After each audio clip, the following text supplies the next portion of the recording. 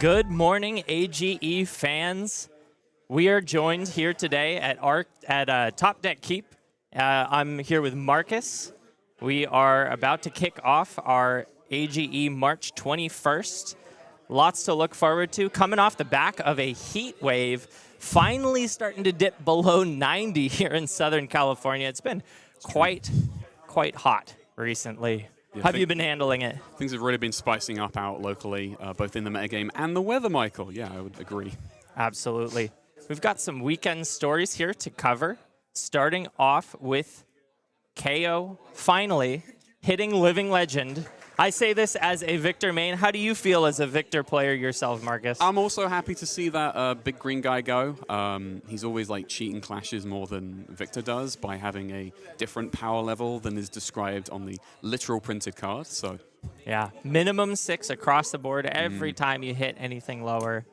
You're not feeling good as a Victor player. No. But he was a pretty good deck, just handling that mid-range. Obviously not as powerful as he is right now in Silver Age, but was contender enough to find that LL.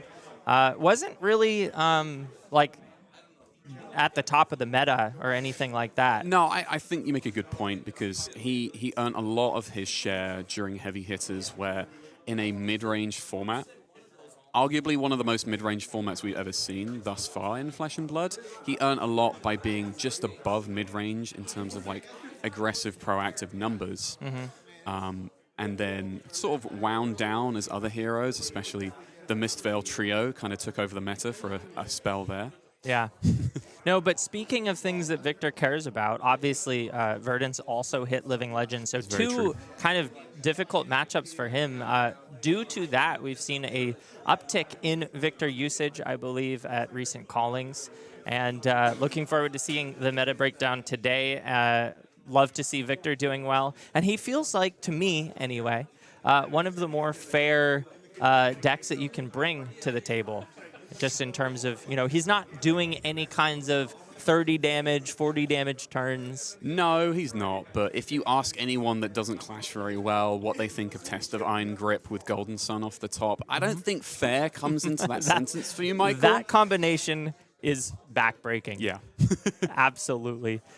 Looking forward, though, we've got a classic constructed ban list coming up, I believe, on Monday. Yeah, next Monday. And what do you think we're going to see? It's honestly hard to say and predict because a lot of people have been describing this like in-between format between the end of Compendium, or I guess midway through Compendium meta, and Omens like far into June. So it's kind of a bits away, and we also have a Pro Tour coming up. So this is like a lull format, some would say, limbo. So it's kind of hard to gauge what could be taken on or off the ban list in order to like slightly spice up the metagame. Because I don't kind of I don't think that LSS really wants to kick the hornet's nest on this one. They're kind of like fine being laissez-faire with the metagame and kind of seeing what the players bring. Yeah, no, I have heard, I mean, I also feel this way myself, that this is one of the best metagames that Flesh and Blood has seen. We're seeing the rise of Vinnset. We're seeing the rise of a lot of these newer, kind of unrepresented in the top tables heroes just start to fill in the gaps. Obviously, Vinnset is the big story, but we just talked about Victor, too, starting to peek his way into the limelight. Dash.io has been a contender for a long time, but is now getting some more breathing room as one of those combo-oriented decks. And, of course, we've got Acilio now, the last remaining hero from Rosetta, coming up very well at the moment. I was going to say the last remaining wizard that you can play right now. Yes, remaining wizard. Until his Swolio counterpart comes out in June. Until with, we get Omens of the Blaze in Classic Constructed. Sure. We'll all keep hoping, Michael, yeah. I think that would be so cool. But we do now have Blaze in Silver Age, just a side tangent. Super cool. Excited to try that out. Haven't yet been able to build the deck, but for those of you who are playing Silver Age and who have been testing things out, I'm curious how you think she is positioned at the moment. It seems like no changes is the most likely. We chatted a little bit before this about maybe I brought up the idea of Rootbound Carapace as just a thing that doesn't necessarily need to be banned anymore now that Verdance and Florian are gone. Does it need to be unbanned? Unsure.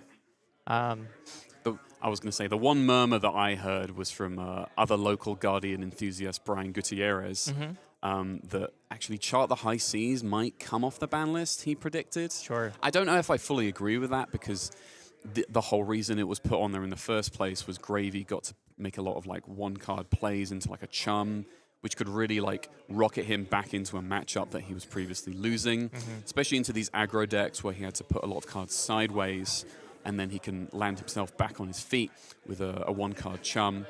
But I don't honestly know, because I think LSS have Gravy Bones in like a comfortable spot. He still has like a good amount of representation at callings and other like tier 3 and above form events, pardon me.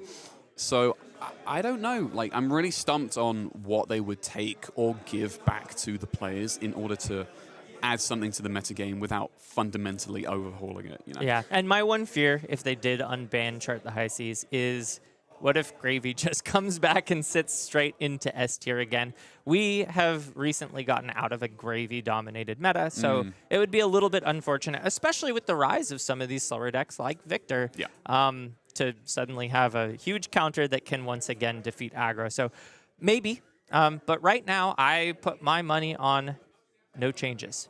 I would say the same thing, actually. Yeah. And that leads us into Pro Tour Yokohama coming up in about a month. Yep. And we will continue to see the meta develop. We actually have a calling going on right now, as well as this, where we continue to see the way that players adjust and try to find really what the best decks are. A couple that we haven't even mentioned that deserve naming are Mario. Yep. And I've even seen, I'm not going to call Slippy S tier, but I've seen a lot of Arachne Huntsman. Yes. There's easily, I think, 6 or 7 decks that I would not be surprised to see top players bring. It's very different from the typical triangle that you usually see develop in more stable metas. Yeah, truly. I think it's a lot of decks that have otherwise been rogue decks or specifically for specialists that really have come into their own because of basically the space that they're allowed when these other, I guess you could argue, more powerful decks have left the format slowly, one by one. Like you said, Arachne Huntsman, because if you remember back when he was introduced the assassin class in Dynasty, a little bit lackluster, didn't even have Codex of Frailty at the time, just had one dagger that he could run. Now he has like so many tools, like Hunter. Yeah. Like doing deck damage in ways that you couldn't even fathom in 2022. Do you have any predictions about the way the meta will settle? Obviously, right now, it is extremely open. We've talked about at least 7 decks that are contenders for best deck in the format. Where do you see players gravitating towards, and how does that shape moving forward? I think we're going to see a familiar thing that I've seen, especially as a Guardian pilot, where once Guardian takes more of a metagame share, people then bring decks to deliberately target Guardian. I'm thinking like Tekla-Vossen in particular, because he takes advantage of being a slower deck than Guardian, but he has an objective game plan, an end game, if you will, to assemble his pieces of Evos and then flip into Necroproton. And you leverage the fact that the Guardian is quite that slow that they can't really interact that much besides like doing their best beatdown and like aggressive and proactive plays. And you have a lot of armor and D-reacts in the first place, so you're expecting that anyway. Yeah, I do think that Acilio is an interesting, I guess I just want to say counter to that particular matchup, because Acilio can beat both of those decks. I think Acilio's favored into Victor, unless you're playing a very aggressive Disruptive Victor, which is a way to play it. It's very interesting the way that I think Victor can slant, I guess you could just say Fabtcg or defensive, or very aggressive. When you're slanting aggressive, you have a much better matchup into these other aggressive decks. Acilio needs to assemble the 5-card hand or 6-card hand or even 7-card hand in order to push that damage if you're constantly hitting them, especially with tech pieces like Weakest Link or Erase Face, which are absolutely good. Like, one of the things that I've been looking for in all the decks that I play recently is, can they play Erase Face? Can they play these 2-cost CNC Pummel and Tunic? Can actually fit in the sideboard. Exactly. If you can assemble those pieces, you have a much better shot into Dio, who crumbles to Erase Face. You have a much better shot into Acilio. Doesn't crumble, but man, if you hit it at the right time, it's just, you can save 7, 8, 9 points of life off of the turning off of the ability to amp. So there is a lot of moving parts here. As Victor comes up, you'll probably see more, like you said, Teklo or things that can counter him. I still think that Acilio, it's tough. What do you think about a Victor tech for Acilio versus the Acilio playing normally?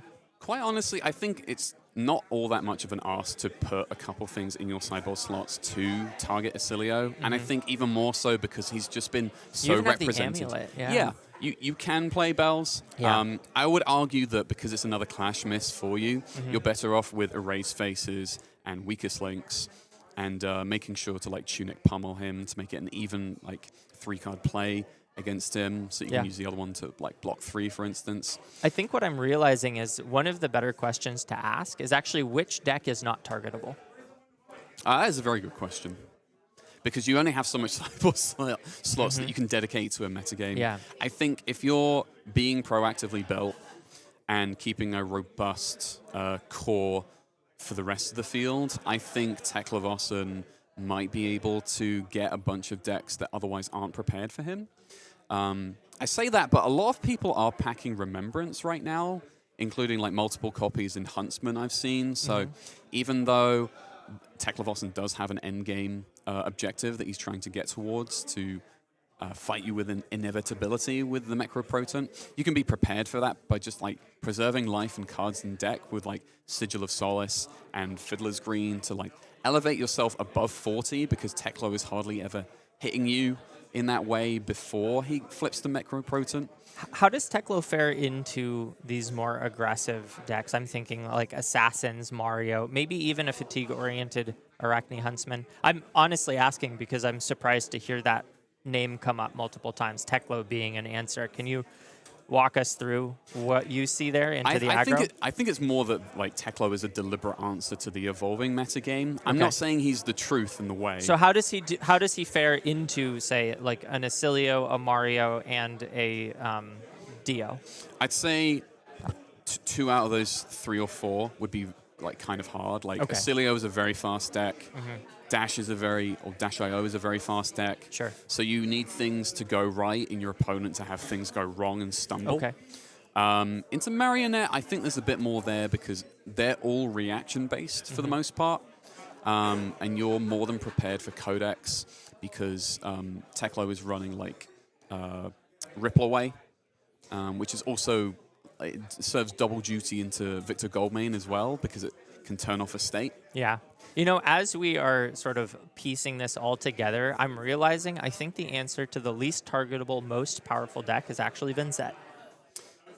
And I think honestly, the I pro see it, yeah. players are figuring that out too. It's not, so Vinnset has the problem of being very difficult to play, Yeah. which pros can handle, and also a little bit inconsistent, but with correct play lines, you can set up your blood debt to, you know, overcome that issue. True. You will still have games where you draw all non-attacks, right? You still have the rune blade problem with Vinnset, but because everything is so overrate, sometimes just getting one rune blade hand per turn, it'll even it out, but it won't actually make you lose the game. I happened to catch the game. I think it was Chris Ioli round 1 versus Marlon.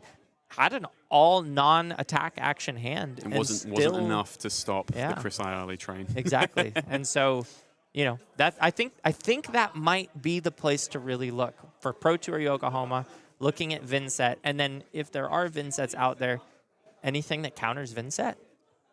I mean, I'd say a good Guardian that's prepared to block a bit. Yeah, yeah. Vinnset has traditionally had issues with, you know, being blocked out, running out of those rune chants. Once your engine is out, you are dead in the water as a Vinnset player. Now, there's a lot more tools now under Vinnset's control that have shifted the tide. It used to just be even aggro decks could block out a Vinnset and fatigue them, and then that was it. But as the tools have begun to stack up, I think we've seen a few Victor Vinnset top 8 matches where the Vinnset took it recently. Yeah. Despite the Guardian player playing very good defensive Flesh and Blood. So I think from piloting it a bunch of times, you have to walk a fine line between being proactive and defensive and reactive, because you have a lot of tools in your arsenal to throw haymakers back at her, but you have to pick and choose your battles, because like one odd turn where she throws widespread destruction to target your arsenal, and you were banking on your pummel that was in arsenal or something, and she just takes it away from you because she drew a non-attack action that has shadow on the bottom of the you can't card. stop that. Yeah. So there's both pros and cons to using the deck to like target, well, not necessarily target, but having like good game plans into Vinnset that aren't just like turn your card sideways, pitch to every rune chant, and then call it a day. Because you can't do that and win against good Vinnsets. When I think about what the S tier deck is in any given meta, it usually feels like it's the thing where even the bad matchups are still not that bad. Yeah. And the way that we're describing the counter to Vinnset, it's really feeling to me like that is the new S tier deck. In that, like, other than blocking out Guardian stuff, there's not really great answers. Even Disruption is not all that difficult for Vinnset to deal with because your cards are in your banish. Yeah, that honestly brings us to a great point, because many pro players in the upper echelon of the game, and many card games to that matter, don't really like the more open and flatter meta games where there's a lot you could play, whereby there's less that you can reliably target and predict. Whereas like more specialists come out of the woodwork and say, oh, it's my time to shine. Like, I can play who I want right now and get away with it. Yeah. Well, not so much get away with it, but like, I can do well with it, you know? Yeah, and I think my favorite thing about Vinnset being potentially best deck in format is just how darn difficult it is to pilot. I think it's very cool when the best deck is also the most challenging deck. It rewards really great Flesh and Blood players, people who understand how to shape a game plan instead of just playing for value every single turn. And Vinnset is the definition of that. You can't just play out your hand, count the numbers, and go, oh, that's the biggest number, and play it out. If you do that, your engine will collapse, your banish zone will dry up, and you will end up having horrible turns down the road.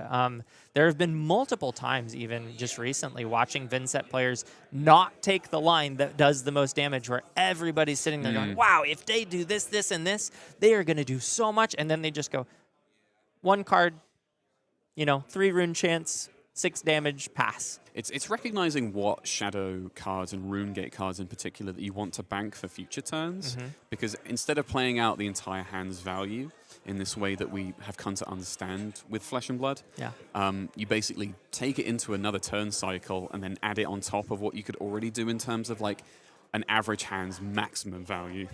Yeah, well, and not only that, you have so many equipment pieces that are one-time use that you have to time very well. You have the rune chant from your grimoire. You have the 2 rune chants from the glove piece. You've got creepers, which you can use multiple times, but if you ever hit a turn where you're not doing arcane damage after that first use, they're gone. You wave goodbye to those shoes. Yep. So and then the headpiece, you know, being able to block out, discard a card from your opponent, draw a card, extremely powerful stuff. I would say there's even like an art into using Purgatory correctly in every game that you play into lots of matchups. So that in of itself is like a skill of its own, to be honest. So all the sip, the starts in play, stays in play pieces, extremely important. But then the developed pieces that stay in play for some short amount of time, plus the Banish Zone. There's so many moving parts for Vinnset, and all of that combined makes it a very challenging deck to pilot, but also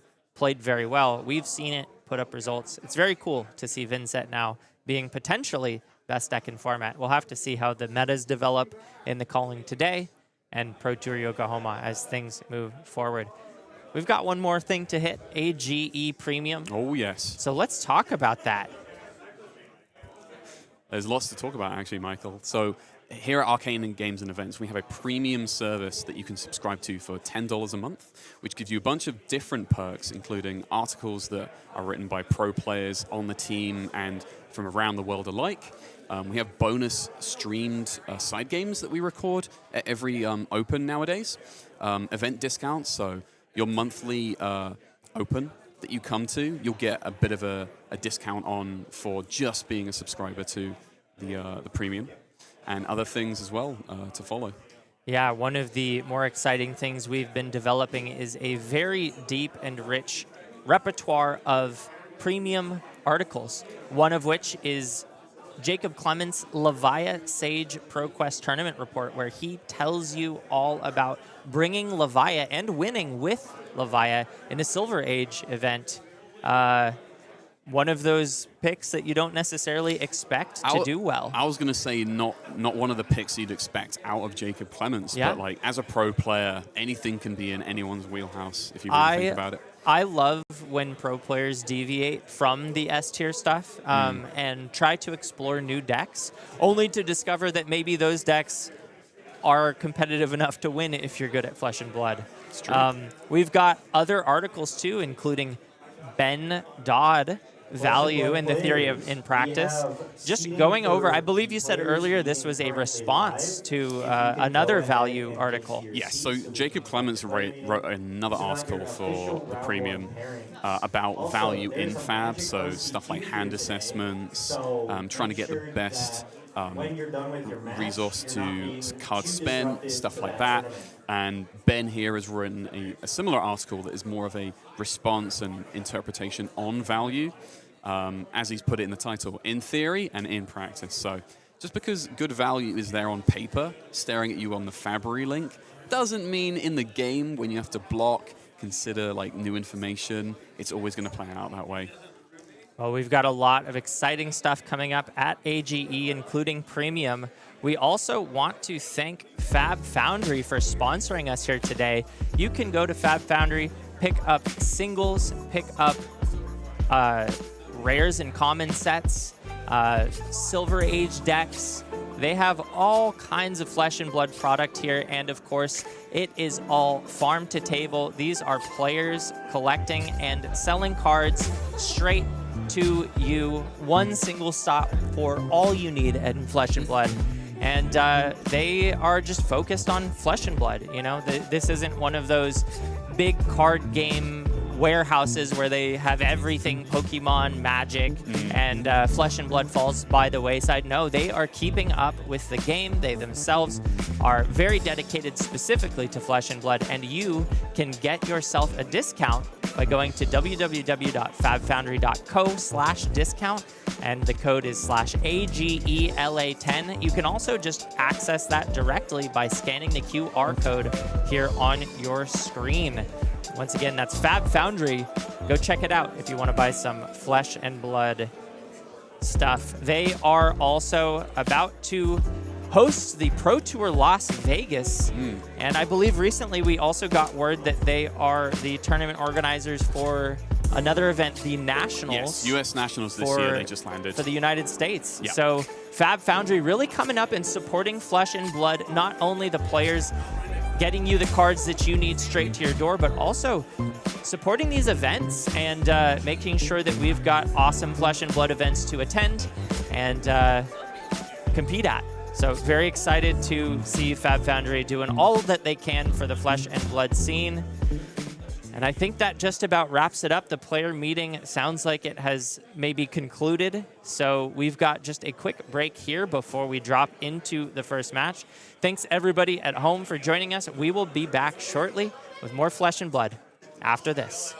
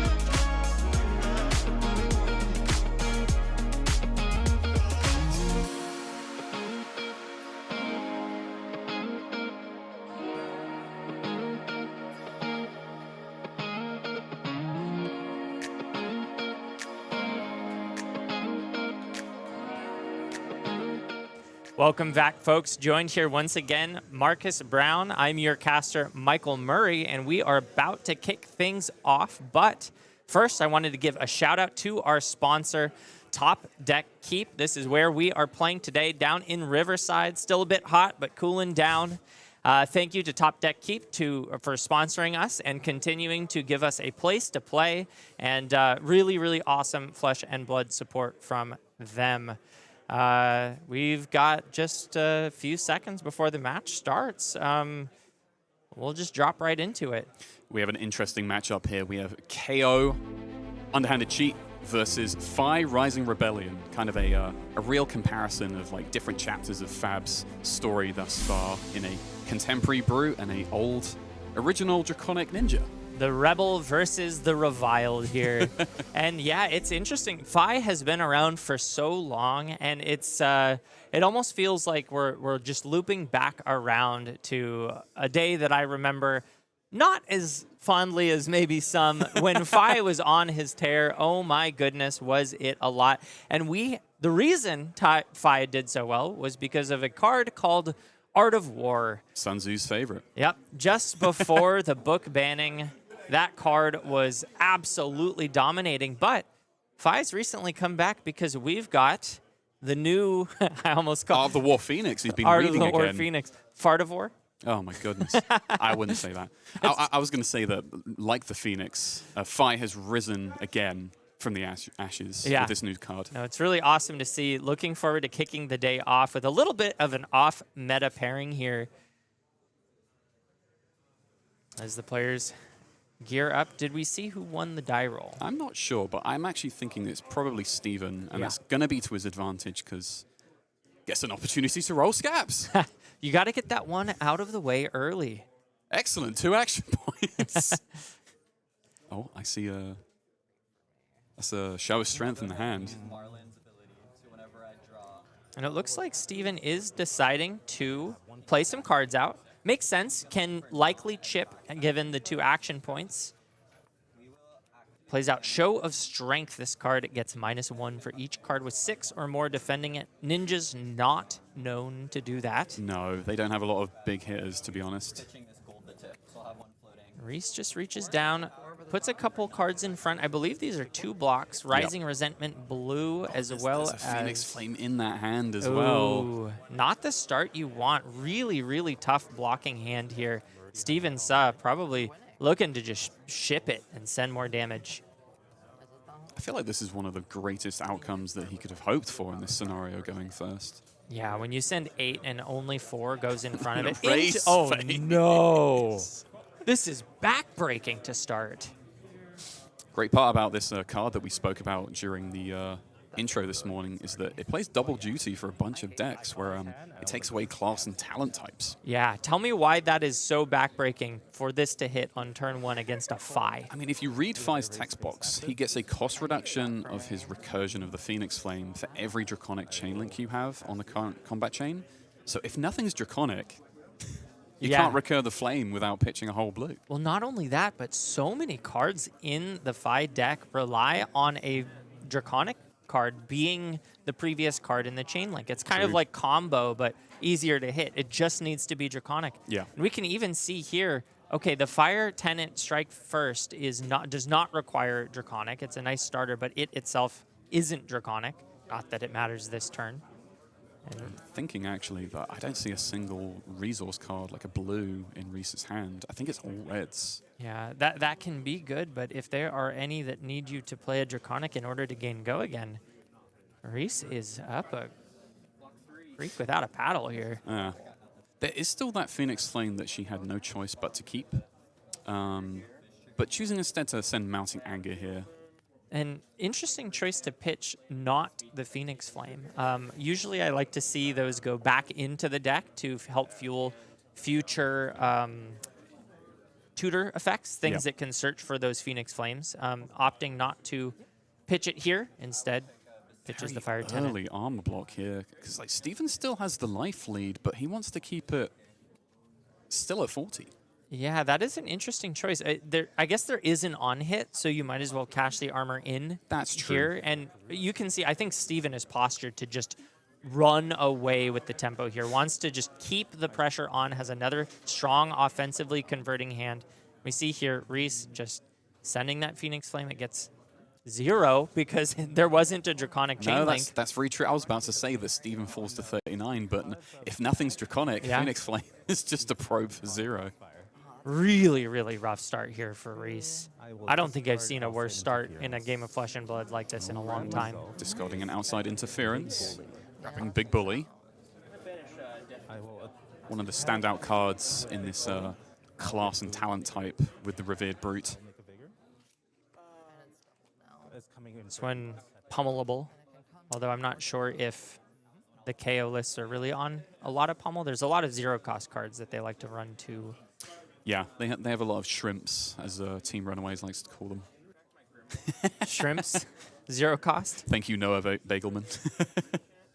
Love that little term for him. So when this attacks a hero, if you've got more life, which, another reason why this is such a rough start, losing life early to a KO means that all of your boo effects are online.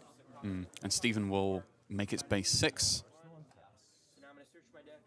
Yeah, just coming in for 12. 3 cards? 3-card 12. Pretty above rate. Just Arsenal pass. Yeah, and even though this doesn't have an on-hit, it's just Reese has been put down to 21, like a blitz starting life total of Valda. Yeah, Reese needs... Reese needs to, like, put together the Art of War turn right now and then do it again and then do it again to get back in this game. I believe... Oh, there's more reds in this hand, so at least it's probably going to be a pitchless hand. Yeah, nice start with the Ignite.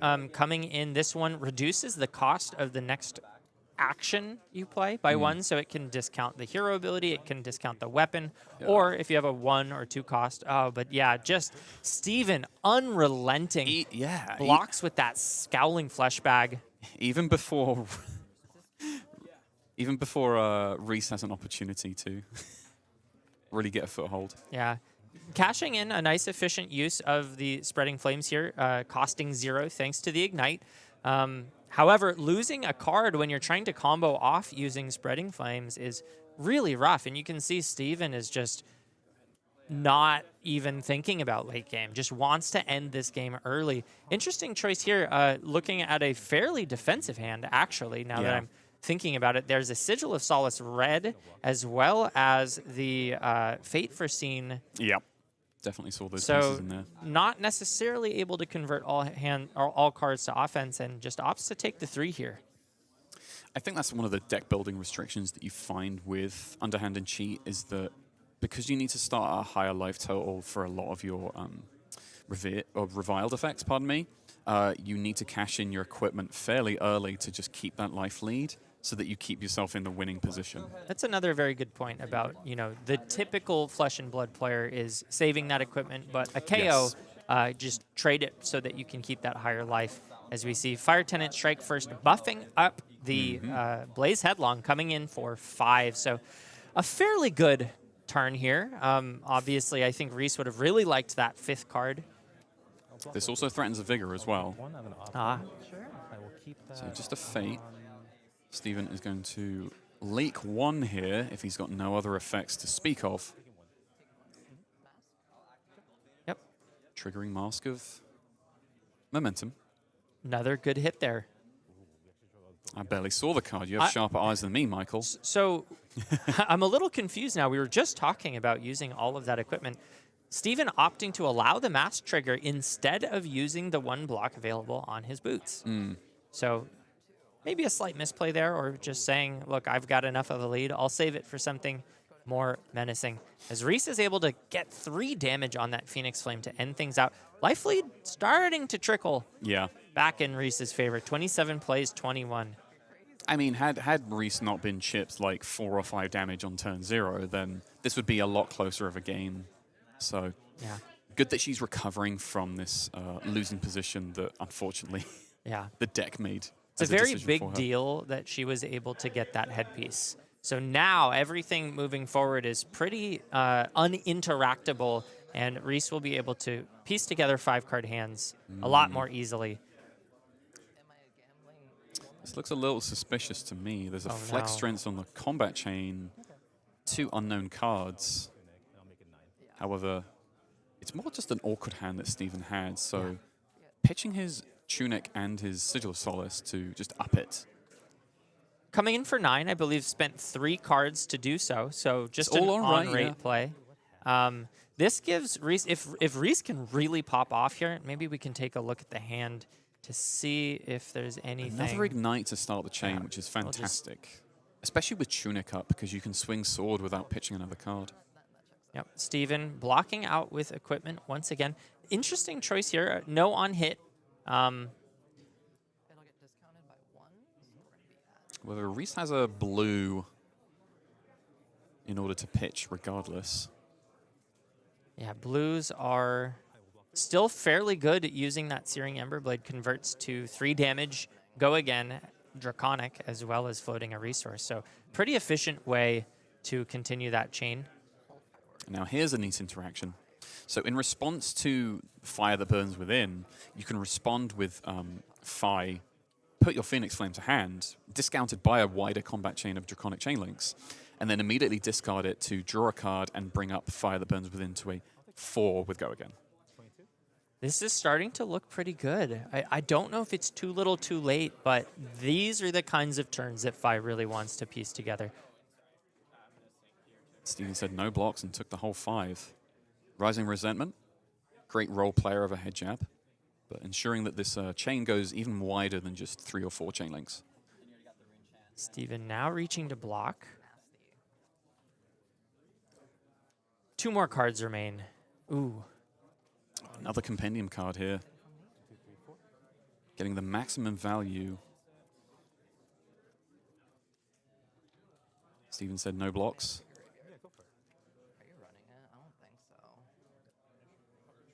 But the thing is, Steven covered the chain links 1, 2, and 4. So no mask threatened here. Fire's already been spent for the turn. So Reese is just thinking and just elects, no, I'll take a 5th card instead and try again next turn cycle. Yeah. An above rate play there from Reese. The only issue here right now is just the life total. 12 is a scary place to be. She has, I think, this turn and maybe one more to say no blocks. And once Fi is put into a blocking position, your value absolutely tanks. Ooh. Great value play here with all those tiny attacks that only come in for 1 as a base. Looking for a scrap is happy to banish any of those to get a bit wider in this KO deck. Yeah, looking for a scrap is one of those cards that KO just uses to extend the already sort of... I guess what I should say is that KO doesn't have a lot of access to go again. So looking for a scrap really fills that role and allows you to convert to a more offensive hand whenever you see it. And there's so many 1 costs, as you mentioned, in the deck that it's very easy to get it online. It's like his zealous belting, if you will. Yeah. That's always how I think of this card. And then probably just coming in with the claw afterwards to make it a nice, efficient play. But, oh, no. Resending. Send me the bill. Another show of strength here.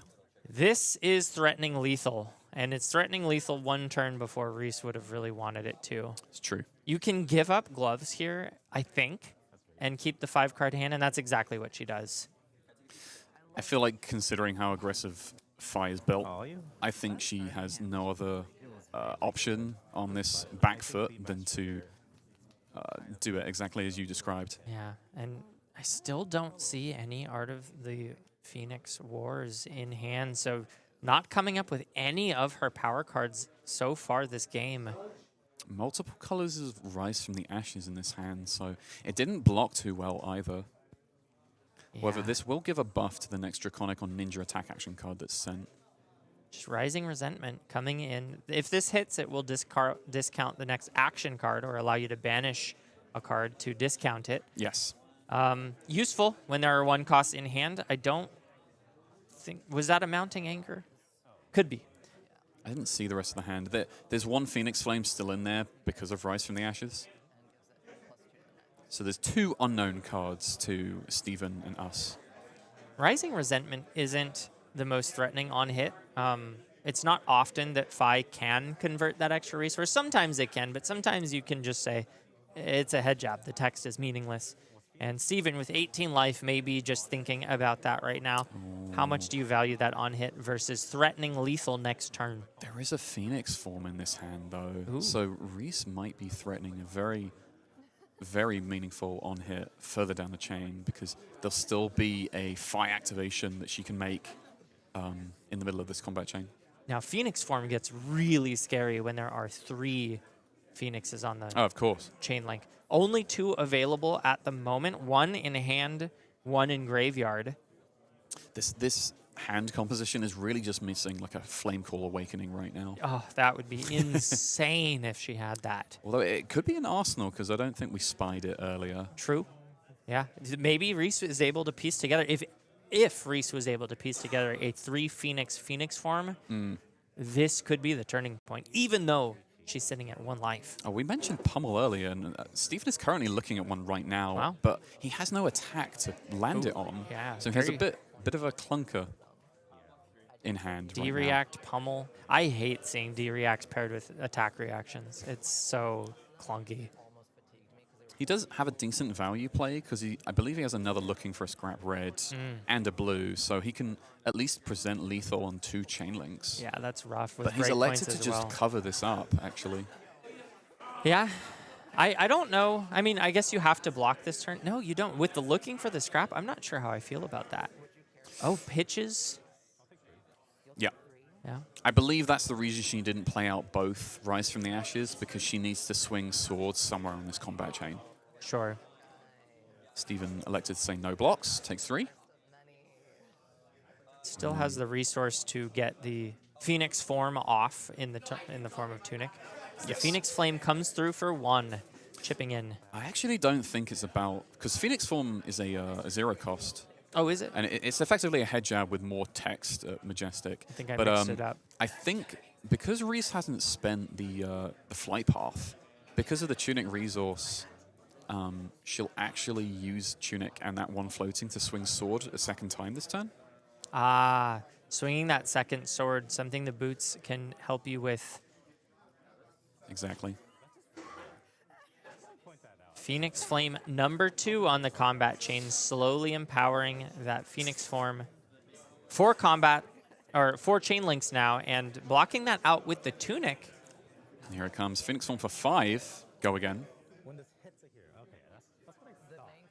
I think the only piece of text that's missing right now is the draw 2 on hit. Oh, pardon me, draw 3. Oh, that's You so draw 1 good. for each Phoenix Flame. Wow. But it's quite a large hit, honestly. Looking, sorry. You go ahead, I was Michael. just going to say, looking back at the first turn of the game, questioning pitching versus putting that Phoenix Flame in the discard makes a lot of sense. Yeah. Now that we see Phoenix form on the chain link, you want to get those into the graveyard where you can tutor them with cards like Vi's Hero ability and the Rise from the Ashes, which it looks like Reese is running 9 copies of. It's great at red and blue because it's a very functional blue if you ever get back to your pitch stack. Huh? And interestingly, just closes the chain there and says that's enough. Interesting. Maybe yeah. the Arsenal is a defensive card that she can't really spend here. Could be that, or maybe a combo piece that she's trying to line up with something. And Steven is going to pitch this pummel because it's a yellow Yeah. and just send Claw for 3. It's kind of annoying when you're at 1. Although I don't think she's going to hand Tunic and Mask of Momentum in front of No, this. I think you give a card, but Probably a as, 3 block, yeah. as soon as you give a card up, you are starting to fall behind on the game plan of max value through combo that Fi is trying to put together. And Steven's about to pocket a defense reaction, so his like fold here with just a claw swing for 3 is probably the sensible option. Yeah, just trying to weather the storm here. Blocking 3 with a blue Dragon Power. Still with 4 cards to crack back with, and with 2 pieces of blocking equipment. Oh, I see. There's another blue Dragon Power in his hand. 1 plays 9 here as we start the combat chain off with the Phoenix. This is Phoenix Bannerman. Ah. And, Oh, yuck. these are all legendary reds Yeah. where you can play them out, go look for a Phoenix Flame in your deck, and put it into hand, shuffle. And then also this one makes a Ponder token. So Reese can spend her whole hand, including the Arsenal, and then still have a 5th card for next turn. That is useful, but she's going to need to strip 4 cards from hand from Steven in order to really get the effect here. Yeah. Steven also with that Shelter from the Storm in Arsenal, so he has a bit of a sandbagged defense here. I've played with the Bannerman a few times. Not the biggest fan, although the Ponder one is my favorite. Yeah. And it really looks like Reese is leaning into this Phoenix form style deck. She has another way to tutor a Phoenix Flame. If that Arsenal is a Phoenix form, that's a huge deal. Oh, we do have Spreading Flames, though. So in addition to the Phoenix Flame that was just put in hand to Bannerman, Reese will be able to pick up the one from Graveyard to Fi as well, and just really make this Spreading Flames turn count. Yeah, coming in now, 3 damage.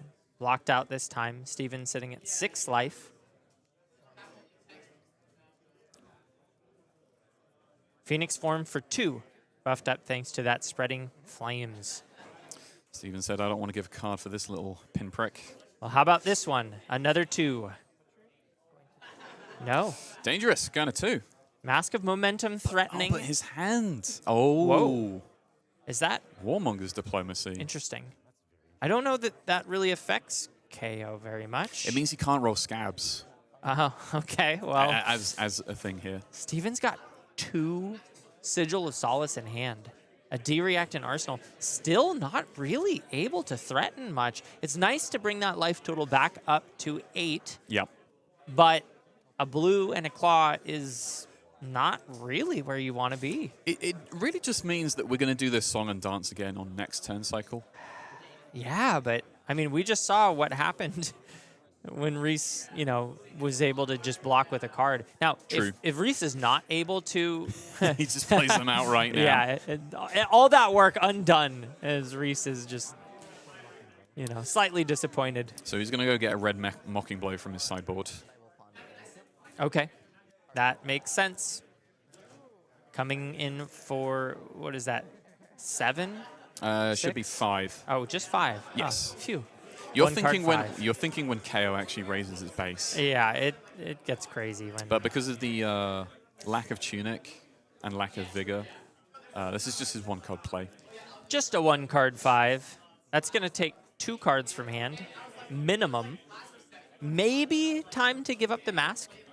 And I would just think give this, 1 card. I would think this is a sensible opportunity to give it. Quite honestly. Yeah. That Phoenix form might not be doing anything in this hand. If that was in the last hand, Oh yeah. Reese had the opportunity to get 3 Phoenix Flames. But probably just going to play blocking duty here. Yeah. Yeah, just doesn't have any Phoenix Flame support this hand. Looked like a Curious about the arsenal she got from Ponder. Actually, looked like a Blaze Headlong to me just now. Pretty good card. It's still good. So this game is still fairly close despite that really overwhelming start. Yeah, no, Reese doing a really good job clawing her way back in. The 2 sigils is rough, but of course, not having an offensive turn as the trade-off is also kind of nice. Only 5 damage, 1 card 5. It's a lot, but That's subjective, though, right? now So Reese. it's like fire that burns within, fire tenet strike first. Is that a Blaze Headlong? Now I'm doubting myself. She chose to flip it upside down, so we can't really read it all that well unless like Draconic Ninja inside and out. For Reese's case, hoping she chose War. Double-handed myself there. That would have. I have a feeling like it's mounting anger then because she's floating the Tunic resource first, or maybe she just needs fire that burns within to be like a starter in this hand. Yeah, Fire Tenant Strike first. 0 cost. Oh, wait. Yeah, she keeps floating because this is a Yeah, 0. I was like, hold on. Just took the resource. 0, not a Draconic starter, important to note. So there is no ability to play anything that needs a Draconic starter after this one. +1 on the next attack is always nice, though. 0 for 4 go again. Pretty good stuff. No way you were running that. Blocking with a last-ditch effort here for 3. Interesting card to bring into. I guess you don't bring it. It's just a blue base card, but It's just something in the resource space yeah. that's going to serve blocking duty because it has no relevancy in this matchup. pretty Way good too in the fast. matchups that it does have relevancy, though. Yeah. An old Welcome to Wrath classic. There's I guess that you're correct, yeah. Blaze Blaze Headlong. Oh, it's a red, so it thankfully still gets the starter text needed to give Blaze Yep. Headlong go again. It also elevates the break point from a 4 to a 5. Yeah. But Steven, finally finding a use for that shelter that was in Arsenal, just gets chipped 1. Reese still tanking a little bit here. She plays the... Oh, I see. Okay. No, Interesting play here. yeah. No Phoenix Flame? Or I'm sorry, the Draconic Chain Link's not high enough here. I see the reason that she went for this play because she's going to net the Phoenix Flame, immediately discard it, and then draw a new card to fire that burns within. And that looked to me like a Rise from the Ashes, which oddly enough wouldn't even be able to be played here because War was chosen. Oh, it was blue as it can well. be a swing of the sword still, Sure. though. And this looks like a good time to pop those boots. Just keep stripping cards. You have to force. That's true, actually. And it also gets a cost reduction. But Reese doesn't go for it. I feel like she's either forgetting or just waiting a little bit too long to use that. Yeah. The difference between 2 and 1 card in a KO, especially a KO with a Vigor token, is massive. Yeah, it might just be a bit of stream nerves forgetting to actually get that trigger off. Oh, this is so backbreaking. Yeah, she really needed to strip 1 more card. She just drew up her first copy of Art of War Phoenix. Oh, no. I forgot that was even a card in this matchup. We haven't seen it yet. Yeah, such a strong... It's the reason that the deck is basically, like, playable right now. Yeah. Like, the rest of the hand is 2 blocks, so I think no. because of the breakpoint on Strongest Survivors red at 7, she has to give it all, including Tunic, and just say Arsenal pass. That is rough. The loss of the Tunic, not so bad. I don't know that Reese was going to be able to get any more use out of that, but just heartbreaking missing that trigger on the boots. Yeah, that would have been the difference on Steven I'm just sorry, swinging was there resources? There may not have been resources to swing the second sword. You get a cost reduction on it by... is it just 1? Or is it? I think it gets a cost reduction based on chain links. Well, the boot activation Yeah, does, that's but true. the sword itself... Oh, I get... Yeah. I don't think she could have done it. I think because she spent Tunic... Yeah, you're right. She spent Tunic to send one of the 1 costs, so it just wasn't within the curve. Unfortunate, but not a misplay after all. Oh, this is such a cruel little attack to throw first. Like, hey, we're going to do 1 or 6. Yep. Do you know which number we're picking?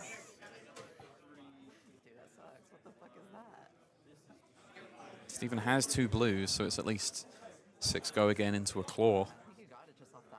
Yeah, the go again portion is what makes this really tough. It's like a Dorinthia cosplay. The twinning blade, but you already know it's coming. You just have to choose, how would you like to die? Now or on the next chain link? I was going to say the same thing. Immediate death or prolonged death? The illusion of choice. Any chance Steven's got an all red hand? No, there's at least 2 blues in there. Unlucky. What do you play towards? I mean, you have to play towards some kind of out, right? Yeah. If you give 2 cards here and they're both 3 blocks, you might be okay to block out the next attack. But That's true. You'd need 4 3 blocks in hand, and I just don't think Reese has 4 3 blocks. I think, unfortunately, no matter what happens, I think because there's 2 blocks in this hand...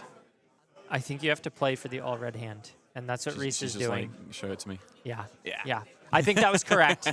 Seems wrong when you know it's so likely, but there's just no other way to get around it. As Steven Suh takes round 1 down on Kayo, underhanded cheat. Not the one that hit Living Legend, the new one. Yeah.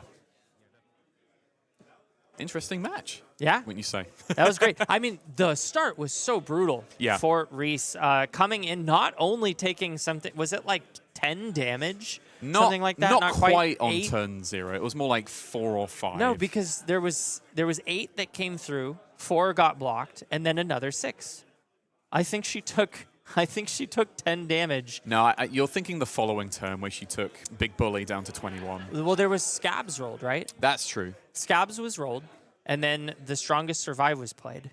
She only had 2 blocks, a Phoenix Flame, and something else. I think she went down to 30, turn 0. We'll have to rewind to get the life totals. But I know that she held onto the Phoenix Flame because she played it the next turn. Yeah, the most important part of that, though, was turning off Draconic, basically just getting 2 turns back-to-back, as the amount of damage threatened in that follow-up was 4. Oh, I remember. It was Show of Strength into Erase Face. Yeah. No, it was I don't think I've seen a better start for the KO and a worse start for the Fi, and they just overlapped. And yet, the Fi still almost got there. So maybe Reese has a nice submarine story ahead for her, but from what we saw there, really unfortunate start and really close, almost clawing it back, seeing multiple times that KO dropping to 2 life. Wasn't quite able to cross the finish line. We've got a sponsorship here, Fab Foundry. Your one-stop shop, Flesh and Blood, coming to you. They've got singles, they've got decks, they've got discounts, they've got everything you need, but most importantly, that discount. Make sure to scan the QR code on your screen or go to fabfoundry.co/discount/AGELA10 to not only get the discount, but tell them that we sent you. Helps us out, helps them out. And yeah, Fab Foundry, get what you need, flesh and blood. I was also going to say, get on it quick, Michael, because this code is only live for 72 hours. So Oh, is it? Yeah. Well, thanks for telling me this that. long weekend, and then it's gone. Yeah, make sure to get it as soon as you can. This is not lasting forever, folks. Get that discount. Interviews? Yeah, we've got interviews coming up. The winner, Steven Suh on Kayo, Armed and Dangerous. We'll take a quick break here while we get things set up for that interview, so don't go anywhere. We've got talking to people about Flesh and Blood after this.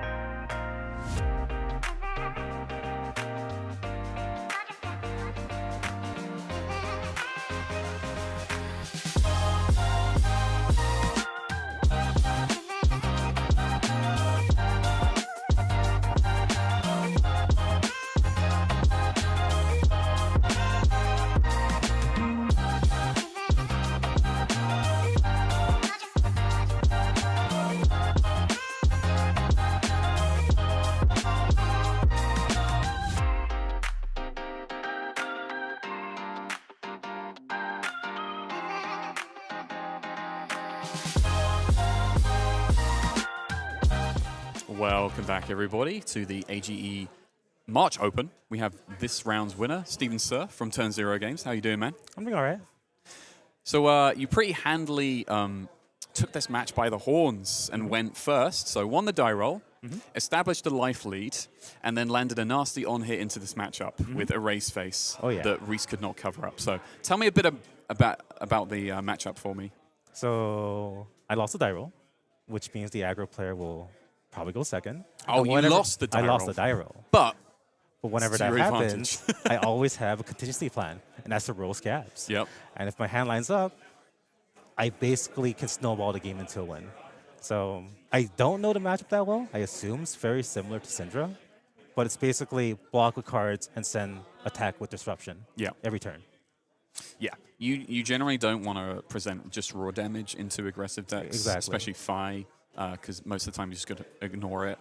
So it's good to have a suite of meaningful on-hits. Like, it's kind of what I think Underhanded Cheat has in common with Ira, where like you pick a certain amount of on-hits and value attacks, and they make up your like total 80, and then some of them you bring into only certain matchups. Like, you're not going to play Erase Face into like a Guardian. Yeah. Well, Valda you might actually, because of Seismic Surge interaction, but into Victor, he's like, I don't care about this. Exactly, yeah. But the way you navigated it, even though you said, like, yeah, you lost the die roll and the aggro deck put you first to obviously start with tempo, that tempo came at the cost of, like, being under Erase Face and down, like, 5 life. Yeah, all the attacks are non-threatening if the Erase Face is active. Yeah. And we saw you navigate it, like, pretty handily. Like, you know when to fold and when to send, like, disruptive attacks. And generally navigate it so that you're never put on the back foot ever again. And you're always in the driver's seat. So, like, you make the aggro deck quiver and, like, make really bad blocking decisions because a lot of the deck blocks for 2 anyway, so it's kind of hard for them. Tell me a bit about that. Are you talking about Fi's deck or my deck?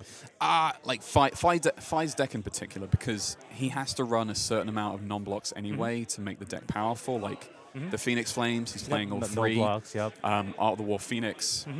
Also no blocks. Yeah, basically, they're going to never block. Their numbers are just better than mine, usually. So I'm just trying to cover breakpoints, especially when they're on mass. I thought they were on links for the first 3 turns, which is why if I knew they were on momentum, I would have blocked out with the armor piece to time the card draw, which is why the game was a lot closer than it should have been. But yeah, they're throwing out 2 blocks. It doesn't really matter until they get into the defensive position, which means they already lost. Yeah. But they're going to just try to kill me before I kill them in most cases. Unfortunately, it didn't work out for them in this instance, just because I had a very, very good turn 0. Yep. But usually, they should be able to at least make it more fair in the first 3 turns. I should be on the back foot. Most of my boom mechanics require me to be on higher life. Yep. And they usually can push enough damage where I lose that privilege for at least a good majority of the game. But if I am able to have the life lead, I will probably be able to make the game a lot closer in my favor, which was what happened in that game. Yeah, I would also say that due to the deck's composition of Kayo Underhanded Cheat, you also have a lot of non-blocks of your own, but they have utility like Sigil of Solace, where in a spot where you usually would like go down to a lethal life total, you can use it as a pseudo defense reaction to bolster your life total. Also use it to like come back from a life deficit so that, like you said, you have the reviled triggers to be a higher life total and get your booze going, which is especially helpful once you let go of Tunic at a certain point in any matchup, because that Vigor allows you to only make like a 2-card play with one of your pumped attacks, you know? Exactly. The extra resource goes a long way in Arcane, which is basically how they design the character. Yeah. Yeah. So it's like a forward snowball momentum effect, where if you keep playing boo attacks and the boo attacks, they kind of feed into each other, and you're just playing way above rate than most other decks can. Yeah.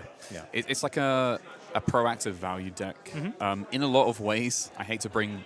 No, I love to bring Guardian into every conversation that I talk about with Fab, but it reminds me of Seismic Surges, where like even just one, it enables an on-turn and off-turn, because it's like, it's a pseudo 3rd card that you get for like a bunch of these powerful 2-card plays. 100%. Yeah, for example, like making a Seismic Surge and just sending CNC, because that's a blue and a 6 power, and then the next turn you send a 2-card 8. Exactly. And sometimes it has relevant text to other matchups, you know. Tell me a bit about Turn 0, the store you're from, and Run, I believe. Yeah, I own Turn 0. I've owned it since the pandemic ended, basically. Previous owner did not want to deal with whatever was happening during that dark time. Yeah, but dark time. Yeah, very dark time. It's mostly a Magic store, but the Fab scene there has been growing immensely, thanks to the few players that refuse to let the game die in the store. The main one being Brian. Yeah, I know a couple of these faces that are basically keeping Fab going.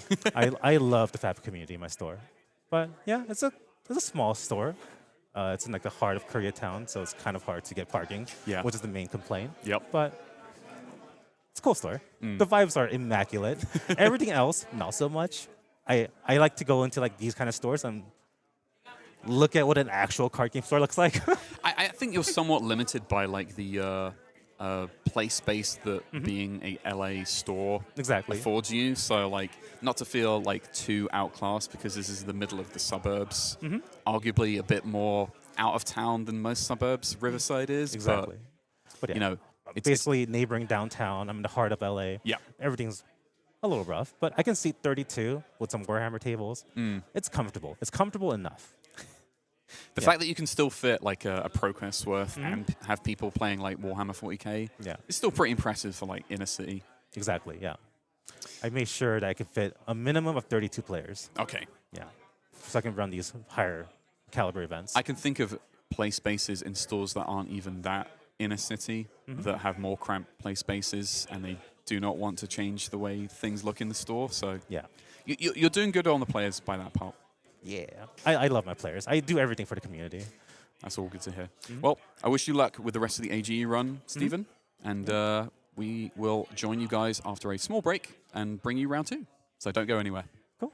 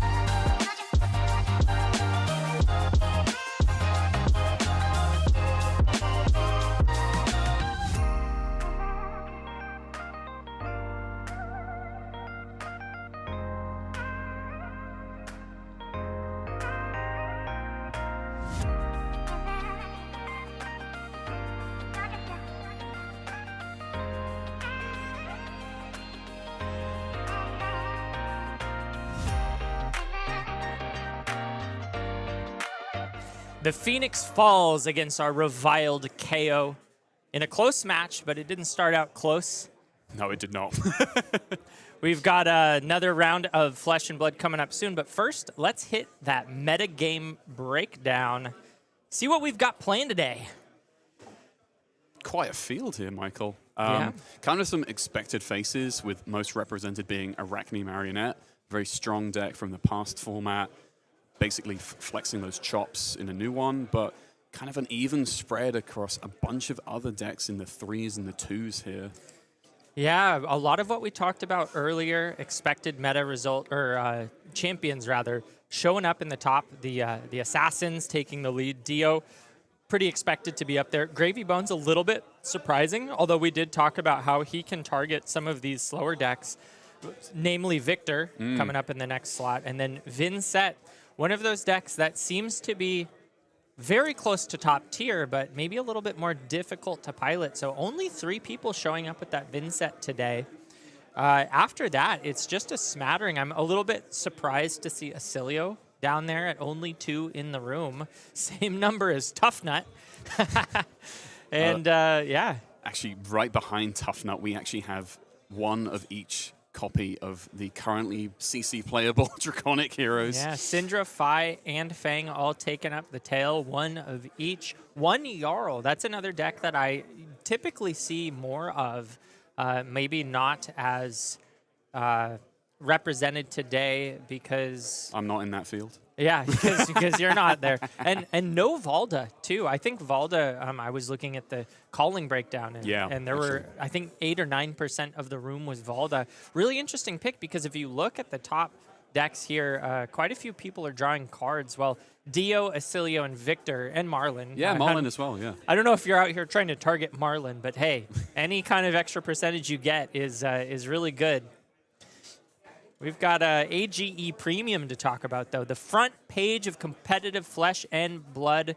Check it out if you haven't already. Go to www.age.events. There's a ton of content on here. You can look at various AGE Open Series metagame breakdowns. There are videos. And, of course, for those of you who don't know, any articles that are posted become free after 30 days. So... Just because you're not signed up for Premium doesn't mean you can't enjoy what we've got cooking for you. So do go check out Arcane Games and Events. Sign up for the Premium if you want to support us. We do very much appreciate that. And if you don't, the bank account just can't support it this year. Don't worry about it. We've got a bunch of free stuff on there as well. And I did want to quickly highlight, speaking of AGE Premium articles, Michael, that both of our round 2 competitors that we have in the feature match area have written an article recently. One, Anthony Pham, an entire article about coming to locals and the importance of your local scene and community in a trading card game. And then one from Steven Suh about his dearly beloved Vinnset Iron Maiden. I am very looking forward to this match. The battle of the AGE writers, and once again, the return of the student faces off against the master. Anthony Pham is the coach of Ian, and they'll be going head-to-head. The last time this happened, Ian took it. It's true. So quite the student being able to take on the master. Let's take a look here now at our prizing for today, what we are playing for. We've got $400 going to the winner, $200 to second, third through fourth, get $100, and $50 for 5th through 8th, but that's not all. I think in many players' minds, it's not so much about the cash, but about that sweet, sweet other prize. What is it, Marcus? It's about all those points, Michael. That's like right. we are an open series, so if you keep coming back and you keep earning points, you're going to put yourself into this leaderboard here. Currently running high at the top, Luke Gilmore. Yeah, Luke, an absolute shark coming out and showing us that he knows how to play the game of Flesh and Blood. We've got Moises, another well-known name in the AGE circuit, followed shortly behind by Colin Erickson. Boy wonder. Boy wonder. And, of course, Peter Budensic coming out and winning the first one off the victory of a Players' Championship. Just shows up and wins it and hasn't been back since. Nah. Just sitting there in fourth with 30 points. Honestly, that's probably because he's in Memphis this weekend playing the Calling. Makes sense. Yeah, some of the heaviest of hitters that often show up at AGE are tied up at that Calling today. Steven Suh, who was just on camera, sitting up here, 20 points in 11th place. Alex Vore also played. Not a common AGE name, but sitting in the leaderboard for now. We'll see if he gets dethroned by the end of the day. Brian Gutierrez. So many good names. So many people fighting for that Players' Championship. And we've got contact with our players. They are ready to go in the future match. So let's zoom on down there, fly our cameras in to the... there it is. Ian Suh. Yes. Sitting there looking so smug, thinking he's got this one in the bag. He took him down once before. Anthony Pham sitting across from him. He's got a bone to pick. Does not want to let it happen again. The stakes are high for round 2 as we are joined and starting by Anthony Pham and Ian Suh. Yeah, we really like the narrative we've got going here of student versus master. Yeah, I think they like it too. It's always fun to defeat the person who taught you how to play Flesh and Blood. And of course, as the person who did do the teaching, you've got a reputation to uphold. You know, Anthony Pham wants to prove that there's a reason he's the coach. Yeah, I was going to say, he doesn't just say come to locals all the time. Like he's a fairly well-established and sharp player. He's a great player.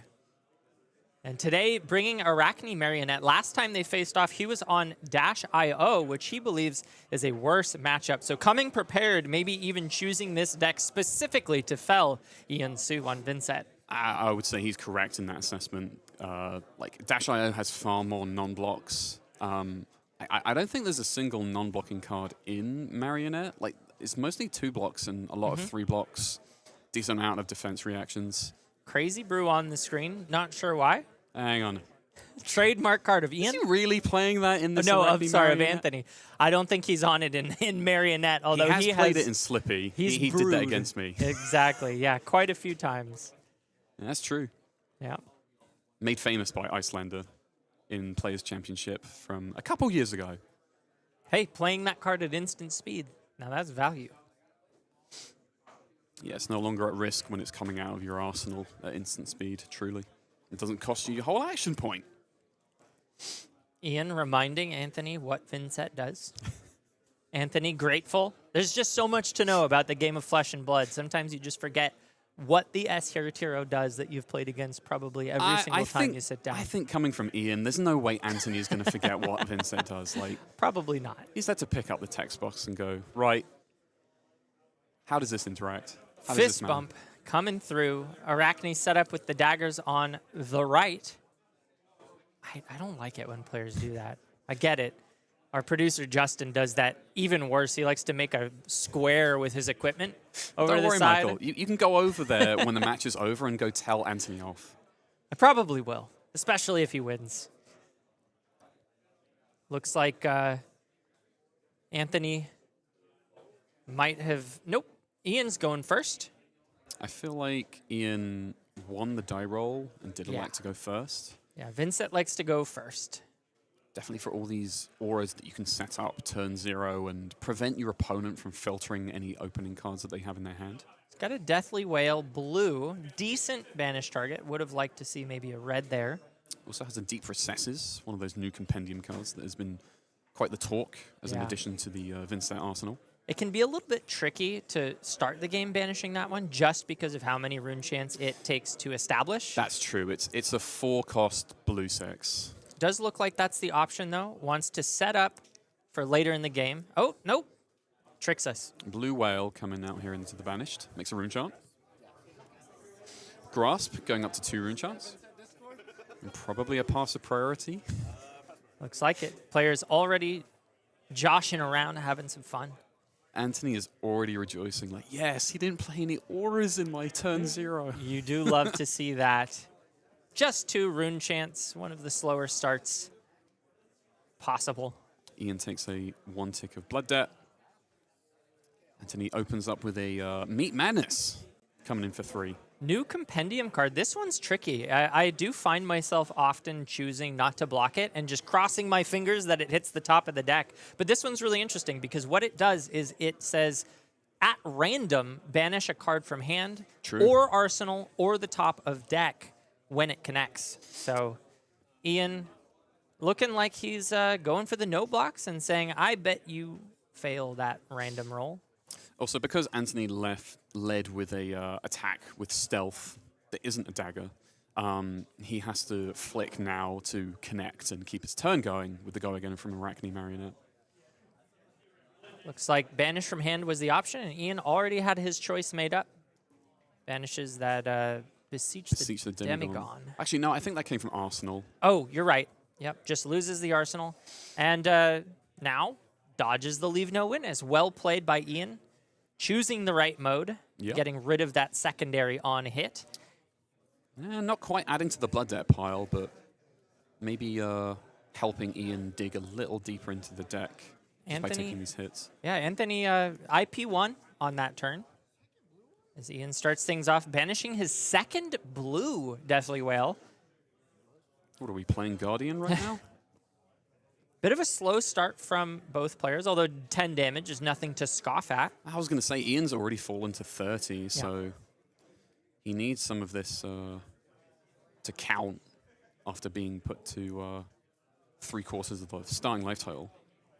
And this is where we see what game plan Anthony is opting for, whether he's playing a defensively oriented game plan, trying to remove the potential value, or if he wants to just race him down as Ian develops his Deadwood Dirge.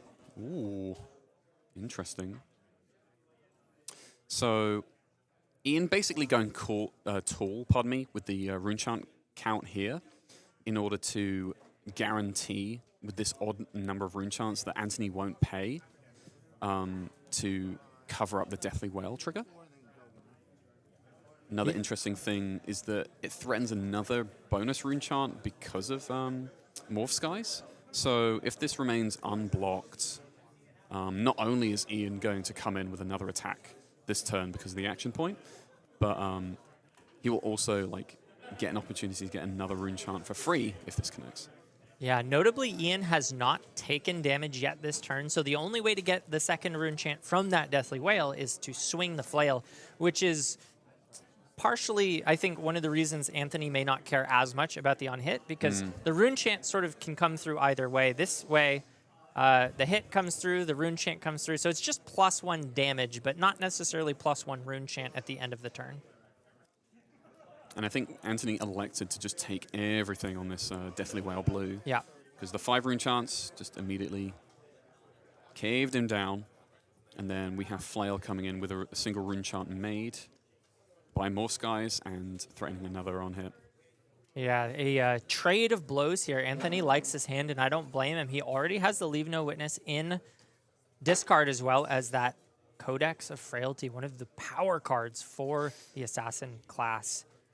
Yeah, there's a Tarantula Toxin in this hand as well. I think another thing that you have to mention in this matchup in particular is that because it's so many red dagger-based reactions from Arachne Marionette, there's not many blues that are actually played in this deck. So you're often not even considering paying to rune chants anyway, unless it's literal lethal damage headed your way. Yeah, unless you just happen to have that resource flood, in which case you can get a lot of value out of them by pitching. But here we just see Anthony pitching away that Codex of Frailty, doesn't see the line to line it up. Maybe trying to bait a block here, as we know what is in his hand. Only one coming through. Ian not currently marked. He's also looking for that first Calicera to establish whether or not he draws a Orb Weaver naturally to the die roll or a card, or he has to use his hat for it, remains to be seen. Yeah, he also doesn't really need it until that Tunic counts up to 3. One of the better ways to use Tunic in the Marionette deck is to spend it on the Calycera, as it costs 1. You can effectively save yourself an entire card using the Tunic resource for those power turns. Ian is contemplating to block the dagger. And here comes the... 2 reactions, 3 3. reactions.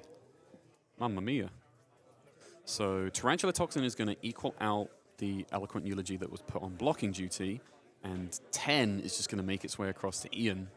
He'll remain marked, and then Anthony will roll for one of the Brood. And has found himself Mr. Toxin himself. Yeah. One of the worser ones, I would say. Although it's nice to discount... Oh, no, this one doesn't discount daggers. That's the Calycera one. Just extra damage when... He did just draw himself an Orb Weaver. That is really nice. Pairing that with the Tarantula is nice. Ian puts out 2 Runeblight Incantation reds. Maybe he's taking more of a setup turn, but he does have the ability to throw one of these Runegate attacks at Anthony right now. The question is, do you do that? 21 life still means he's not quite in lethal range. Yeah, this is the sensible option. He's going to send Deathly Well to refund some rune chants for him. I like that. He'll have plenty to work with next turn. Unfortunately, because of the lack of a Shadow non-attack to pay for Vinnset, he can only get the maximum of 1 rune chant off the back of this. Yeah, because no go he again. Himself, yeah, Means he can't swing that flail afterwards. that's true, yeah. I honestly thought because of his Tunic being up, it might have been a Creeper's angle for this turn, but Ian has elected to just play a bit more mid-range and set up. Yeah. You can't really Creepers out the... Well, I guess you could with the Tunic on one of those Runeblood incantations. But it's really only in service of like a flail swing. Yeah, or probably not worth it. I don't think he wants to pop his Grimoire just for a Phantom Wraith in this scenario. He needs that as his emergency rune chant. Sure. Yeah, and it also costs 1, so he doesn't have the line available to flash in the Runeblood because that also costs 1, and then pop the Grimoire. So a bit limited on what he can do here. Instead, just opts to set up, and I will say that the setup is looking scary. Yeah. The downside is that Ian doesn't really have the Banish Zone filled up in the way that he would like. Only 1 card, and it doesn't have any meaningful on-hits. Can still push wide damage if he can line it up with some go-again sources. Exactly. Good that Anthony actually had multiple blues in this hand, so he had some options for paying for rune chants here. Yeah. He also has a Codex when Ian has stepped off an Arsenal, so that's probably pretty entertaining as a play for him. As well as that Tunic coming up, meaning the Orb Weaver... Oh no, opts to block with it. I guess he can still get the Calycera with the helmet and is valuing preventing that on-hit. And I don't know how I feel about this just because of how set up Ian is. He's going to get 2 rune chants at the start of next turn anyway. Yeah, you make a great point because, like, he already has 2 incantations out, which is a bit different as an aura compared to Malefic Incantation, where it's only when attack action cards are sent does it produce a rune chant on attack. These are every...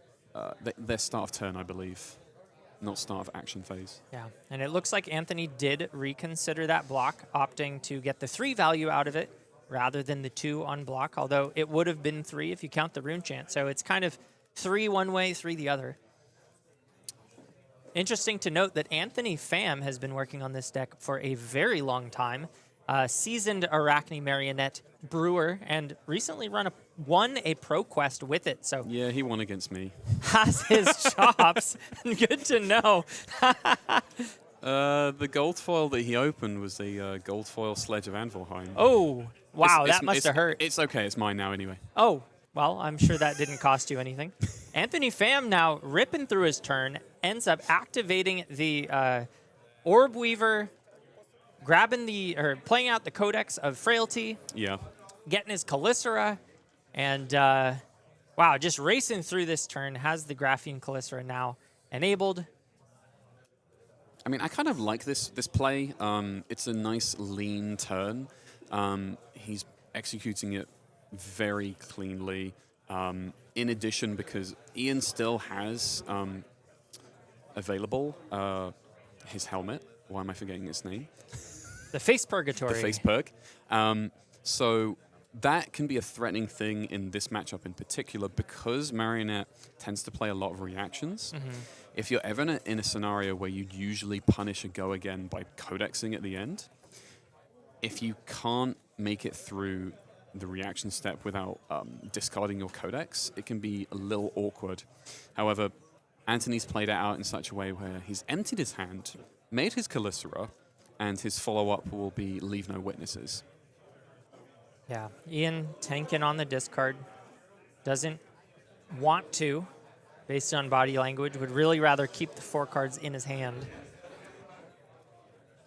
He's not in too much of an uncomfortable position because he has all of his armor available. It's probably just another wrinkle, in addition to being down so much life, that Anthony has like disruption and interaction.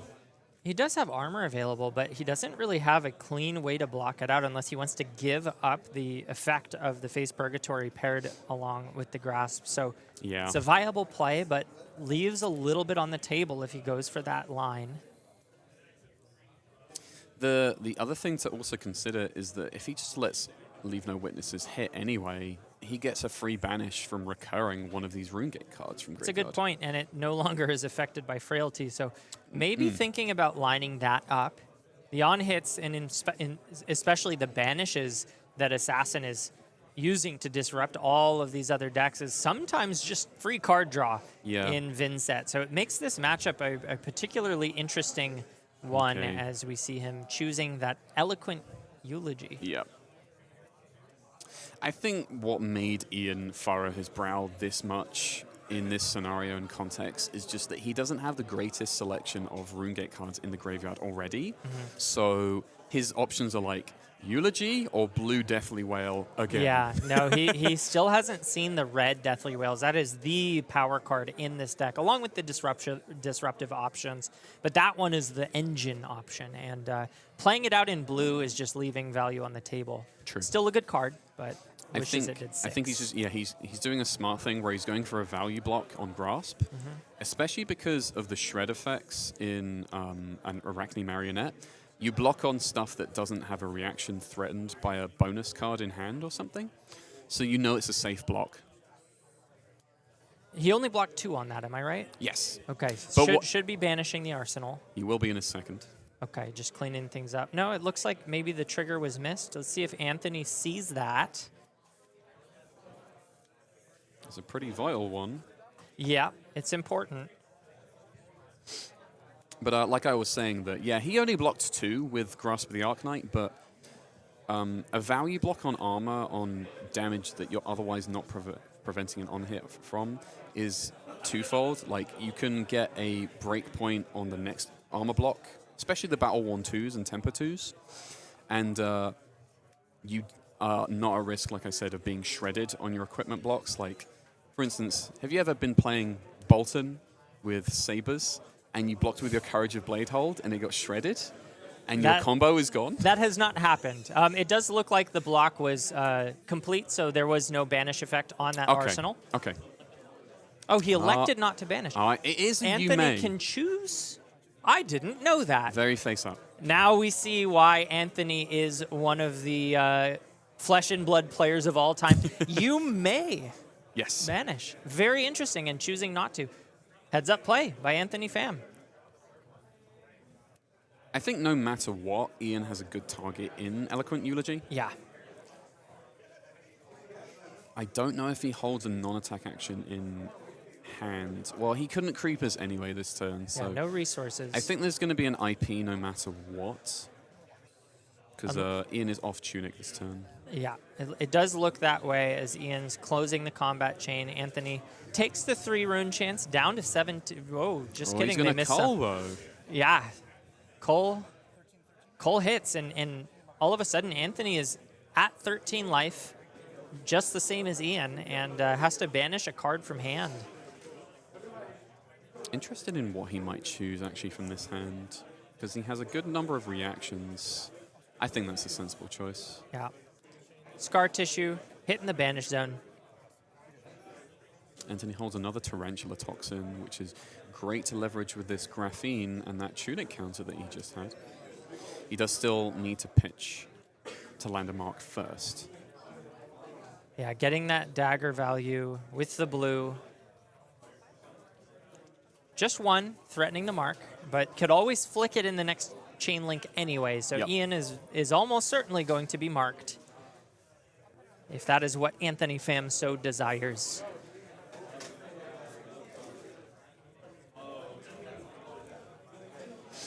Notably, very risky to go down to 0 claves if your deck doesn't have the recursion pieces or you simply don't see them.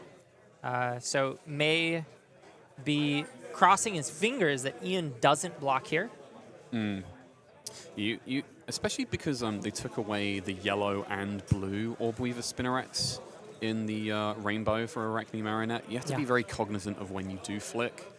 I remember from sitting across from the deck before that banning, they were honestly flicking every turn because they could be really liberal with like playing another Orbweaver out anytime they wanted. Not as much access to that. And it looks like Ian says no blocks, goes down to 12 and is marked. The mark will land. The Calicera notably also gets a bonus here, as does Persuasive Prognosis. Yeah, I was a little curious because I know how strong that card is to see Anthony pitch it, but here we see the reason. He's got another one coming in for 2. He also has a great reaction to stick on top in Stains of the Redback. Yeah, gives it go again, even if it doesn't hit, although it's pretty likely to hit with 2 reactions in hand. We'll see how Anthony decides to dish them out. We'll likely follow up just with a single Graphene Calicera attack afterwards with the 1 floating resource.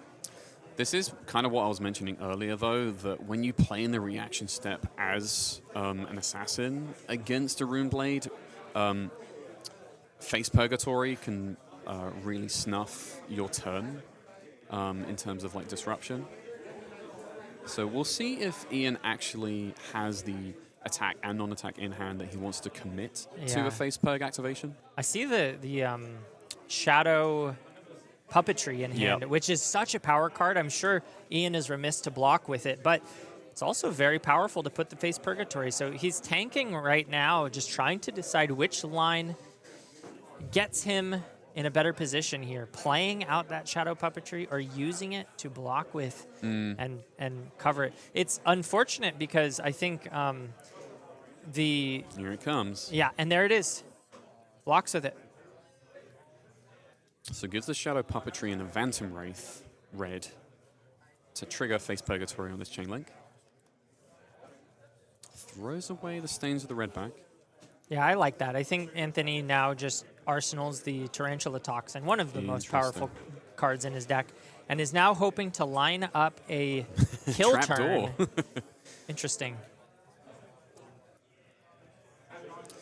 That kind of makes up the fact that his turn was ended prematurely by Face Purg because he's just going to gain a defense reaction in a free trap from Trapdoor. So Anthony really getting lucky here.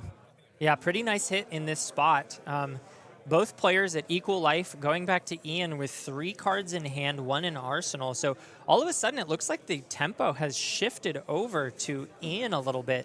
As my favorite card hits the screen, Potion of Luck. That's your Definitely favorite card? It is, because I used to play this in Valda in Blitz. I know the interaction. And my God, was that a fun card to play. Still my Discord icon. If you ever see a Potion of Luck person posting on Discord, that's probably me. I don't know anyone else running that icon as their profile pick.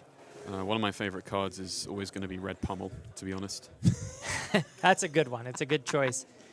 Ian banishing Widespread Destruction right as Anthony Pham puts that T-Tox in the arsenal. Really, really powerful effect here. We'll see how much Anthony is able to prevent. If he doesn't have the blues in hand to stop this arcane damage, may just be forced into losing that. Very true. And it doesn't look like he does. Although Ian didn't play a shadow non-attack action out here, so if Anthony really wanted to, he could cover up the whole turn, but I don't think that's on his priority list. Yeah, he does have the D-React, but doesn't have the resources to spend to pay for the Rune Chance, and will have to suffer the consequence of losing that T-Tox in Arsenal as a result. Still has the D-Reaction banished. Assuming it is one, it is possible that he just grabbed a random card, maybe didn't have the trap in deck. We'll have to wait. There's definitely traps in the deck. Okay. It's like a small toolbox. Yeah. The question is, like, what trap did he choose? Because you have a couple that can mark people, and you also have like inertia and frailty trap for certain scenarios. Yeah. Frailty being incredibly good for like ninjas in this format. Blocks with Pain in the backside as well as the inertia trap, covering 5. And then Ian is just going to close the chain, apparently. Is Pain 2 block or 3? No, that's the 3 block, pardon me. Yeah. Pain in the backside is a attack action card. Oh, sorry. I saw the full art and just assumed that since it looked kind of similar that it was that card. Sometimes the full arts throw me. So it was not this card that he No, blocked it's with. Incision. Incision, The thank thing you. is, they're both hybrid cards. Yeah. It's just Pain is Assassin Ninja. Malefic Incantation hitting the board. Absolute powerhouse of a setup card, but it's a little bit late in the game. I mean, with 12 life to work with, he's certainly not unhappy to see it. And wow, Anthony Pham just taking the damage, going down to 4. So Ian is going to get to keep those creepers into the next turn cycle. Anthony wants to threaten a lot Codex of here. Inertia. Ooh. Bit of a risky play. I mean, he has the Tunic for the Calycera, so no matter what his arsenal is, he still has a threatening play. It looked like a maybe scar tissue is kind of the coloration I saw. But right now, pumping 5 from each. Sorry, 4. 4 from each, so coming in for 9 on the It's Calycera. still a really tall dagger. And if this is a reaction, he's threatening lethal. Yes. So Ian needs to respect this. Also threatening a card draw because Ian is marked. It could be more than lethal depending on what he rips off the top of the deck, which I think is just a guaranteed given how tall he's gone with the non-attacks here and the fact that he has Flick Knives available to whatever chain link. Yin Haunting Rendition just blocking for 4 though. disrespecting the T-Tox here. Scar Tissue goes up to 12. Remarks Ian on hit as well. So we'll come over for 8, and 4 will meet 4 if no other reactions are declared here.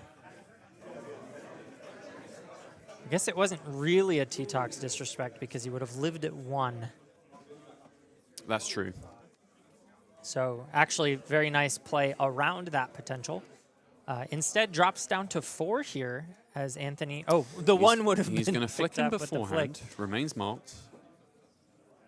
However, in this scenario, this is definitely a playline that I think Anthony is a fan of, is that when you threaten to save a bloodshed, you can flick your other dagger, see another card, and instead of going to Arsenal, putting a reaction in Arsenal, You can you play can it. cash it in on this chain link and just get all your damage up front. Makes a lot of sense. Ian retorting with a reducer rune chant though. So has 8 block to 12, so only 4 will come over the top. Yeah, Anthony would have really liked to push more damage here, I'm sure. He's going to close the chain. Still has a ponder from the inertia. 1 card in hand still. Has it currently set as if it were in Arsenal, but that is in hand. Didn't see what it was. And the fact that Anthony is not playing it out right now makes me think that it may not be serviceable this turn. It could just be like another non-attack action. Oh, Kiss of Death. Kiss. It's not bad. Does damage, but Ian with 1 card in hand and Anthony only at 4 life, very likely to try to push another bout of Rune Chant damage. Has 2 currently. Will make 3 more. Interesting. Ian is giving the shove of equipment. Yeah, this is going to be a lot of arcane damage. If Anthony draws up all reds, he's in a lot of trouble. Yeah, it might just be lights out as soon as he stares at the hand. Did draw Warmongers, so that's 1 blue in the hand. 5 rune chance. So Ooh. Malefic. And a Deathly Whale yellow. With this many auras out, this is one of those fantastic 1-card plays you get to do as Vinnset. Yeah. Anthony's got a blue. 1 blue. Yeah, so he'll go to 2 if he doesn't pitch any other cards here in this hand. With Ian sitting at 7, though, it's just not enough. He can't push enough next turn. He's going to have to deal with this once again, as 2 more rune chants were created off the back of those Malefics. Yeah, the real difference maker in this turn cycle was that reduced to rune chant that Ian landed. Yeah. Just keeping himself healthier than Anthony. And honestly, given the fact that it was the last card in hand, no other tricks, no flick knives, completely correct in a lot of ways to just equipment shove. No, I like that. Ian playing this very well. Understands the Vinnset deck and understands the game of Flesh and Blood itself, thanks in part to Anthony Pham. I was going to say, even though we're talking about master and student, we've definitely got 2 masters of 2 different decks here. Ian is proving himself to be a master. So Anthony took the other 2 rune chants that came in. So we'll sync to 2. Looks like he's thinking about going to 1. Yeah. Such a dangerous place to be against a Vinnset who can make those rune chants unpreventable. He basically has no other choice in this scenario, though, because like there's only certain amounts of hands that'll have a blue in it to prevent rune chants. Yeah. You need to find the hand that will kill a Vinnset in the meantime. 7 life is feeling fairly comfortable. Assassins really like it when you're at 3, 4, maybe 5 to just push 2 reactions and get that kill on the spot. Sitting at 7, Ian's fairly safe. I think what it would take is just a really awkward hand of 2 blocks and another T-Tox from Anthony to like jump Anthony back into the winning position, I think. Yeah, definitely has his work cut out for him as he opts to give up the flick knives in this spot. Says his use is done with those. I don't think that's a bad idea because he already let the clave go, so he only has 1 dagger to work with currently.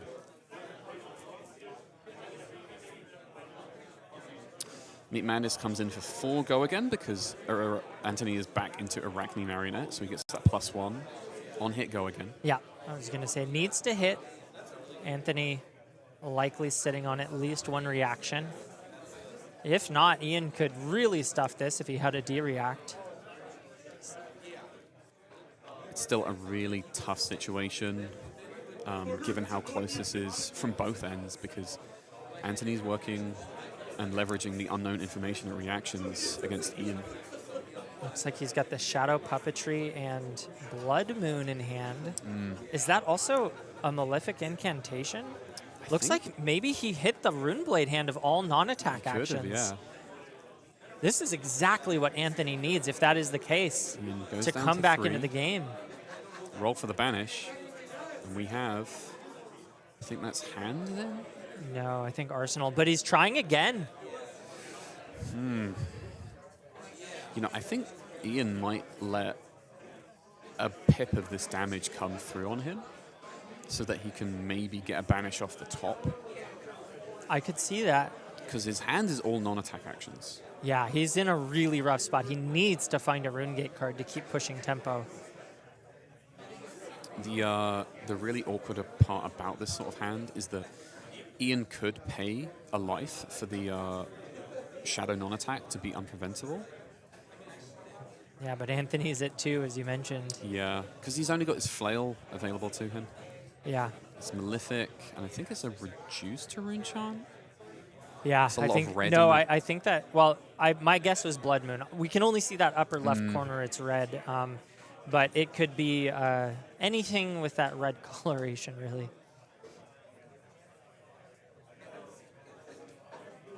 Yeah, just a spanner in the works for Ian's deck right now. When just a moment ago we were thinking, oh, Ian's in a commanding position. Yeah, I mean that was assuming that he didn't draw the dreaded non-attack hand. Something that it seems like happens at least once per game with Vinnset. As overrated as this hero can be, there's also the downside of needing to play so many non-attack actions, the classic Runeblade hand. So the main concern for him now is that he's in like a dagger range at reactions, but not flick knives range because there is no flick knives now. Just plays the Blood Moon and passes. Oh no, he's got the... He's going to flail and 4 rune chance. So Ian falls down to 2. However, Anthony has no blocking armor. So he's presented a breakpoint on both avenues. It's really scary. And Ian going down to 1 by doing this. Oh, I'm sorry, he went down to 2 doing this play. And Ian can still play out the Funeral Rune because he's lost life to flail this turn. So he can end on a rune chant here. I see. Does Anthony have the blues? It doesn't look like it. Oh, he's got 1 under the trapdoor, so Does he's got a blue. Okay. Lucky draw up from Anthony. Does need to commit 2 cards But at least. If he doesn't want to go down to 1 and avoid the auto Vinnset trigger, he's going to have to play a 1-card hand this turn.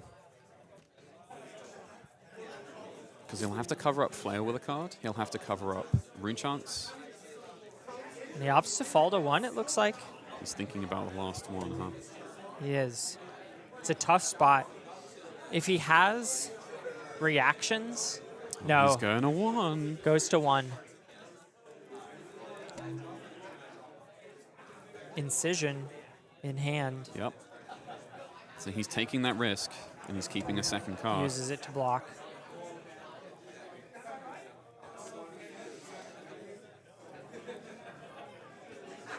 Very interesting. No mark, importantly at the moment. This is just 3 damage. See, the thing is, with no risk of flick knives, bringing this to a 4, Ian is just being asked, like, hey, give me a second card, and I'm going to pocket this Leave No Witnesses. Yeah. Ian saying if it's a T-Tox, I lose. I don't believe that it is, and calls it correctly.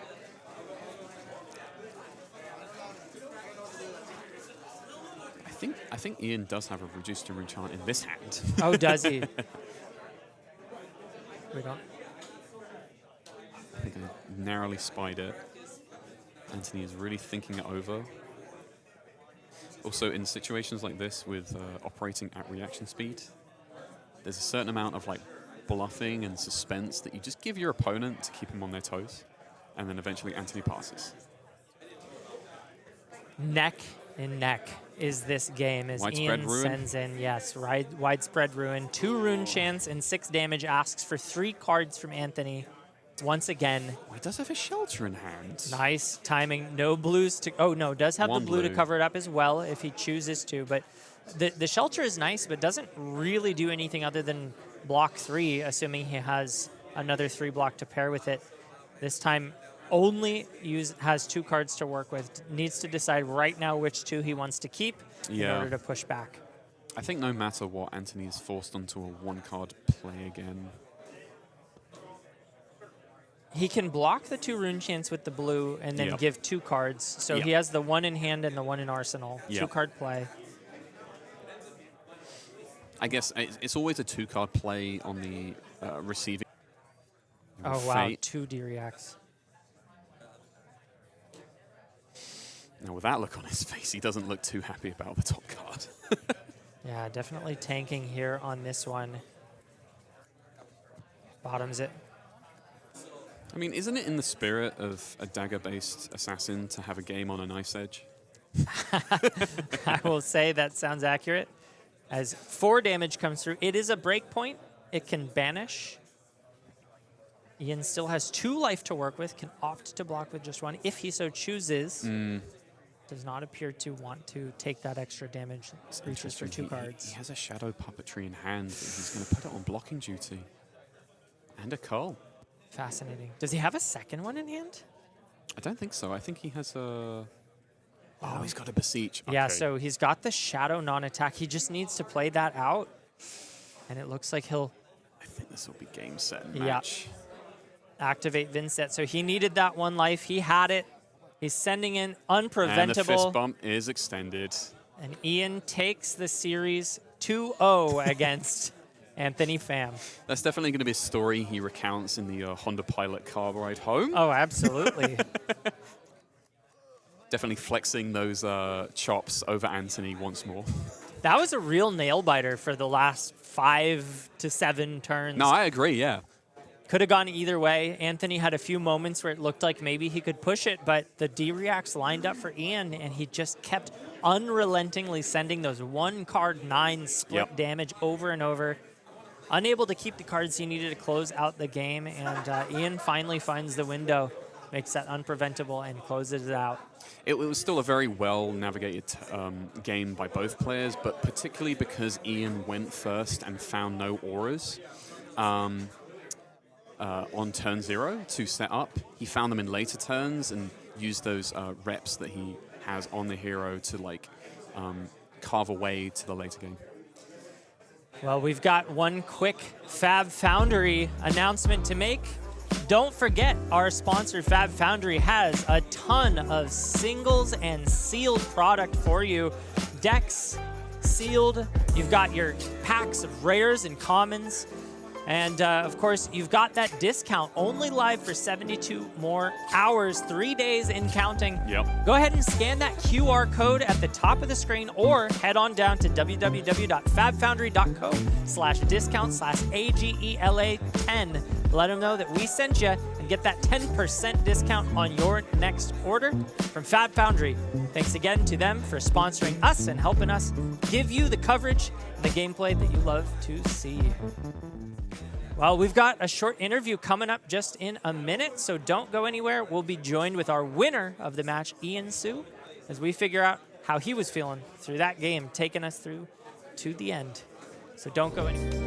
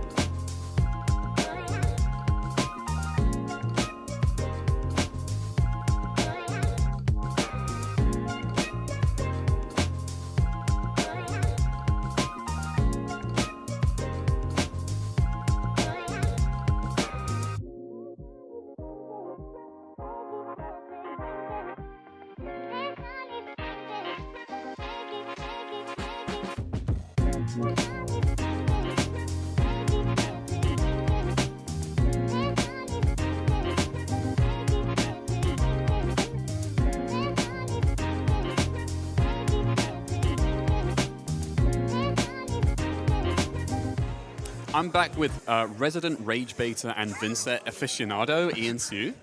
I only rage bait you. Come on. No. You do it to the rest of the army. Oh, yeah. So we had a funny rematch between Master and Student just play out. Honestly, I think that was a far closer match than your previous match that was recorded into Anthony.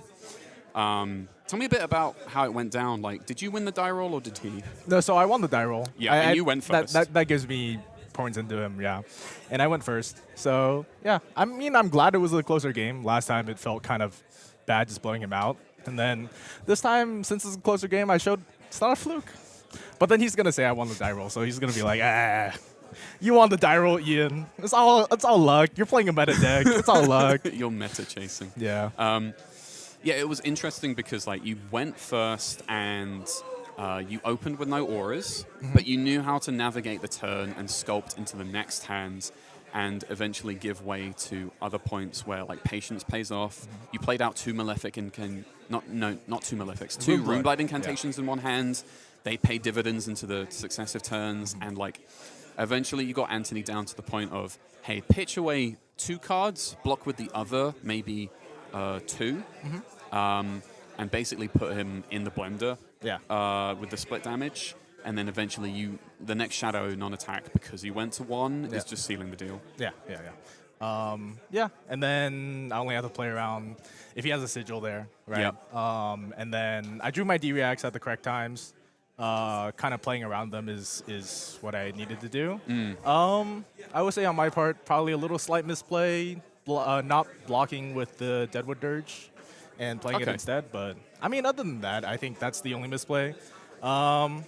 Big brain, face purgatory block, and as I was gonna block with it, I told Anthony maybe I'm the sickest player ever, and I just rip an on-attack action card off the top with Go Again. And you know what? Sometimes you're just the sickest player ever. It's like when you pray for Golden Sun off the top and you just see it. Yeah. And it wasn't even like Tessa Strength, it was some random clash, but you got gold anyway. Yeah. You're just that good at the game. Quickly before we have to cut to break and get going with the 3rd round soon enough, anything you want to shout out? Anyone right now? I mean, as always, Dennis fam. Yeah. If you're watching, you know, yeah. I love my man Dennis. Grass Reaping played good. Reaping played good. It's a good card. Don't just run Flail and the other arms, you know? Yeah, well, Flair got better because of the side pieces. That's true. That's very true. Yeah. Yeah, can't wait to see you come play a game, you know? We're stuck here in the casting booth. I mean, you're good eye candy for the camera, you know? Oh, wow. Yeah. Like, praising me too much here. Ah, well, you know. I rage bait you too often, so. This is true. Anyways, thank you for joining us, Ian. Yeah, Best no of luck problem. on the rest of the day. Thank you. And we'll join you guys in round 3. Yeah. Don't go anywhere.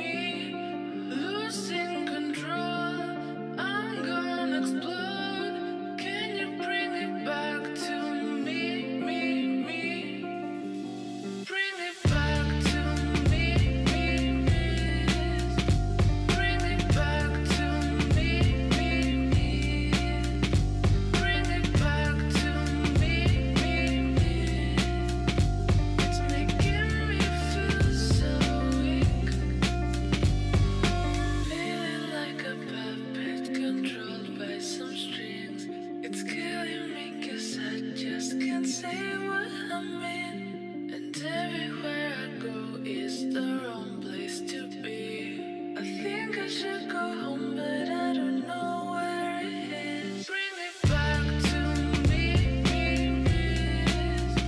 bring me back to me, bring me back to me.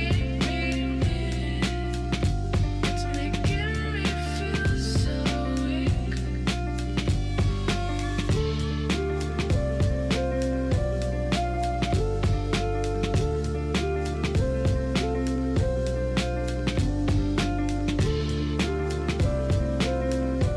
Welcome back, folks. The student defeats the master once again, going up 2-0 against Anthony Pham in our last match.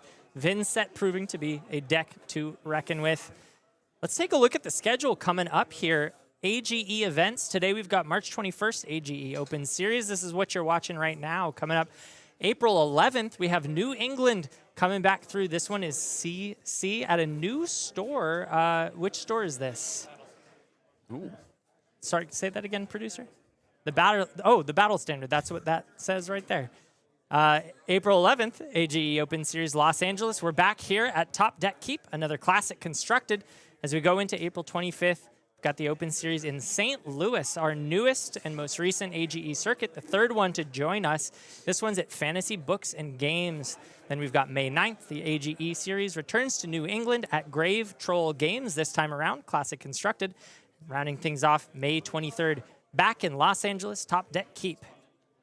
We've got some sponsors, Top Deck Keep, keeping us alive, keeping us playing flesh and blood locally down here in Riverside, and keeping us cool. Their air conditioning is blasting That's very true. at full force. I can wear my jacket thanks to the AC.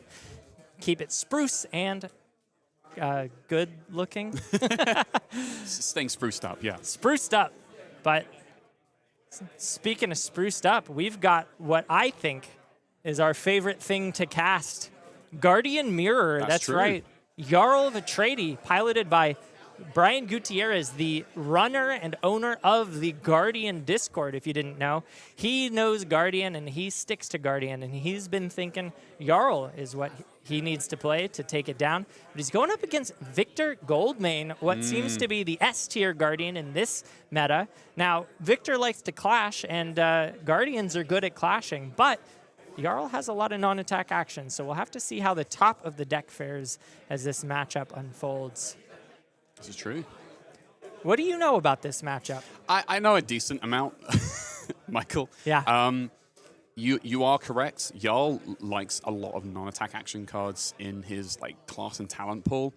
Specifically, things like Crumble, his specialization to Eternity, Channel Lake Frigid, Terra Sunder. A bunch of these things that they're great and they're good staples for him, but they don't clash well, of course, because they're misses. So when it comes to card advantage that Victor is looking to get back in a mirror, he kind of comes out on top fairly regularly.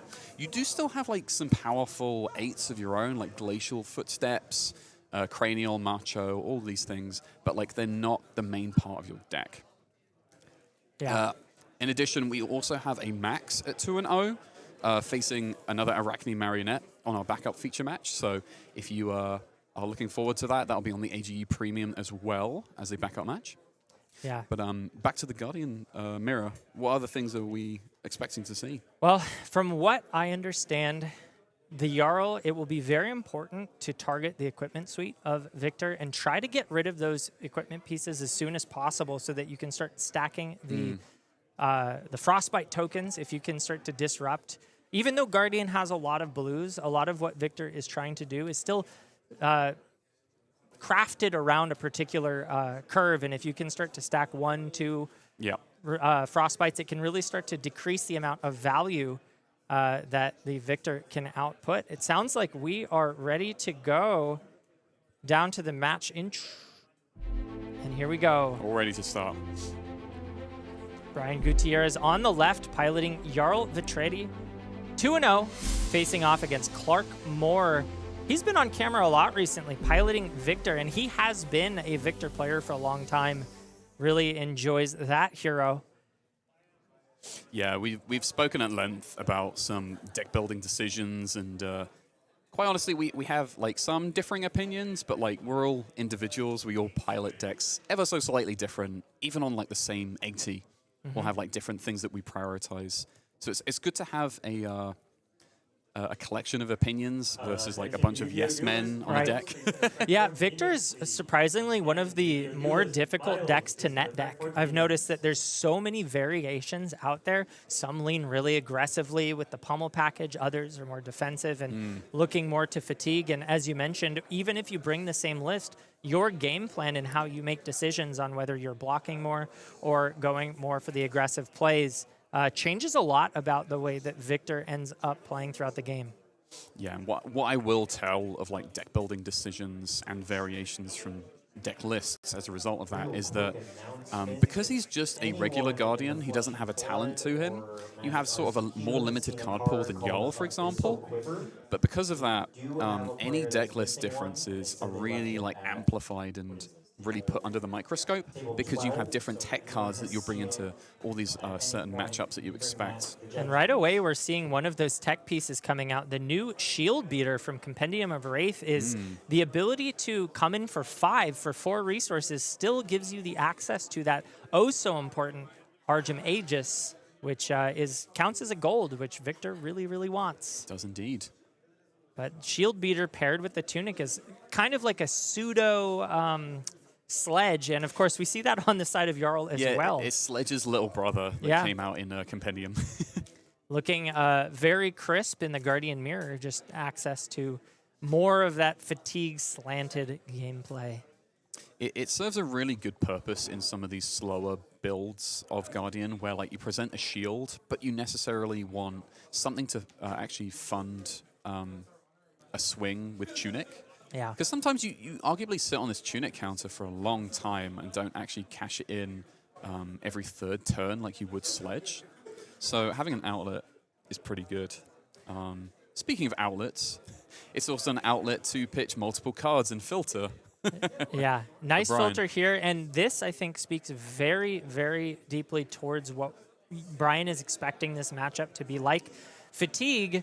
Normally, you don't want to swing on turn 0, so give your opponent the opportunity to filter. But when you are expecting to run your opponent out of cards, being able to effectively spend no cards to ask for cards from your opponent's hand is a pretty powerful start coming in for 5 here. True. There'll be something to be said about swinging into Victor round or turn 1, but I think Brian knows that, and he's mainly after that filter that we spoke about. Yeah. Interesting. Yarl has opted, Clark has opted to bring Trounce in against Yarl. Yeah. And because of blocking with right behind you, he also gets a trigger to look at the top card of his deck first. And Peck Perfect as a 9 does beat Disable Blue as a 7. And then Good Trounce start. Clash number 2. Ooh. 8 does beat a 5, so Clark unpunished from playing Trounce into the Guardian Mirror. Definitely had an opportunity to lose that into the 7, but Yeah. scrapes away with it. This is kind of what I'm talking about with like a deck building and sideboarding ethos. That I will never play Trounce in a Guardian Mirror ever again because I think I lost to you once and I was like, no, I don't want that. I think I remember that game. But it paid off here for Clark. Yeah, starting off with the 2 gold, the Might, and the Vigor. Yep. So he'll have a really strong estate for the first one that he resolves this game. I noticed, too, that Brian pitched away the Ripple Away. That is a very important card in this matchup. The ability to resolve that on the gold main estate means that you can prevent the card draw. I think he's got one in hand right now. Clark does, but Brian pitched one away on turn 0. Oh, no, Pommy, that's an E-Strike. Oh, White I E-Strike see. from History Pack blending in with the border. And Clark just going wide, coming in 6 go again, thanks to the Might. But this will be a really clean 3-card play because of the Vigor token that he just generated from winning Trounce. He's just going to follow up with Shield Beater and Pocket and Arsenal here, which is really good. Yeah, the ability to make Vigor on the side of Victor makes the Shield Beater all the more potent compared to what Yarl can do. Although Yarl can also make Vigor if Clark simply loses the clash. Actually, I want to spotlight one of the, or two of the cards that came from Compendium that are currently in Brian's hand.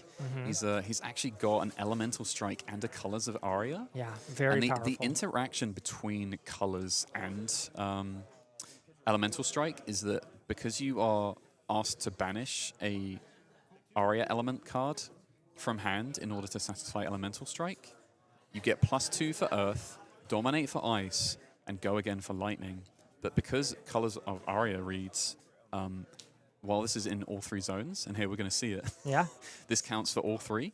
So Clark is only going to be able to block with 1 card from hand, and it will come in for a big 7. Yeah, really powerful 2-card play here. It's like E-Strike, but with additional effects that dominate, as you mentioned.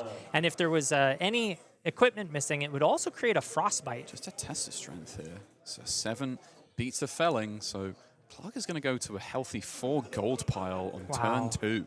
Really good start for the Victor.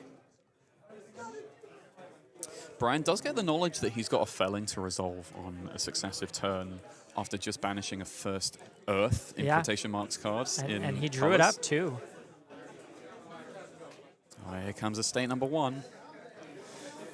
No reactions, no ripple away. Would have been a great 5 time to might find on one. the board. Yeah, this is scary.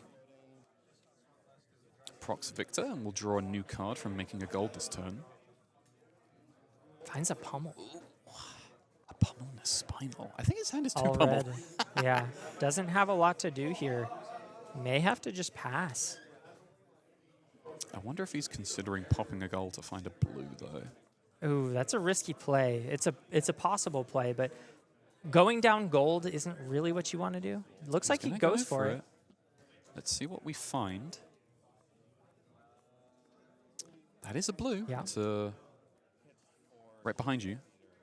And he pitches his spinal, and we'll pocket this other pummel. Coming in with that shield beater. Brian really respecting the life totals here. Goes for the block. Yep. It's pretty good. Also important to get rid of the card in hand because it would have been put on the bottom of his deck from the Felling, which True. is about to resolve. Oh. Thing is, I think he's going to pitch stack. Uh-huh. So this right here, folks, is the difference between me and a good Guardian player.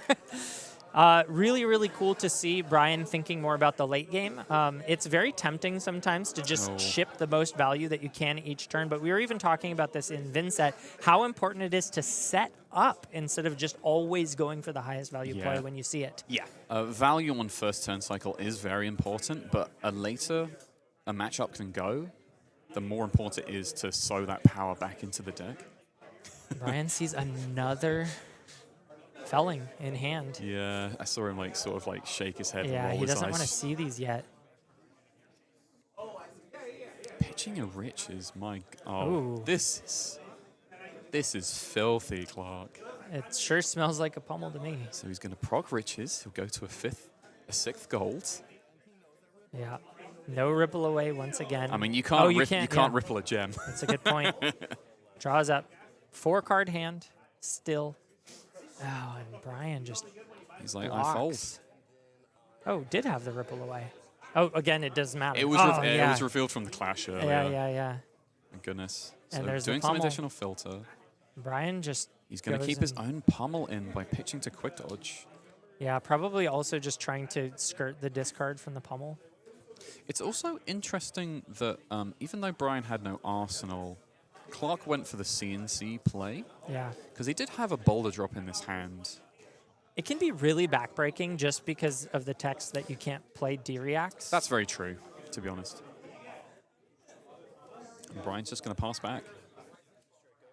And this can be an all right approach, actually, because if you don't swing back into Victor and you just pass back, he's got to find something else to do with those clash cards. And Clark is responding by going wide. Looks like Brian wants to get the value out of the shield beater this turn. Yeah.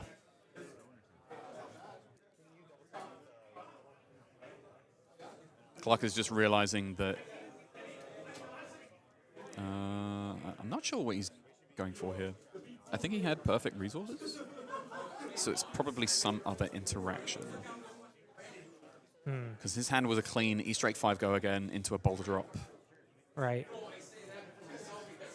So unless I see it otherwise, nothing has gone afoul. Yeah, Maybe it's just a life total disparity. That's likely just cleaning that up. 31 plays 36 according to the top of the screen. It looks like Clark is now catching up with his pad. I did actually mention to you earlier, before the match started, Michael, that a thing that can happen in this matchup is that Victor is just going to win a bunch of clashes, make a ton of gold, and another test of strength. Ooh. This time losing it. Immediately Wait, no. goes for the reclash, and it's just like, Brian, you yeah. don't have it again.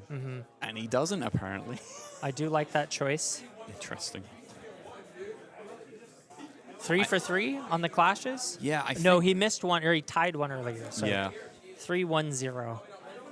But I think he's won all of his test of strengths. It's very interesting. He'll be pitch stacking his iron grip back into the deck as well. Thinking about it and then rethinking it.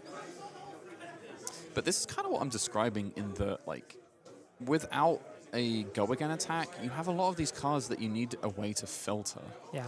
So Clark is going to do that as well by putting Spinal out and then pitching 2 reds. Brian will take 3 over the top, full to 28. Brian taking a bit of damage here.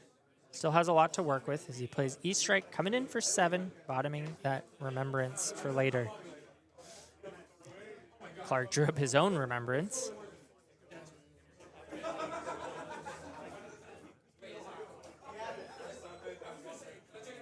Okay, there we go. Only 1 damage was received by Clark.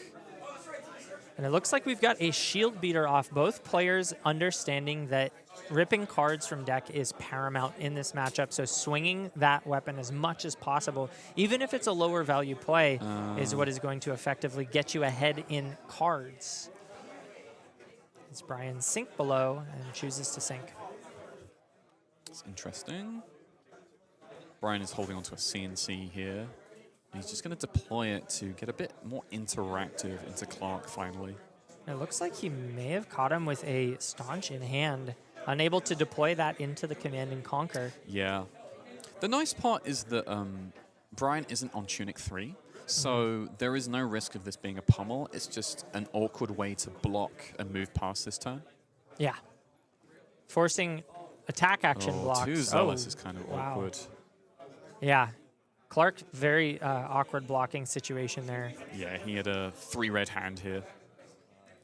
So probably just following up with a swing of Shield Beater again. Pitch stacking some more cards here. Yeah. No? Oh, no, 4 red hand, but that's why E-Strike is in the list. Yeah, very, very helpful to skirt around some of those clunkier draws.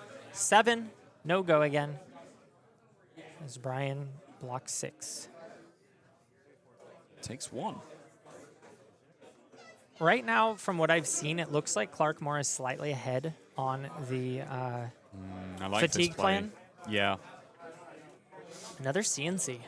It's mainly because it's been a fatigue by damage into Brian, who has done a lot of folding. Yeah. Clark just saying, make you have it. And then Brian responds by throwing away fruits, goes up some life, and then moves on with his turn. Players playing this quick, knowing that it's a long game ahead of them. Shield Beater for another 5. Importantly, the Most definitely. yeah, producer asking if we think that these players have boarded over 60. The answer is affirmatively yes. Yeah. There is like a number that people would argue in Guardian Mirrors, and like some of them are going to be different to others because there's not as much of a fatigue angle and there's more tempo going on. Iron Grip here, placed on the combat chain. Yeah, good play against into what 4. could have been a pummel. Oh no, an Oakenhold was Yeah. thrown into the bin. Brian losing a lot of his power pieces, had to block with one of his Fellings, speaking of that card, drawing up into it right now. Very interesting. Clark just keeps resolving these shield beaters and getting 2 more cards out of the deck from Brian. This time he does resolve the Felling. I think I know why Brian has gone for a felling play here. He's seen every test of strength. So a lot more of these clash cards, like Trounce and Iron Grip, aren't really as much of a threat. Especially Iron Grip, because Clark played it in this matchup. Yeah. But Clark is also on his Tunic turn, so we'll just Shield Beater Yep. for 5 here. He's been doing a really good job of just resolving Shield Beater over and over and over again. Knows his game plan. This is a windmill slam block. I'd do exactly the same thing in Brian's position because he's got a Crumble and he's got an Oakenalt he can resolve. Yeah. Pitch Crumble, reveal Crumble for both sides. The first Oakenalt has hit the combat chain successfully. And if we take a peek at what Clark is working with, I know he saw another estate in his hand. And I think that's an Iron Grip as well. It does look like that, which would be kind of annoying. Yeah. You'd really like to keep that Crumble. We mentioned earlier that getting rid of the armor is really, really important for the Yarl to do and able to enact his real disruption plan, which is to create frostbites. Exactly. In this matchup in particular, the Oakenald placed on the combat chain because Yarl and other Guardians play far more defense reactions on average than Victor. Yeah. Is the question, like, how much of your armor do you want to give me? Or do you want to give me none at all? Like, what's the play here? Because we're still in the mid game, so greedy plays aren't really the name of the game. Especially when you're threatening and, like, keeping threats back in the deck. Yeah. Clark also has a gold main estate I'm sure he would like to resolve if possible, especially considering that his arsenal right now is Remembrance. He wants to get all those gold main estates into the grave so that he can get them back out of the grave and just keep looping them. Yeah. 9 block is a tall ask, though, and Oakenald, importantly, does not let you choose which cards to put on the bottom. It is random, so Clark can't just decide which ones he wants to put, and for that reason decides to take the damage and increase the odds that he gets to keep the cards that he wants. He gave his Iron Fist, took 7, and is going to keep 1 or 2 of these cards. Yeah. So he's still going to get Hammer Swing out of it, but that's arguably the ground that Brian wants to gain by slowing down his damage output, thereby his fatigue by damage output. Yeah, very important to get the tempo back and start enacting more of your own fatigue plan here. Brian really falling behind the curve in Shield Beater activations means he might need to start leaning into a different game plan if he can't get ahead in cards. Okay, so now Clark is swinging, and he had the Ripple away in the Iron Grip, so we know that his second estate went down first, but Brian doesn't know that. And these Ripple aways aren't lining up for Brian in first cycle, so he's obviously just blocking with them. Wow, just a Shield Beater. This is an interesting play because Brian is holding on to a Command and Conquer. And could have blocked with 1 more card, but decided no. Just it was a Remembrance, pardon me. Oakenald, good choice. Felling, also good choice in this last Oakenald, so wants to get those back in the deck. Those are his win conditions. Maybe thinking more about winning through damage if he can resolve enough Dominate and various other power cards. Yeah, winning through evasion in addition to stealing tempo away, because if we just compare all of our numbers in addition with clashes, like on paper, Yarl does not win. Yeah. So you have to get tricksy, you have to pick your battles and send Oakenald at an awkward time for Victor. And the presence of Remembrance on both ends definitely means that they shuffled a bit over 60. It's entirely down to the players in question how much they chose to go over. CNC coming through. Brian cashes in that Crown of Providence without a second thought, especially considering he's got the D-React in hand. Draws a second one. In hand. Unlucky draw there. I wonder if he should have given another 3 block just to like preserve some life here. Yeah, he's got the Pummel in hand too. We even talked about it. last game, where the pummel's lining up with the D-Reacts is such an awkward place to be. Maybe he's considering just shield beatering pummel here to get some evasive damage through in the reaction step. It is a way to play it. And pocket a sink below. We did talk about the importance of winning this game through damage, and that is a way to push it.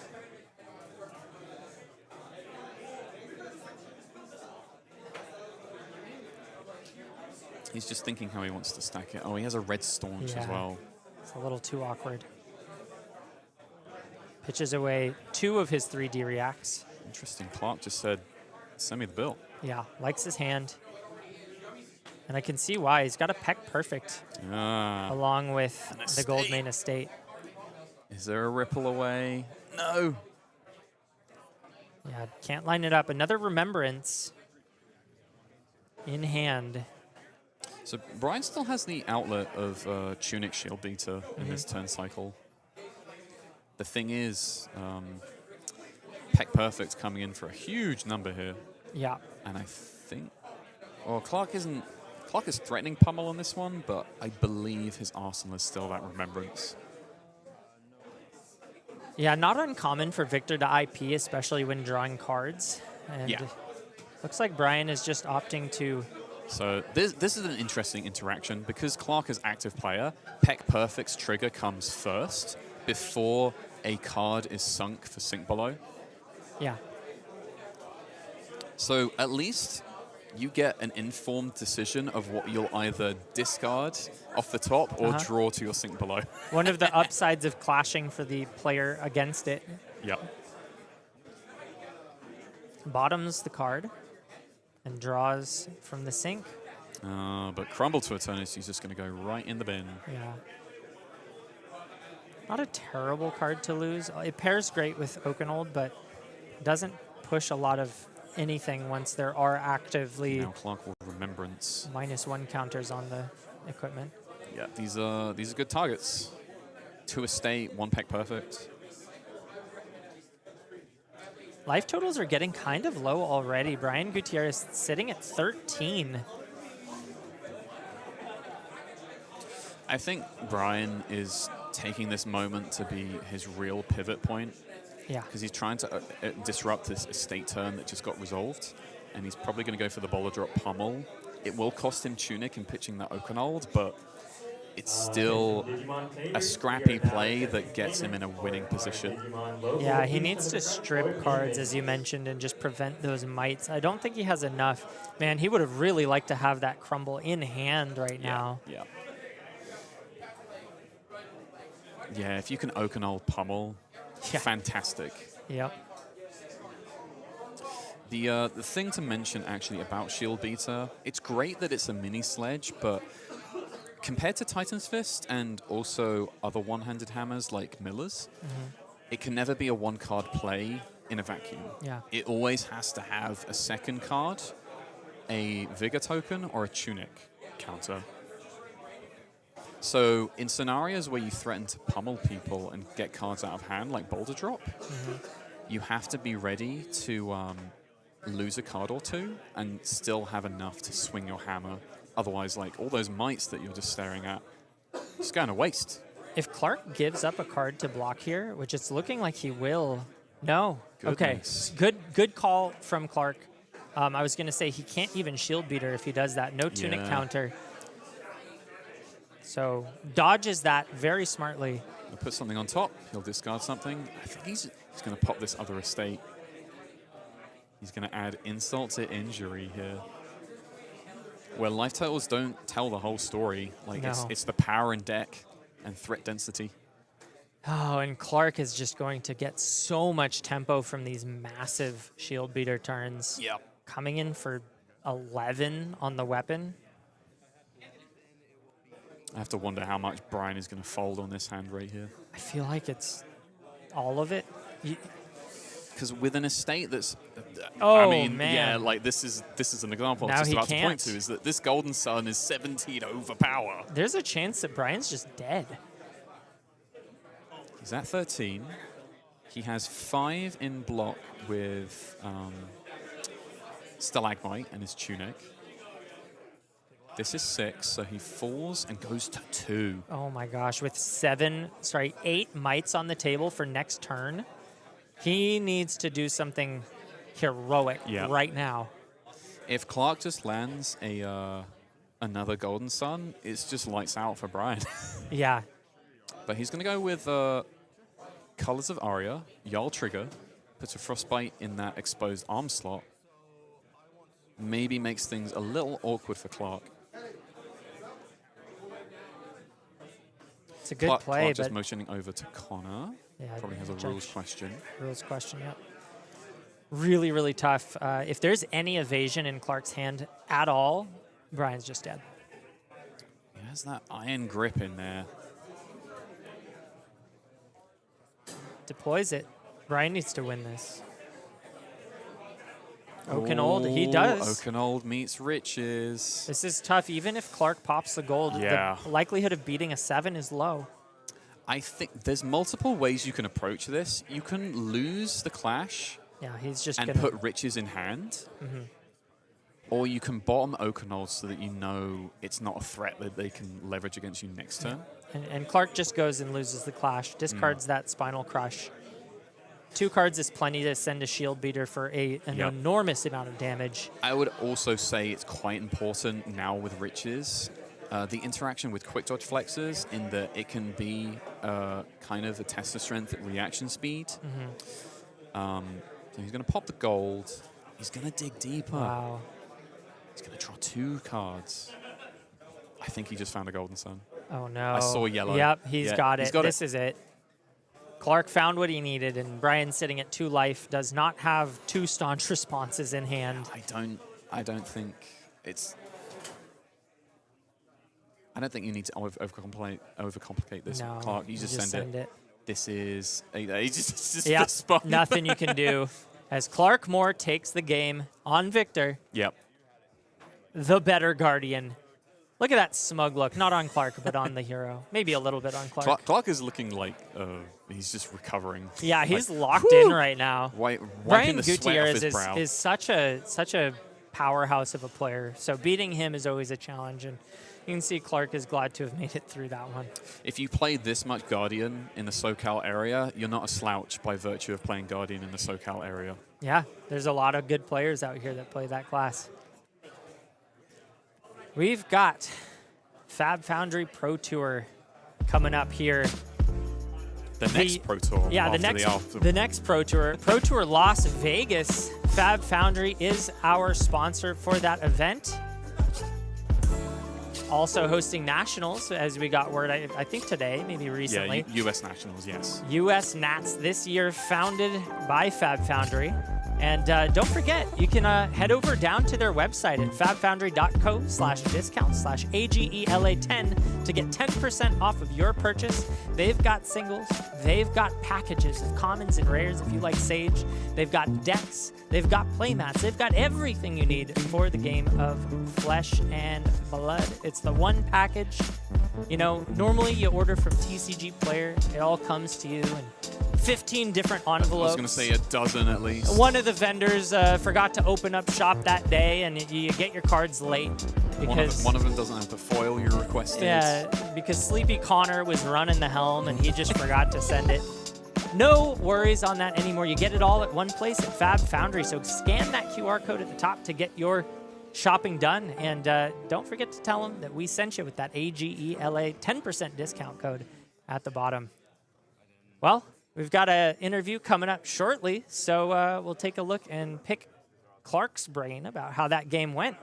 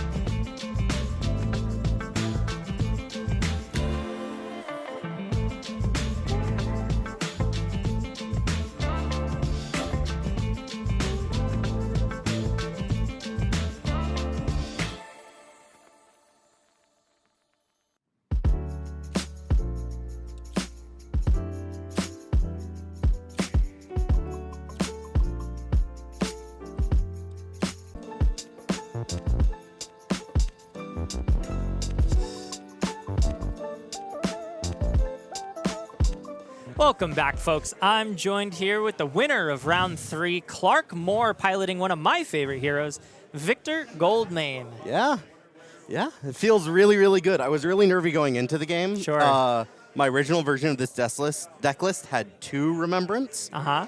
And then the person who was bringing the Remembrance was not coming today. He's coming to the PQ tomorrow. Oh, so you didn't get them. So I did not have the second Remembrance. Okay. So it was, all right, what am I doing? And so at the very beginning, I decided that I was just going to fat deck. Yeah. So much of, I think, this matchup is dictated by who can start winning on deck damage. Mm-hmm. So that, especially if my visits aren't getting a lot of mites, especially if he's getting the Ripple Aways to line up, very gratefully, they did line up. I hit early clashes into visits, and then I was able to Remembrance back the Peck Perfect in 2 visits. Yeah. But that Peck Perfect inclusion is really for the 2 Remembrance, because then I can throw an early one before having to play all 3 visits. Yeah. So I can keep a little bit more pressure in the mid-game, a little bit more damage on the opponent going that way. One of the things that we were really noticing that game is that you were resolving Shield Beater more than your opponent. It seemed to us like you were going for the fatigue angle and that you were just very concerned about deck damage going through that match.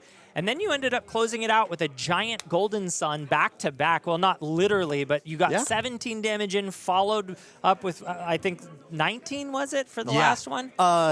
18. 18? 18, yeah. So just absolutely ending it with power and damage rather than fatigue. Yes. Actually, that is a big thing about fatigue matchups I think everyone misunderstands, especially about Guardian Fatigue. Guardian Fatigue is really, can I put you in a situation where you're obviously not going to win in fatigue, so you start taking damage to throw damage, and then it's a matter of finding my kill range. Yeah. So if I can put you into lethal around 4 or 5, right, life total, I want you to feel like you have to go that low to throw damage back because, well, if I block out, I'm just going to die. Yeah. Yes, you will die. That is the point.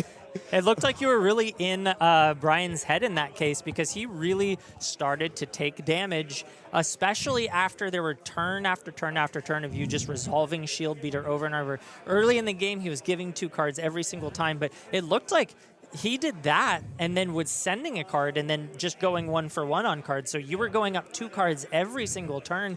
There was a certain point in that game, maybe around the mid game, where we guessed that you were up 10 maybe cards. Oh, on yeah. him. Brian also started with 63 in deck. I started with 68 in deck was, I believe, my count. Yeah. And again, the whole philosophy there was just, if I can make sure that I have the guaranteed win through fatigue, you have to keep cards to damage me. And at that point, I think I have better evasion. Sure. The Yarl has better disruption, and that disruption hurt in that game. Yeah. I mean, I had the roughest turn was really that double the fused Oakenold. That first fused Oakenold, I'm looking at Test of Iron Grip in my hand. I'm looking at a Visit the Goldmane Estate and 2 random blues, and I'm like, okay, what are the statistics on it hitting my visit, sending my visit to the bottom? Yeah. Because it isn't technically 50-50. It's technically 1 in 4 and then 1 in 3 as a compound. So I knew it was at less than 50-50, actually. Yeah. And so I went for it, and I was wrong. I was wrong. And that definitely felt bad, because then the life totals got close, and now that means that Brian's game plan of throwing damage can actually win. Then he Remembrance into Oakenolds, and I go, okay, now there really is the chance that he can win because he can just get lucky, draw the evasive disruption, and now if I'm not lining up my staunches against that, now I can lose the game. Yeah.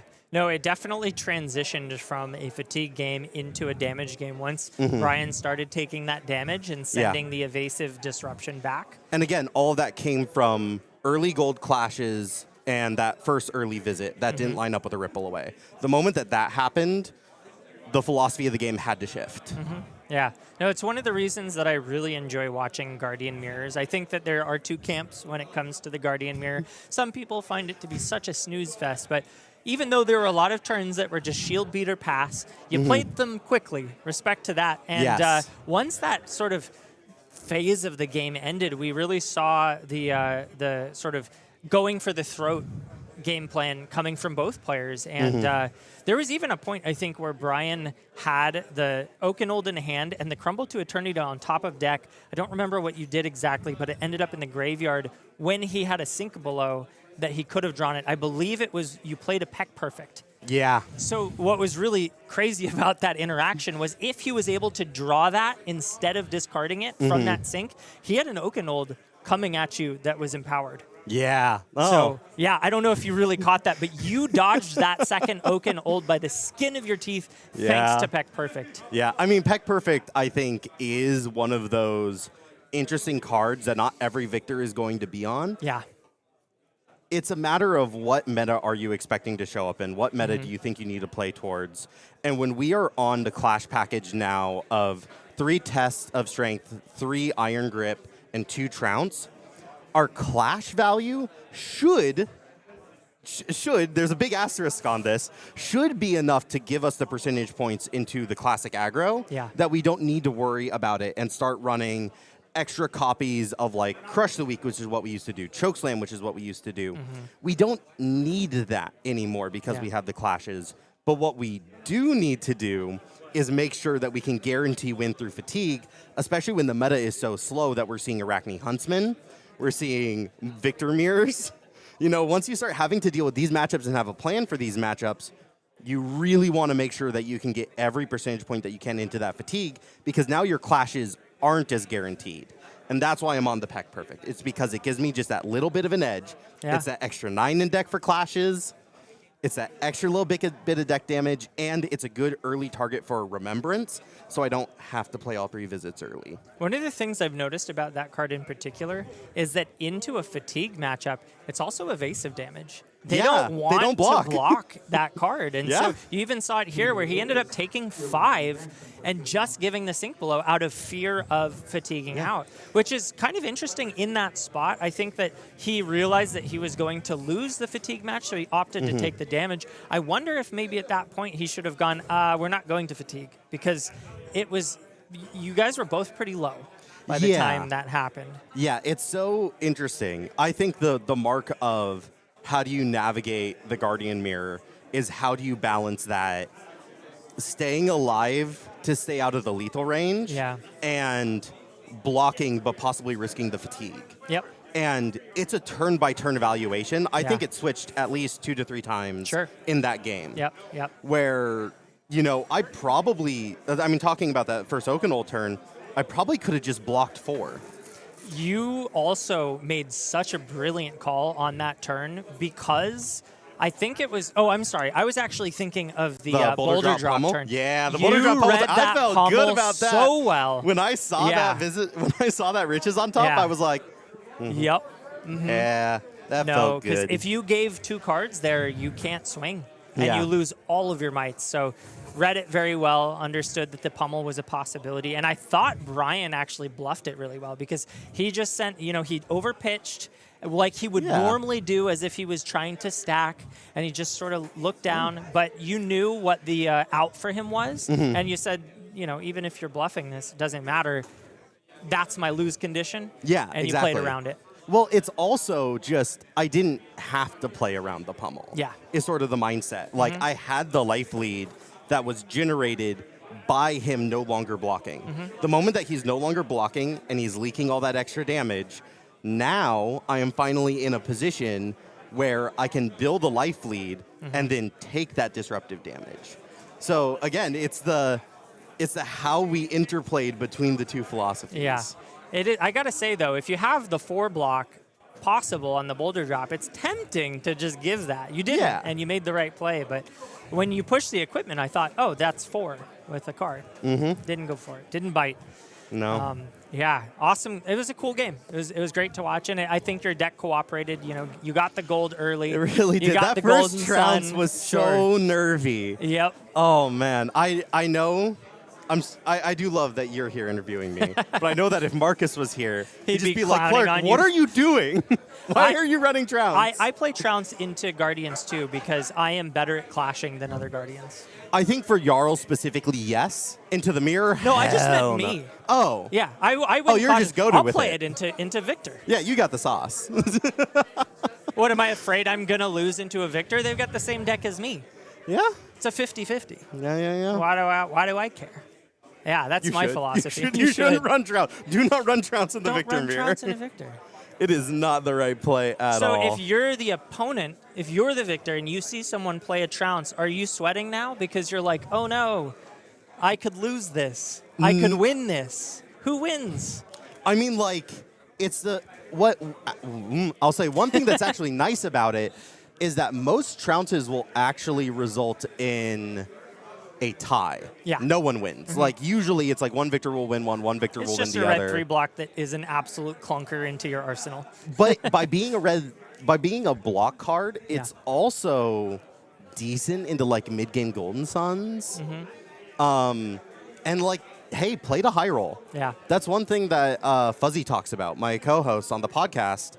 He'll just say, yeah, just play to high roll. Like, if you play to high roll, that's how you sometimes get wins against better players. Yep. So if you're not a good player, you play Trounce and it's correct. You heard it here first. Yeah. I mean, sometimes it's the right option. Sometimes it is the right option. And I think I went for that a little bit with the fat decking.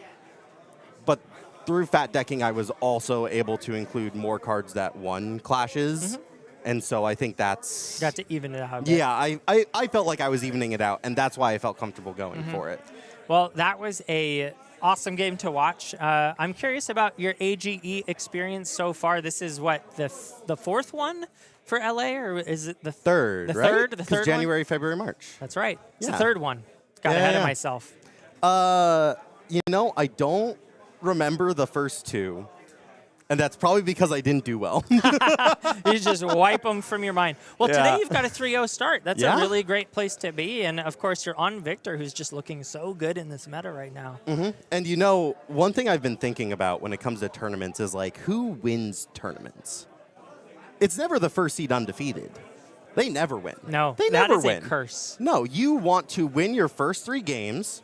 You want to lose at least one game Yeah. in rounds 4, 5, or 6. That way you got the loss out of the way. You got Yep. the bad draw out of the way. Yeah. And now you can just play and win out. Yeah, Now you exactly. can win your 3 games through top 8. You do not want that first place curse. It has No. been true at AGE and Callings for so long. Everything. What was it? Brody Spurlock had that one tournament where he was like 14-0 in Swiss. Yeah. And then he then goes just- out in quarters like a buster. Yeah. It Yeah. happens, man. Sometimes you go out like a buster. Yeah. Turn order be damned.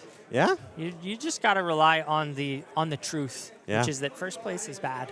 And actually, I've lost every single die roll today. Oh, wow. 3-0 losing every single die roll. Not Which, if bad. anything, is nice because I don't know what I'd pick.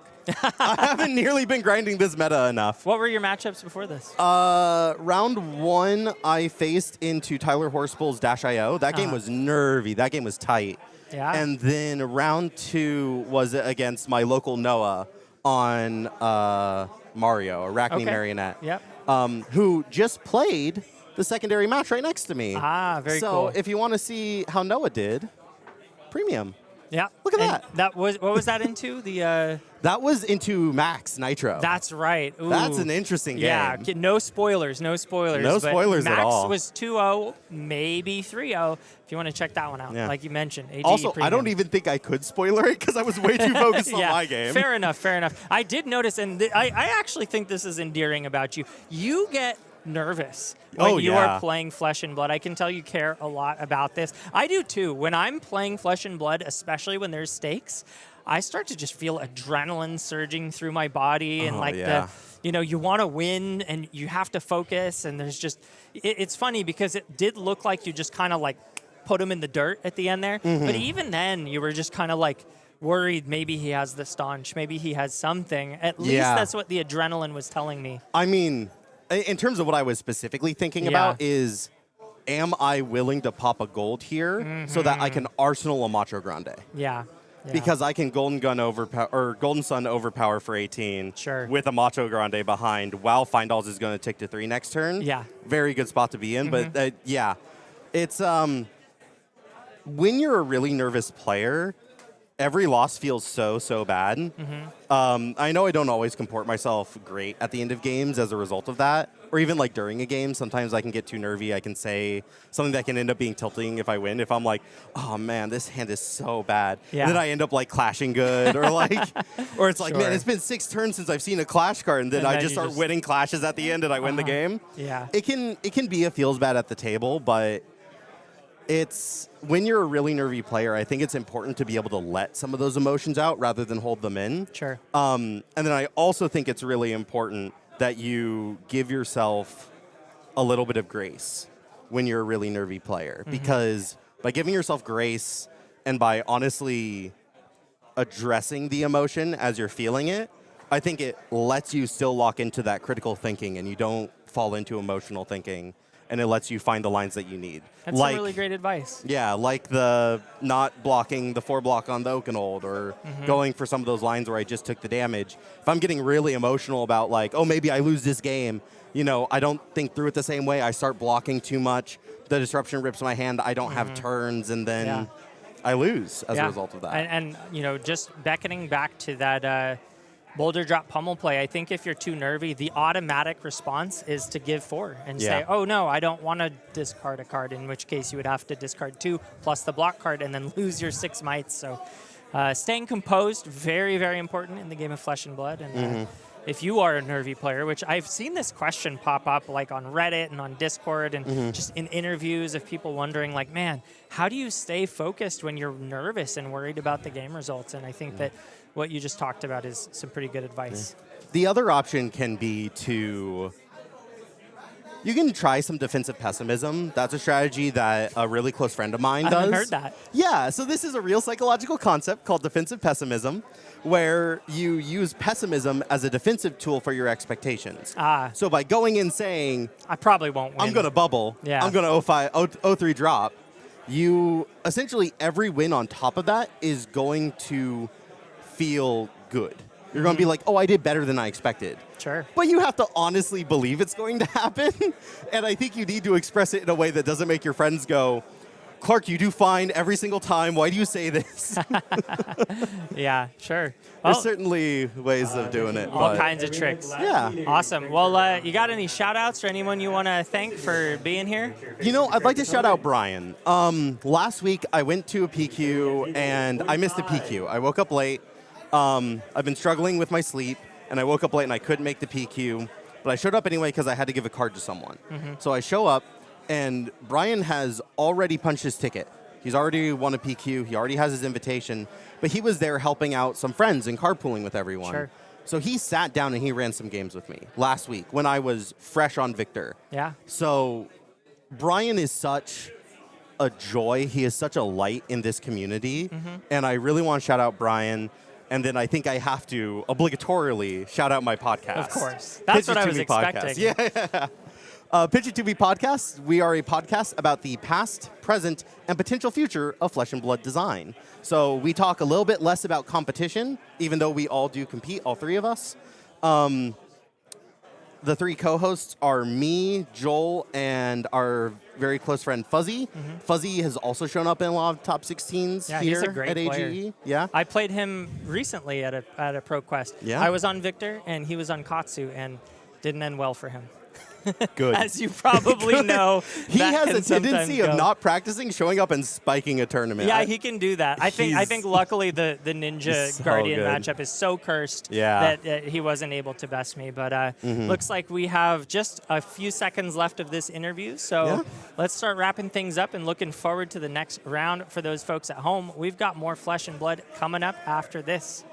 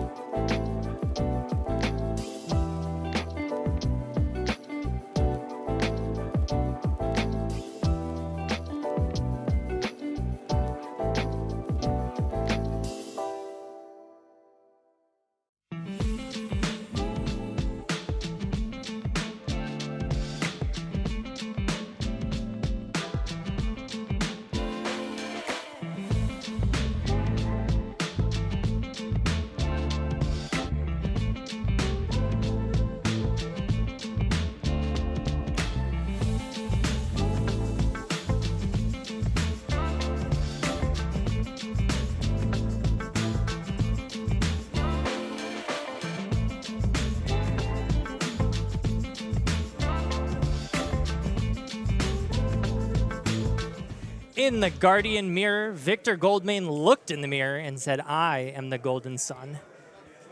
Put him in the dirt. Money pays. Huh? Yes, the better Guardian wins. And yeah, you know, all that gold sponsorship is a nice segue into our sponsor here. Top Deck keeping us cool, keeping us playing flesh and blood. Got a big full room of card players here today. Thanks to them, their seats It's real and their busy tables. today, yeah. It really is. We've also got a metagame breakdown for you here. Lots of assassins in the room sitting at the top. 5 Arachne Marionette, 4 Arachne Huntsman, and they're doing quite well. We've got some sitting at the top tables right now. Yeah, most of what you see at the top of the metagame, just to briefly recap, is kind of what we're carving out as our potential top 8 today at AGE. So pretty interesting. Yeah, pretty normal from what we've seen, but not normal from recent showings. The meta is quickly evolving. Looks like we are ready to go down to the feature match. Got something a bit different from a Guardian mirror. We've got Arachne Marionette versus Dash.io in the hands of Luke Gilmore versus Anthony Camacho. Anthony pairing down, or I guess Luke pairing down into the 2-1. Wait, is Luke 2? Should be 3-0. There we go. Sitting there looking pretty good for the tournament so far as he just gets out to the races, starting off going first, sending that Hunter's Clave in. And Anthony doesn't want to be marked first, just goes ahead and gives a card there.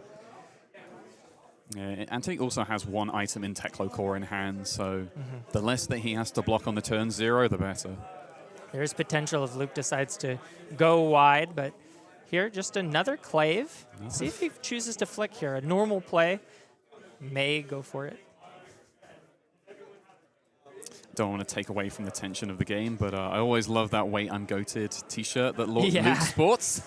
That's a great one. I noticed that one earlier. As Luke flicks the Hunter's Clave and marks Dio to start, and Anthony pitches away that Teklo Core, gets a Boom Grenade uncranked to start things out.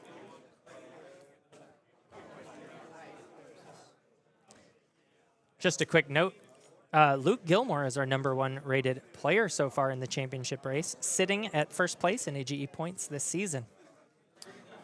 Anthony should be getting a pistol counter from playing that grenade off the top. True. So See if he remembers that. As Luke Gilmore goes and transforms into the Arsenal Disruption version of the 6. Funnel Web. Funnel Web. Now, that might not be so relevant because Anthony might just choose to have no Arsenal at the end of this turn and just boost, boost, boost. Would be a good option. As you have pointed out, Anthony missed the pistol counter off the Boom Grenade. Pitches to Zipper Hit, boosting. Another 5 Zipper damage. hit. Or no, this is a yellow 4 damage coming through. Still a breakpoint, which is why it's good at yellow. Very good. See how Luke decides to navigate these turns. Early on, of course, he would like to stop that damage, and it looks like he's got a D-react for the breakpoint. Am I misseeing that? Thought I saw a shelter, but he's flicking pretty quick. No, I think that's Look Tough, Tarantula Toxin, Codex of Frailty, Erase Face. Look Tough is an interesting card. It's a good popper. Yeah. It's always 8. Not necessarily needed into the Dio, but Look Tough. Yeah, Bringing it into this matchup? I think he just wants another 3 block. Sure. Because you can always threaten fatigue. Fair enough. Very interesting angle coming from Luke.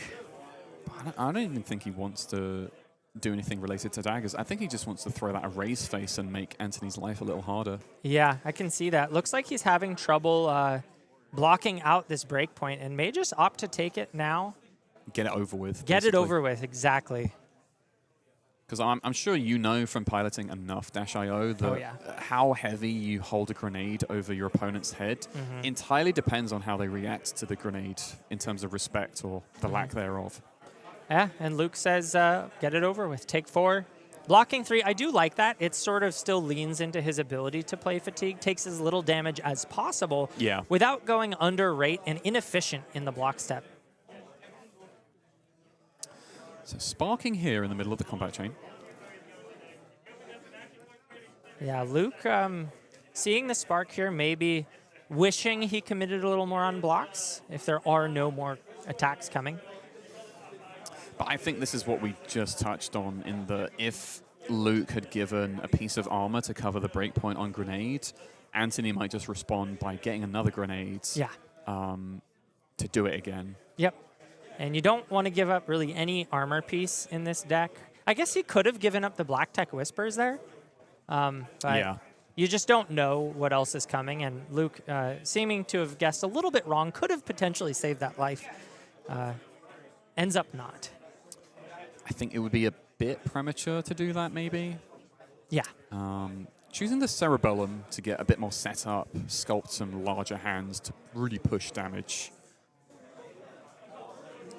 Importantly here, I think we know that there is Arsenal disruption potential on the side of Luke thanks to the flip of the hero.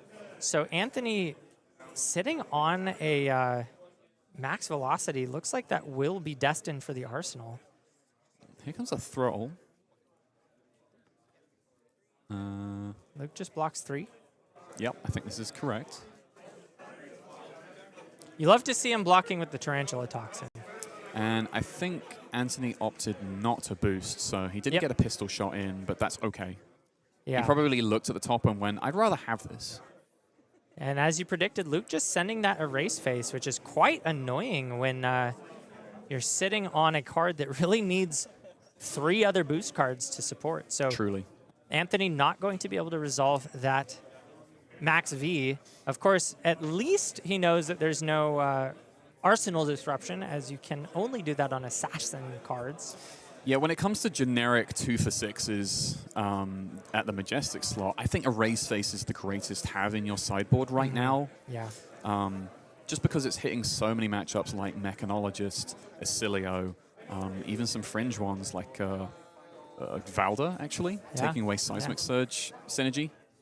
And we see here Anthony just going ahead and shipping all the armor. One of the most powerful things that Dio gained access to recently was extra blocking equipment, especially in the form of those Cogworks Tinker Rings, allows you to stop a 6 damage attack and keep a 5-card hand and filter here, thanks to the Crown of Providence. Yeah, the ability to use Tinker Rings and put that cog into the next turn to then block with Adaptive is really astute, actually. Yeah, no, really well played here. And now he's got a very scary turn lined up. Coming out with the T-Bone, 0-cost boost, and asks for a piece of equipment, forces it onto the combat chain. Now here's an interesting decision point for Luke. I think he's going to go for the safer play because he reached for Black Tex. But this is an opportunity where maybe Anthony is tempting him to use his mask. Sure. He does have that dagger slot open if he wanted to employ the Graphene Calicera. Instead, just goes for the Black Tech Whispers. Wonder if there's a second T-Bone that he might throw. And here's actually another argument to blocking with the Black Tech early. It plays around that T-Bone where you can just then send a 0-block Battle Worn. Yeah. Pulse Wave comes in next. Looking for 2 cards. If any of them has 2 block or less, he will be forced to block with it. No, sir. These are 3-block stealth cards. Yes, they are. Blocks anyway. Persuasive. Just takes 1. Yeah. But the grenade does come down. Gets the boom grenade effect off. Luke a little off kilter. Oh, interesting. opts to send the sink below, just blocking 1. That's interesting. But also blocks the boom grenade effect. I think Luke's going to get a little bit punished here if Anthony has another boost card to deploy. He needs a 0-cost boost. He does. Yeah, it doesn't work with a 1-cost. Does he have it? Ooh, Not yet. He's going to spark, though. Could draw into 1. So a bit more variance taken advantage of. This might be a Cerebellum processor turn just to dig a little bit deeper. He needs to find, or a resource card on top of it. He could get some boost card that costs resources, but goes for the boom grenade instead. Really just thinks he's going to connect. Hoping to, anyway. If he can get that max V off, he is in great shape. It all depends on the card. He draws to spark to really consider whether this turn is worth going Yeah. wider for. Importantly, does have the extra action point, so has 2 cards to look at. Yes, because he cranked this other grenade One from needs the top. to be a boost. He does find it. That is a 0 to 60. The second one he's looked at here, hasn't decided to draw just yet, but has the option, has the extra action point if he needs it. In the tank.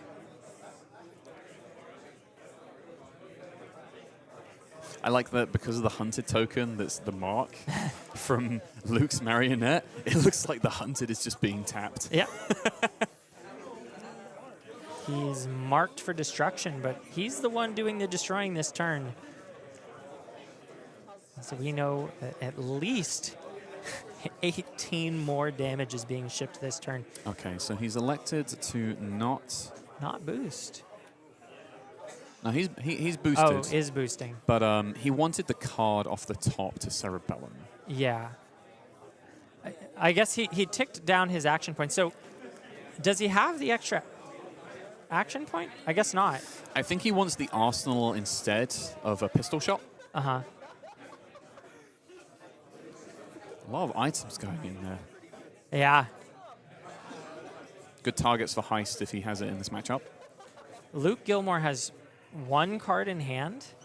Yeah, there is no stopping these boom grenades.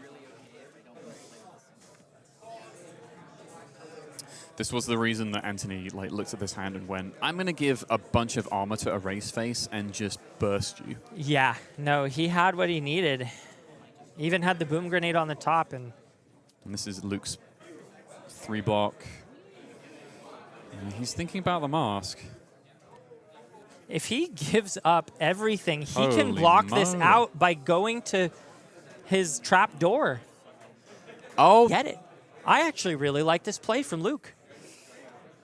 he has no more ways to cover up breakpoints outside of D-Reacts now. Yeah. So Yeah, he's still in a very tough spot, but getting through 2 red boom grenades and a max V without taking the damage is massive. Yep.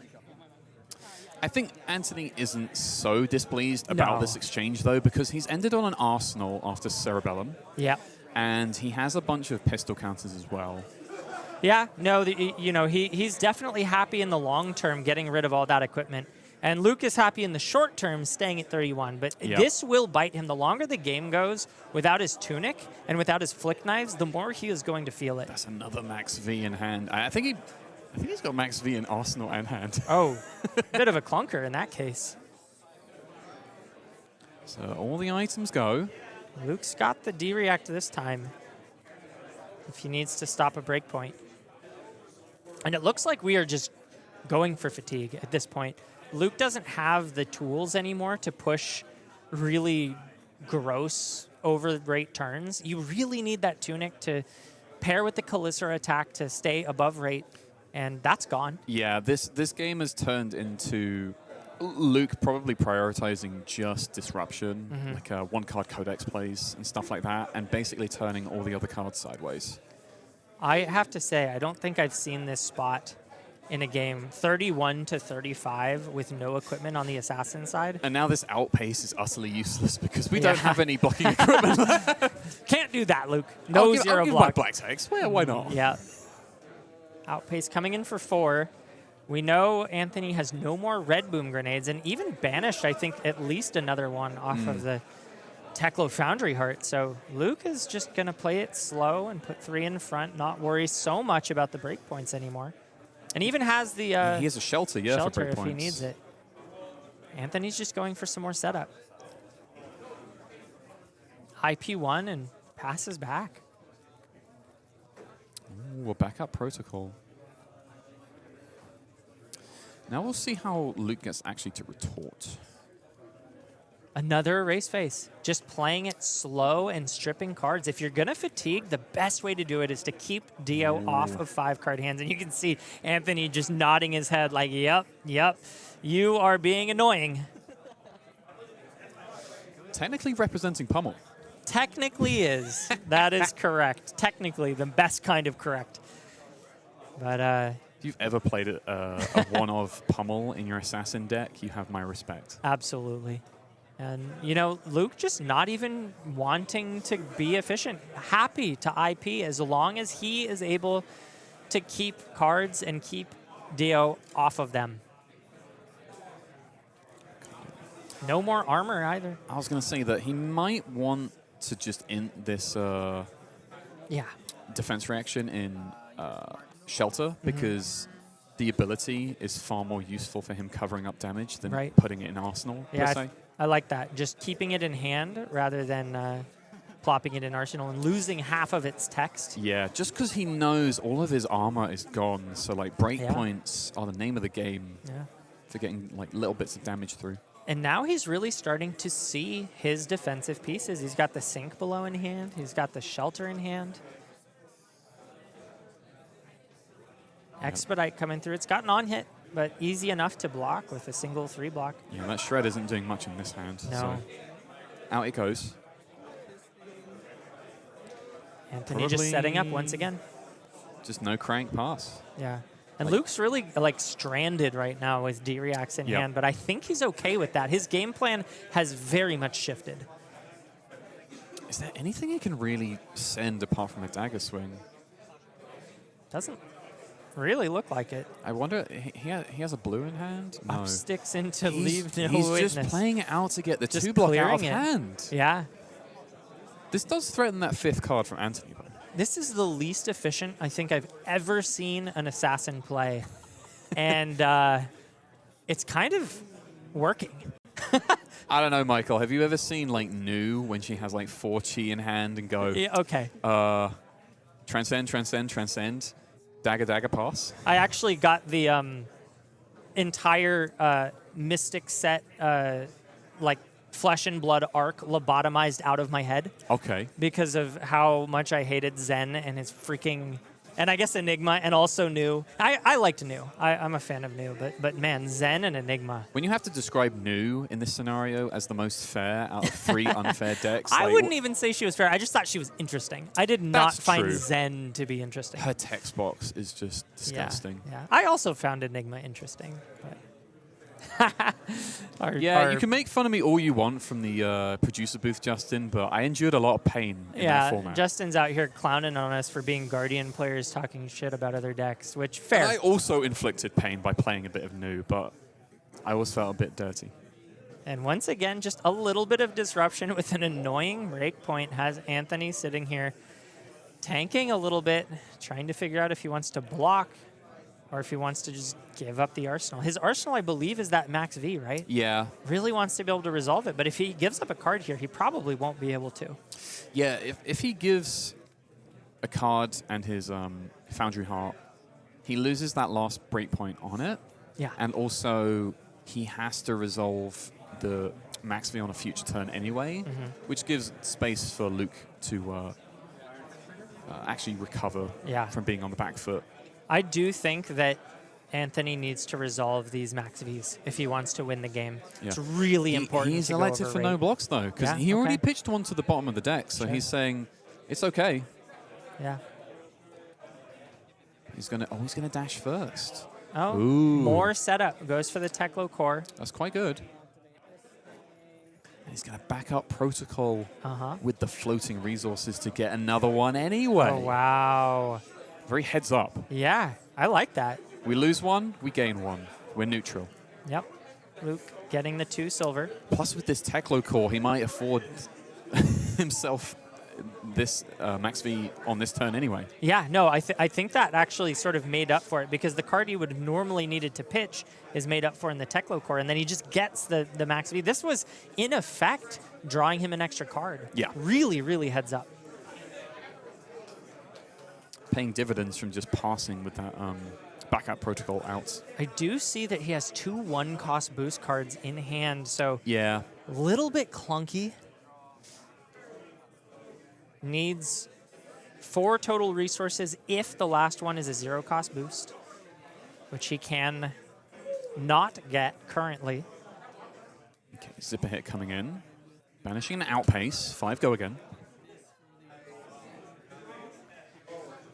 If he can find an item off the top and get an extra action point, that would be huge paired up with the Cerebellum Processor.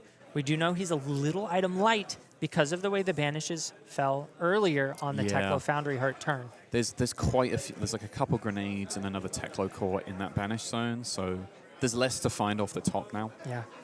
He's still just one resource short of being able to establish that maximum velocity this turn.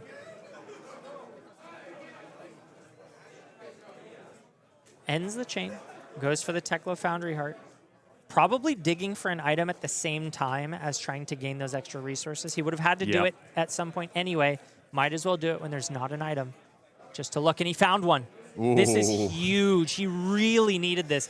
Now he needs to see a blue or a yellow on He top. cranked it so he can get Cerebellum. Yeah, exactly. And he sees the blue. I think he was very quick to draw that, and he found it. So now he's got what he needs. He's got the zipper, or I'm sorry, the 0 to 60 coming Yep. in. This is his second boost card, and he has another one in hand, as well as the resources to get the max V and a boom grenade. And that shelter comes out from the arsenal finally for Luke. Is there any world where Luke stops all of this? I don't think so. There's Not at without least armor 13 now. more damage Yeah. coming through.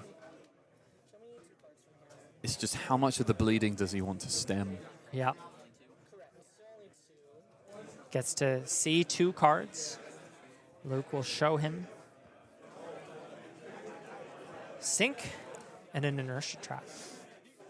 Gives him the sink, and now he only has 6 block left in hand, and He didn't choose to sink anything. That's interesting. pitches away that blue 0 to 60, coming in for 10 damage. This is a big deal. Threatening 13 at the moment. Yeah, inertia trap is just another 3 block though. I want to point out, though, he expended a lot of resources. He needs to do this one more time this game, at least. He needs to resolve the max True. V with boom grenades on the table or something to that effect. He needs to go over the top because Luke Gilmore has done a phenomenal job of blocking out the other turns, the sort of slower turns in between. And we see here, just gives 6, takes 9. Yeah. But Anthony is safe in the knowledge. Sorry, that 10. He's safe in Or the 7, knowledge 7. with the max V that he put back into the deck by pitching. Yeah, no, it's really nice to recycle those. You need to be resolving max Vs in a matchup that is trying to fatigue you. And Luke Gilmer goes down to 21, not quite half of his life total. So Anthony still has his work cut out for him. And his items are going away this turn, so he may need to take a little bit of a slower line to start setting up again, which will give Luke a little bit more breathing room to hopefully disrupt and keep him off of that next 5-card hand. Anthony needs to find those avenues to pepper in some pistol shots here. Right. Really cash in that fully loaded chamber. But he's getting those items off the top, and that is one very important way to get those pistol shots off, as well as getting the extra action points to do your tricksy things. 4 go again. Fast and Furious. Yeah. There's that 3 block in the deck only because of the bottom right. Bottom left and bottom right. Oh, I mean, he's never resolving that, right, in this matchup? Oh, I guess so. Yeah, it should, bottom left is for when he's against Prism. That's true. Here, just takes 1 now at half-life as Anthony sitting there at 31, but that's not really the number we care about. It's the number of cards in deck, as Luke has already committed all of his equipment on a previous turn, as well as that transformation, just narrowly escaping 2 boom grenades into max V in order to guarantee that he can't really play offense anymore this game. Oh no, I've taken your black text again. Just still a blocks 3 block. Yeah. An entire playset of Look Tough. Luke has quite a sizable library still, though. He does. Yeah, Luke is ahead on deck damage for sure, thanks to the boost mechanic, and will likely stay that way no matter what he does, even if he just blocks for the rest of the game, which it's looking like he might just do that. Anthony giving a quick deck count right now. Still a lot in there. Although he doesn't look incredibly happy about it. Maybe less than we thought. He's got a heist and an outpace in hand, so he's really asking himself, is this a Teklo core angle? Looking to be Or about Teklo 20 Foundry Heart. cards left in Anthony's Yeah. deck, just based on the size of the pile there. Luke with a whole lot more. And he goes ahead, shoots that symbiosis shot, first shot of the game with the weapon. But this is pretty annoying damage. It's just too inefficient to block, and it's a weapon, right? So it's not taking cards out of his deck, although I don't know how much that matters. Really, it's about not losing your power cards. So if there's something good on the top, I can see Anthony just taking the pistol line and setting up something in Arsenal, even taking the IP here. Yeah, he's just inted one of these cards. Yeah, I like that, though. I think it's nice. When you're trying to set up and you like the top of your deck, and it looks like he's got that last max V in his hand, so that explains why he opted for that line. Oh. Now, this is great that Anthony actually was prudent and keeping the breakpoint on Teklo Foundry Heart, because he can cover 4 here. Yeah, no, very smart not giving that up earlier when he had the spicy line of getting back his max V from Grave. And I think another thing as well here, he put his outpace in Arsenal and kept the max V in hand, which is great into like Codex and Leave No Witnesses or CNCs just off the top. But Lucas actually sent a Persuasive Prognosis. Yeah, which that's an attacks the annoying, hand. an annoying option. Now, does Anthony have blues in his hand? He's elected to say no blocks. Right, because he can see the top of his deck, and it's a yellow, so he's not going to get any disruption. Reds in hand, sir. Yeah, although that's a pretty clunky all-red hand. 2 costs means he's unlikely to send a ton of meaningful damage here. And Luke actually gains a little bit of life, one of the lesser known mechanics of some of these stealth cards, but very important in a fatigue matchup. Something that New used to do very well was just heal off of these stealth cards, as Luke gains a little bit benefit from that. Yeah, Prognosis and Justinic in New used to be like vomit-inducing amounts of banishes. Yeah. Ay, ay, ay. I don't want to talk about New anymore, Michael. Let's focus on heroes that are CC playable. Luke goes ahead and breaks the Black Tech Whispers just so that he can cash in the silver and gain an extra point of life in the form of the Battle-Worn Block 1. I think knowing that you had 2 silver on the board, you absolutely want to do that, yeah. Really smart play there. And now Anthony's got to figure out how to convert an all-red hand. Starts with the 0 cost, 0 to 60. Ooh, and he banishes, I think, his last copy of the red.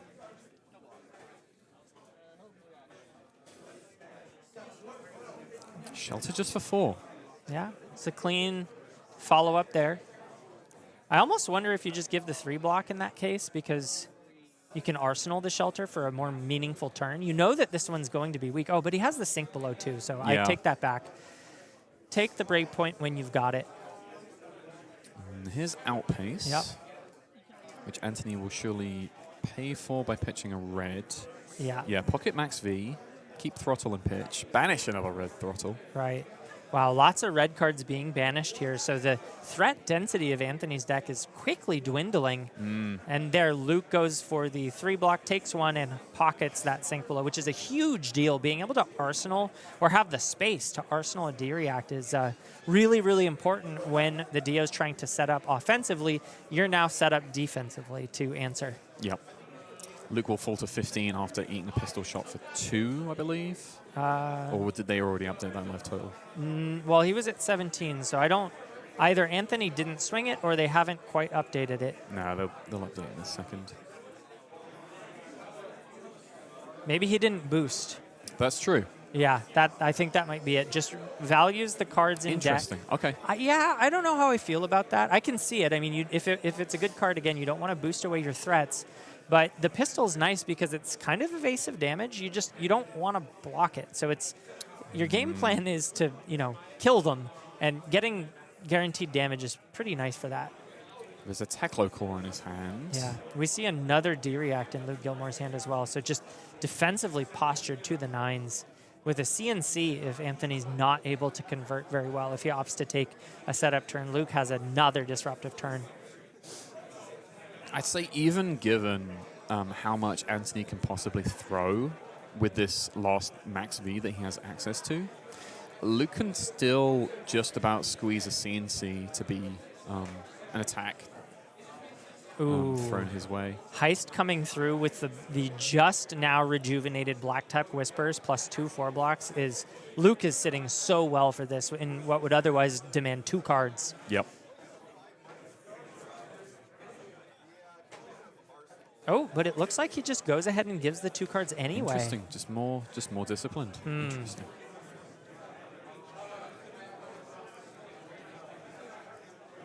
If he doesn't have to expend them, Yeah. don't need to. I suppose so.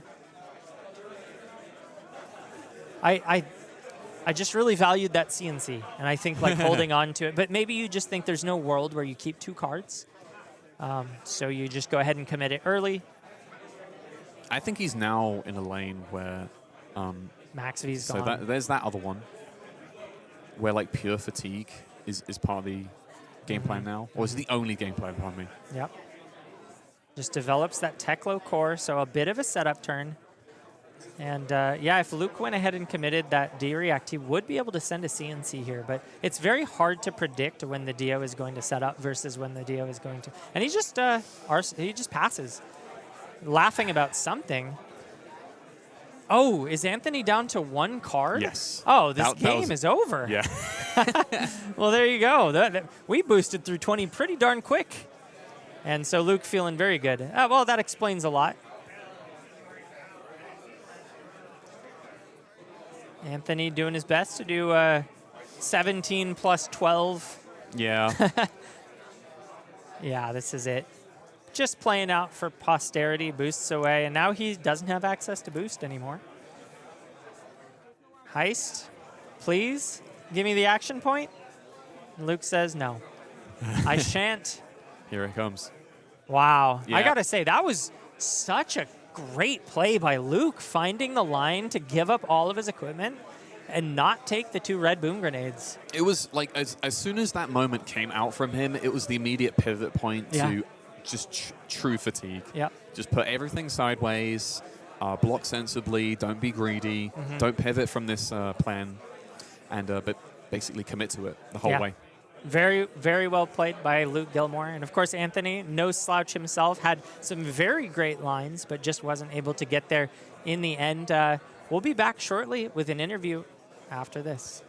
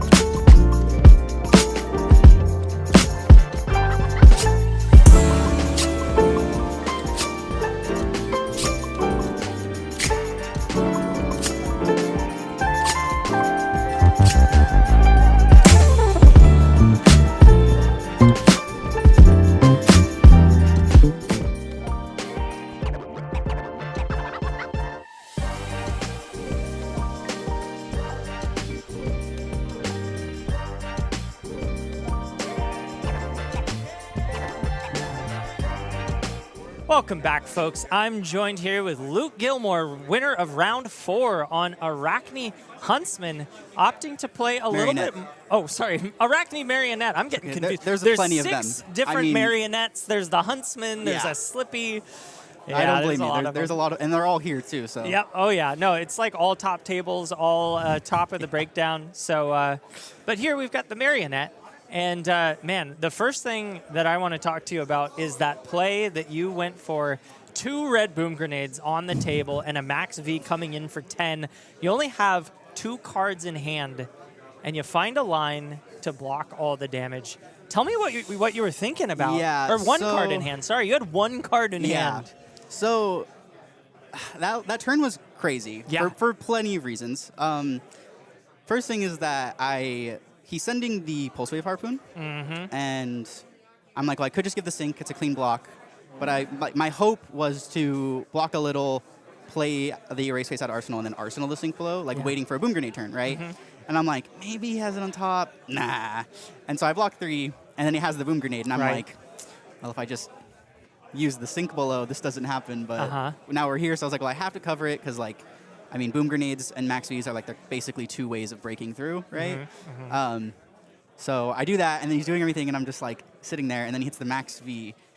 He banishes 3 other Boom Grenades though, so I'm kind of he says to me literally, he goes, I think I win here or I lose here, this turn. Yeah. And I'm thinking at it, I'm looking at it, I'm like, oh, Mass gets me a D-React, that's 5, I have 3 in hand, and I'm like, I mean, surely Tunic and Flick Knives are worth 8 life. And I was just I mean, yeah, it's got to be block 10 here, and just now we're just defensive for the rest of this game. I mean, that's kind of the game plan, right? Because Dash is just so fast. But I mean, it's such a risky plan just because of how much value the Tunic and the Flick Knives represent, and it completely takes away so much of your offensive efficiency. So you were committed at, I think it was 31 to 36. Yeah, it was fatigue from there. It had to be. Turn 2, and you're showing him you're going fatigue. You were, that was crazy. I've never seen that much upfront commitment to fatigue. And then, man, did it work for you. You ended that game with 17 life. Yeah, and bless Anthony, my opponent. Great guy. He let me buy back the boots, so I got 1 extra life there. I forgot for a second, but it didn't end up mattering. Sure. So maybe we could say 16 technically. But I mean, I think as soon as you see him banish all those Boom Grenades, and you're he's got this and a couple more Max Vs, and that's it. Yeah. And so it was just well, we got to just block here. I mean, even later, like you're saying, I mean, I was committed to being defensive. I had the Mark of the Black Widow, and in my head, I'm just oh, I could threaten Flick to get, and I was I can't threaten. The Flick is gone. We can't do anything like that anymore. It's all gone. Absolutely. So, yeah, that was crazy. I mean, I knew he was probably going to go to fatigue because that's just kind of how the matchup was, but that, like you're saying, that level of just turn 2, here's all of my equipment. Yeah. And he's here's all my Boom Grenades, and you're well. And I got to say, the end of the game kind of caught me off guard. We've got that top-down view. So I was talking about all these different ways that maybe he could still pull it out, and then he had 1 card left. Yeah. And I was like, oh, we're over. Yeah. I think it was by the time he bought back the Max V and played it, and then we're looking at it, and he's 12 cards, and he's I can only boost so many more times, and I'm it's true. 6. I was kind of surprised too. Even I'm looking at his deck, but then all of a sudden he counts. Went quick. He counts and he's I'm at 12, and I'm the double sleeve is deceiving. Yeah, and the sparks, drawing cards, boosting, he's just doing so many things that are just churning through the deck, right? And I mean, he kind of has to. At that point, he tries to do a little bit of setup, and I mean, you can only set up so much because again, it's not a full fatigue deck where okay, their offensive output's going to be hammer for 5. It's oh, you give me full tempo, here's CNC and something else, and then all of a sudden you're oh, now the Arsenal's gone and I have no cards in deck. And playing a race face into Dio is backbreaking. You were able to resolve a couple of those, and I mean, the first one was scary because he was able to just throw the equipment and have a massive turn. Yeah. But after that, every single one that you threw just took cards from deck, kept him away from dealing any damage, forced him into a setup turn. Yeah, he blocks with the equipment, and I was I kind of get it. It makes sense. He's going to go crazy. Yeah. But then I was you're saying, I'm just okay, well, now for the rest of the game, he's vulnerable. And I mean, that's kind of the point of the erase face, right? Is it usually buys through equipment, and then also now your things like your CNCs or your Leave No Witnesses can be a lot more threatening because they can't just shove equipment. Yeah, right? that card is, I think, one of the best cards in the meta right now. I love it. And So I good. just keep looking for all of the different decks that can afford to play it. Yeah. Right now I'm playing Puffin, not because it's literally the best deck in the format. It's not. But it just plays Erase Face so well. You're on the Tunic. You get to play the Pummels. Oh, yeah. And it's one of those cards Pirate that... Puffin. Yeah, You yeah. give it +3 wager. Absolutely. good. Yeah, when you come in for 9 with a pummel on the back of it and then just turn off their boost, it's got game into Dio. Yeah. So it's that makes pretty fun. sense. That makes Yeah. sense. Yeah.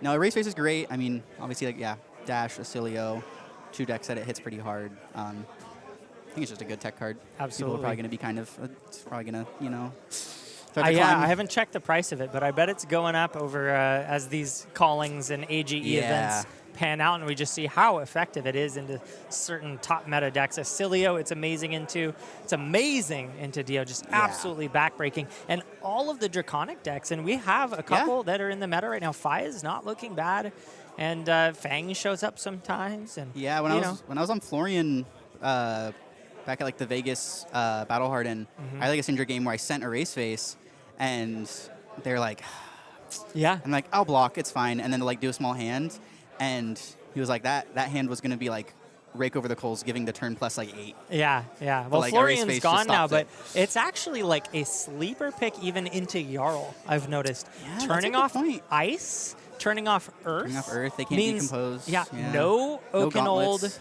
Yeah. no Felling of the Crown, no Channel Lake Frigid. Like, all of their power cards get turned off. So I'll have to think about that one if I see Brian later. yeah, I'll have to yeah. be like, Just it's pretty good. Although they're usually pretty happy to give 6. But True. when you're playing Puffin and you got the pommel to back it Oh, up, yeah. then it gets really nasty. Mario can be sneaky too, because you That's like true. you do some dagger stuff, and they're like, it's probably some reactions, so they Yeah. like, commit some blocks, and all of a sudden you're like 2 for 6, and they're Yeah. like, okay, well I blocked with what I wanted to already. Yeah, you have to give the whole hand at that point.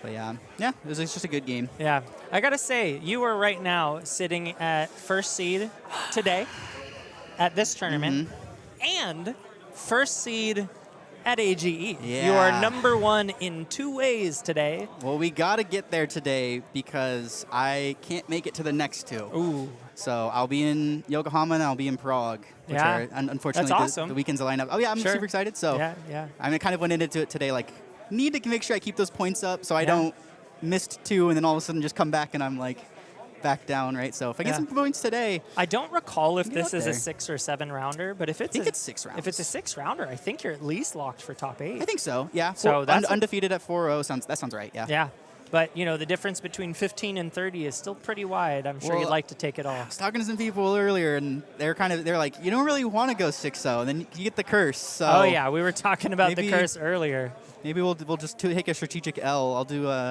There you go. we'll do the Tao and go like take a nap and just like be like, it's fine, I'm good Yeah, where I'm come at. in fresh. Yeah. Come in 8th seed. 8th seed gets the buff. I don't know what it is about It's true. that. It's really Just true. who It's, needs you die have roll? the drive, right? Like Yeah. your first seed, you're like, I get to pick turn order. These chumps, I got this. Yeah. And then all of a sudden you're like, oh, I lost. Get Oh. lazy. It is funny though because statistically speaking, first is the better option. 100%, I don't yeah. know what's going on with the curse, but I think there's also just some merit to if you're too focused on like what is good first, second. Sometimes you can just draw up and not like you draw like an awkward hand, and then all of a sudden you're like, oh, this sucks. Like I went second and I got this, and you kind of like get in your head about it because like sometimes you're like second is so favored, and you draw a hand of clunkers, and you're like, yeah, mindset Wow. is so important in the game Yeah. of Flesh and Blood. I mean, even just like giving up all your equipment on that one play, I can see a world where if I make that play and Sitting there I'm now like, sweating and just like, oh, did Yeah. that? I wish I had Tunic for this hand, and yeah. just I like, think if it wasn't for the fact that he banished all those boom grenades, I would have been way more scared. yeah, But at that point, I was like, there's one boom grenade left. There's some max Vs. We can get there. So I was like, I think if the boom grenades were all still in, I'd be like way more terrified. that's true. I didn't fully consider the fact that he just banished a bunch of boom grenades, and Yeah. the fact that that influenced your decision, I think, just speaks to how well you understand the game plan of Fatigue. So very well played there. Yeah. Gotta deal some Dios all the time. Yeah, so great game, great start to your day today. Do you? Yeah, thank you. Yeah, do you have any shout outs or anything you want to mention before we wrap things up? I mean, shout out to everybody. Shout out Tommy. He's my friend from NorCal that brews a lot with Mario. He brews. I mean, this guy just to the mines. That's Yeah. That's what we just takes me to the mines, throws There me you in go. Talishar for 2 hours, and Sure. is like, yeah, this card's not good enough. And I'm like, all right, cool. I guess we figured that one out. So That's cool. You've got your he's- team building and brewing yeah, for just you. like we just brew all the time, and Cool. so like that's kind of like the list today. There's been a lot of like Yeah, it looks a little bit culmination different. of Yeah, a lot of there's- like there's some little tech pieces tiny in there. pieces, and I mean I think that's what Mario needs right now. I Yeah. think the meta's kind of coming to like be a little rough for him, so you kind of need to find your ways Right. back in. Yeah. And shout out Anthony.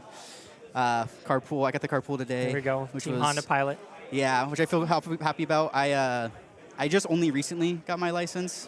So the drive over here is like a little far in Sure. terms of like how comfortable I am driving so far. Yeah. So It's it nice was to nice get that carpool. to have like the offer and be like, I'll drive like a little bit and I don't have to drive the whole like it's because it's like Awesome. an hour and 10 for me. So Yeah. yeah. But yeah, and a shout out to all the locals. I mean, everyone here. I think at this point we know probably what, like 85, 90% of the AGE players today. Just Sure. everyone here's locals. Everyone's great. Yeah, You know, awesome. Love it here. And Cool. shout out you guys.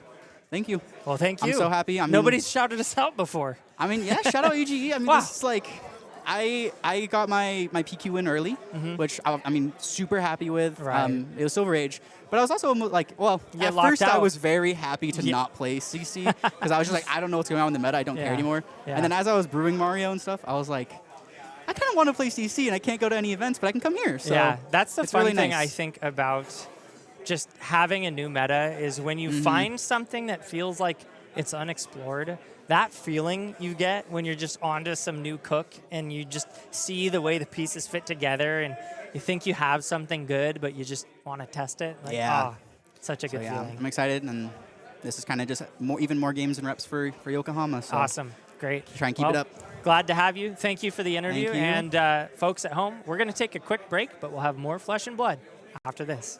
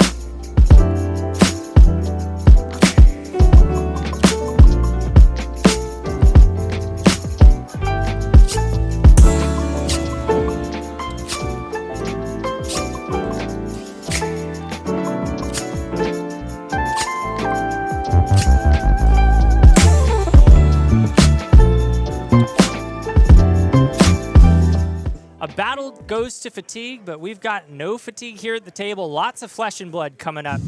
And before we hit that, though, we've got a couple looks at our sponsors here.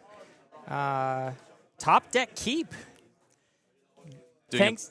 Doing a bang-up job keeping us here. It's getting a little moist. It is. I'm like about to take the jacket off. The AC that was keeping up is no longer the little engine that could not. Yeah, we unfortunately, do have, the heat's coming in. We do have quite a few card games going on concurrently today. Yeah.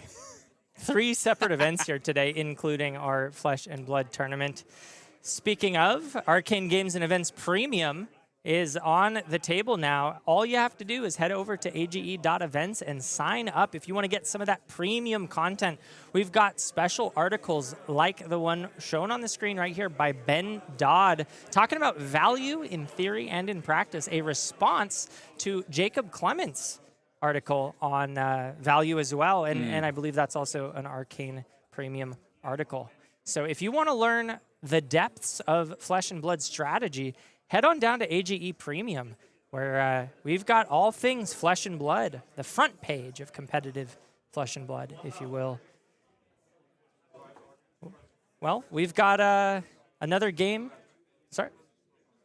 Yeah, we're good to go. So we're going to head over to our match as Haley Neighbors queues up against Aiden Kwasniewski. And this is an important match. Both of these players sitting at 3-1. So they are battling for the top spots in the top 8 right now. Yeah, this is definitely going to be another interesting matchup to watch, Michael, because unlike Arachne Marionette, who's being a bit more proactive, playing in the reaction step a lot, Arachne Huntsman is a lot more, I'm not going to say laid back, but a lot more of a reactionary deck. With a lot of defense reactions, and the aim is to do like deck damage and other fatigue to kind of erode the library of the opposing player. Yeah, definitely trying to target those power pieces and get them out of the deck before they are able to be resolved. That being said, though, one of the interesting things about Assassin Disruption in particular is that they disrupt through banishing. And Vinnset can play cards from banish, so that can be both a boon and a hindrance depending on which cards end up in that zone. Looks like Aiden here won the die roll and chose to go first, I'm assuming, and just sets up a widespread destruction there in the banish zone, gets a rune chant, and passes it on over to Haley. Haley has elected to play an Arcane Lantern as the one piece of Arcane Barrier in this matchup.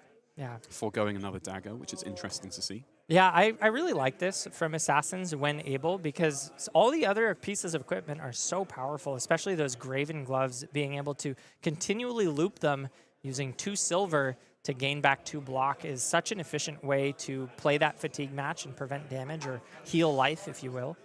Haley elected to take a second and immediately bottom that card to Surgical Extraction. Yeah, Surgical Extraction, one of those disruptive pieces that allows Haley to choose the card being banished, which can, you know, not allow Aiden to pick a Rune Gate piece. What's interesting to me is that Haley immediately began the chain with this Surgical Extraction and has 2 cards remaining in hand. So either with something like a Shred or Cut to the Chase as a reaction to get over blocks, or maybe just like a clunky hand that has like 1 too many D-reacts to actually go wider. It does look like they've got the reaction here. Takes a look at a new card and says, yeah, I'll keep it there. Ooh, Aiden almost losing his arsenal. Wow, does have the reaction though. Unfortunate, didn't predict the attack reaction, so this will still hit. Still taking 3. And then, it's an Oblivion off the top. No. Huge hit. One of the key pieces here to get over fatigue is being able to create that he stares minion. Down the camera. Yeah. He's like, I can't believe this. That's his 3 floating chops there, looking right at the audience, letting him know he doesn't like what just happened. Huge start from Haley now. 36 plays 40 as we head into turn 2. She's already drawn up a copy of Hunter or Hunted right now.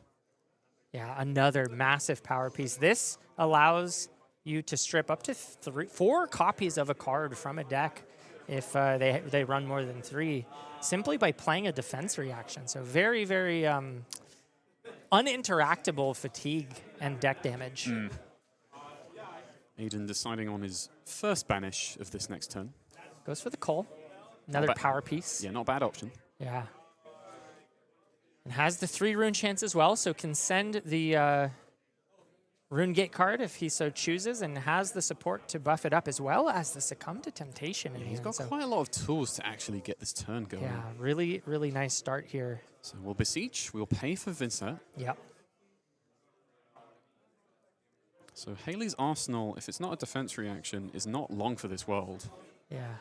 Widespread destruction coming through. 3 rune chance first on the stack, and Haley is forced to take 1. 2 remaining. We'll think if they're ultimately worth pitching to. Looks like she does. Values the life. Pitches Plague Hive and then rolls immediately. Because when Plague Hive is pitched, doesn't matter whose turn, a random ailment of Bloodrot Pox, Frailty, or Inertia token are rolled for and selected. Bloodrot Pox, probably the one that she likes to see the least if she's going for fatigue. However, it's still good value. I mean, 2 damage is 2 damage. See, with Oblivion already gone, I don't know if this matchup goes even that long for fatigue for Huntsman, to be honest. Yeah. Well, if you're trying to deal damage, this is the way to do it. Frailty, of course, can turn off the flail, which is nice, and the inertia is always nice, especially when your opponent is still representing 2 cards in hand. Taylor says no blocks, and we'll move to reactions first. Oh, there's another hunter hunted in Arsenal. So gets around the disruption on the widespread. We happen to... she has the blue in hand for it. Rated for rune chance beforehand. So we just talked about this going to fatigue versus damage, the Bloodrot Pox being the beginning of that conversation. But with 3 clunky Rune Gate cards in Banish, that means Aiden, until he can clear those out, will be taking 3 extra damage every turn. Yeah. Aiden is still holding that cull over Haley's head, but she can respond with the other hunter or hunted with colors on the stack. So Haley's very well positioned for all the disruption this turn. But it was a red in hand, so... Yeah, unable to resolve with that red. And yeah, Aiden goes for the right choice here, getting rid of the second copy of Hunter. It's really good for him. It is. It's like his first win in this game thus far. Yeah, yeah, huge hit. And now he's thinking about whether or not to deploy possibly that Cull, get rid of the Plunder the Poor, or if he wants to just... I think he's just keeping the chain open to flail. And he still has a window to play the Cull after the flail if he wants to. That's true. Goes for that flail, takes another damage, down to 34. 34 plays 34 as the Graven Call comes into block. Smart move, as Haley has 3 silver. Ready to bring that right back when her turn starts. But Aiden says enough is enough. Move to Arsenal. He'll take 2 from Blood Debt. I think 3, right? Or is the Cull in Banish? Oh, wait, pardon me. 2 from Blood Rot. Right. Blood Debt. They both begin with bloods. Wow, so taking 5 here. But what's that last card in the Banish? That's the Cull, right? No. There's Cull. Cull's in hand. There's the 2 Annihilations, and then there's the Oblivion that was banished on a previous turn. Okay, got you. But I think Aiden's aching over whether he wants to put this... I think it's another widespread destruction in Arsenal. And... because it might just screw up his turn if he actually puts it in there. Elects not to Arsenal, yeah. Yeah. Takes 2 more from the Blood Rot. Down to 29. So much incidental damage. Yeah. Leaking a lot. Just a 1-card retort from Haley. Perfectly fine. Sure how I feel about not resolving the Cull, allowing Haley to have that 1-card 4 play and taking an extra Blood Debt damage on top of it. Aiden just blocks out here. Ticks up the Tunic, activates Vinnset, and goes ahead and banishes what looks to be not a Blood Debt card, hoping to hopefully clear some of this stuff out. Oh, no, it is. Widespread Annihilation banished. I think he might be spending his Grimoire on this turn, unless he wants to just pass. Yeah. He's going to take a lot. still. Wow, 4 blood debt going down to 25. Setting up, though, I mean, when this train gets rolling, it's going to be really scary. I mean, to be honest, given the setup that Haley has presented, she can only go like 2 wide with dagger and then another attack. Yeah. So as long as Aiden is prepared to give some cards on blocks here and there, he still has enough, even if he has to give up some uncomfortable cards. Yeah. Haley plays Plunder the Poor here, looks at the top, keeps it on top, and just another simple break point. Wow. Aiden goes for the face Purgatory here. Maybe suspects that he wants the card that Haley just looked at, given that it stayed on top. That's another thing to consider. I think he's looking to just gain another card out of hand to unbreak this. He found a Shadow Puppetry. That's pretty good. Hit. With the 1 rune chant, he will be able to get that widespread annihilation out and then pair it up with the Shadow Puppetry. Yep. He also has a Malefic Incantation and a 3rd unknown card from my angle, but still has so much blood debt that he needs to clear out. If he's taking 4 damage every single turn, he's going to be in trouble soon. It really is such an unfortunate number at 4 to try and clear this early on. Because like those 2 annihilations are basically a Blood Rot Pox of their own sitting in his banish zone.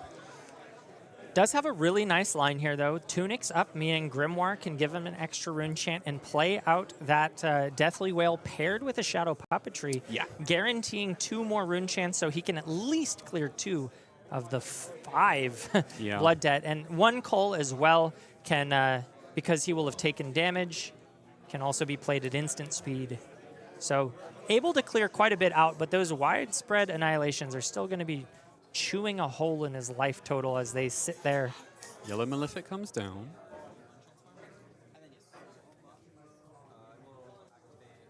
Thinking about whether or not to pop these equipment. Definitely doesn't need to expend Creepers here otherwise. Yeah, good on Creepers. I really feel like this is the time to Grimoire. Yeah. He can then reassess by closing the chain if he really wants to use his Quill Hand. Yeah. I mean, with the Grimoire, he doesn't need to use the Quill Hand, right? Because he can pair it with the Shadow Puppetry, give it go again, force the on-hit, or force the rune Well, chant. he needs a 3rd rune chant because Deathly Wail is a 3. Right, 2. which is where the Grimoire comes in. Yeah. So plays the Shadow Puppetry first. Still tanking. It's always tough to give up these equipment pieces, and I think every time you do it, and then you end up with a clunker that you wish you still had it, it kind of makes you want to hold these pieces as long as possible. So he's probably trying to find a line where he doesn't need to break them. But given the circumstances here, I feel like he's got to push damage. Reaching towards the Quill Hand, I don't like that as much as the Grimoire. Well, it's interesting because he can pay for Annihilation. That's up true. Front. Maybe he wants to clear the Annihilation while he can. Yeah. But he needs the extra rune chance from the Deathly Wail, I think, to really make this turn sing. I don't know what his arsenal is, and maybe there's something that he's considering there. He might be going for the widespread ruin on the follow-up, where he doesn't have to rely on popping the other equipment, maybe. Because he has his Malefic. Yeah. Oh, wait, I suppose he would have to. Yeah, this is definitely an agonizing turn for He goes for the Tunic. Aiden. He goes for the Grimoire. I sometimes forget that costs a whole resource. Yeah. Goes up to 3, and now we've got the Deathly Wail with the Unpreventable. 7 Both players go will again. have taken damage. Yeah, I think he was just really wanting to get rid of those widespread annihilations, just knowing how clunky they can be with the potential to clear them out is tempting. But the really good part is that you actually have priority as Vinnset to play out the cull in response to how many rune chants your opponent does or does not cover up. Because then before defense reactions, they've lost the card already. yeah, very good point there. It being instant is meaningful, and So Haley goes and covers 2 Haley will float 1. and blocks with the headpiece and the arms. Moves to reaction. So Aiden did not choose to cull before then. The old sink below. But Aiden will still be making Oh, 2 that rune one's chunks fake off for the seeing. back. He's alt arts. Yep. Thought it was a cracker from here. Some other thing that she's holding. I think it's a fortune cookie. Fortune. Or, yeah.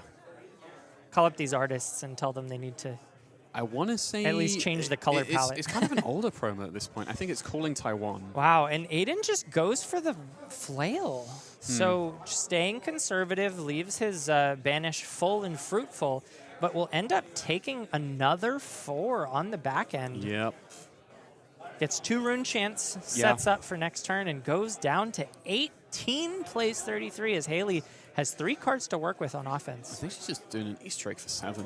Just like Yeah, serviceable damage and then call it a day. why not? Looks like this game is going to come down to life totals. And Arachne Huntsman being able to banish that many high-costed rune gates is such a important potential win condition. So Haley being able to find that is pretty massive, as we see. I think Aiden's taken like something like 15 blood debt so far. Yeah, at least a dozen points of Yeah. damage to his own deck. I haven't really done the math. It's just vibes at this point, but a lot of blood debt coming out.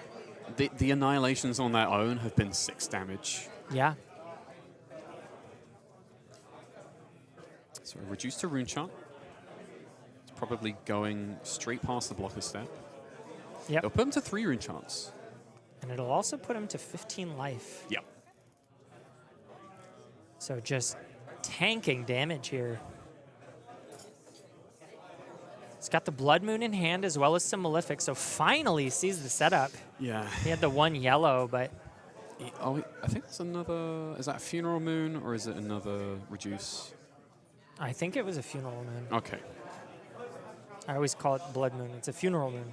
It's a Funeral Moon. Gotcha. Banishes that, goes up to 4, finally able to maybe get rid of one of these widespread annihilations, and has the 2 Malefics to back it up so that finally he can sort of start to stay set up even after resolving this blood debt. But 1 annihilation and a Funeral Moon means 3 blood debt, and just sitting on that coal, really interesting choice. I feel like there have been multiple opportunities to gain, you know, even on the Plunder the Poor turn, he knew that card was in hand.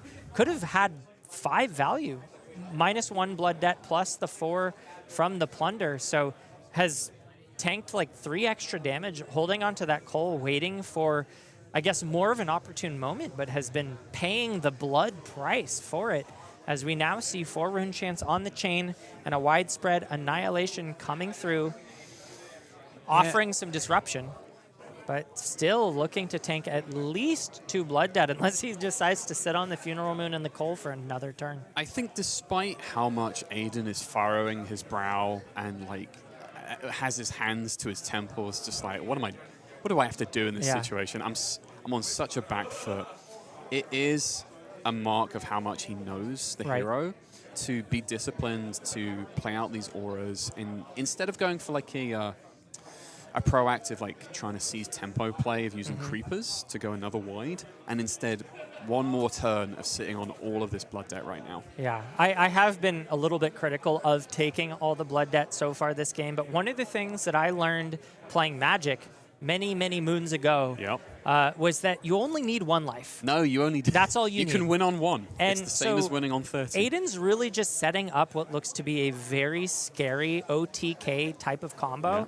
And if he's able to piece it together, that Haley is by no means safe yet, but Aiden needs to get it soon because he is taking damage turn after turn. He's got another Malefic in hand, to be honest. Yeah, those are good. 2 in play at the moment, and Annihilate the Arm comes out, courtesy of that Tunic counter, 5 damage coming through. Looking for attack actions off the top. He's prepared to put cards sideways. Aiden's very emotive. I think even as a as experienced as you can be on a hero and on a deck, there are some situations where like you can't but emote and show some of it on your body language. No, I think he is firing on all cylinders right now. His brain is cooking, and he is just... There's so many potential lines. Vinnset is just known to be one of the most difficult decks to pilot in the game of Flesh and Blood at the moment. And you can see it here now because he's got what's effectively a 9 card hand that he has to figure out what to do with. So many lines. He's going to banish a Deathly Delight, so he could get some life off the back of this, which is not nothing. He's going to play out this Sonata... Galaxia. This will allow him to tutor up an attack action card. No, this goes for Runeblade Aura.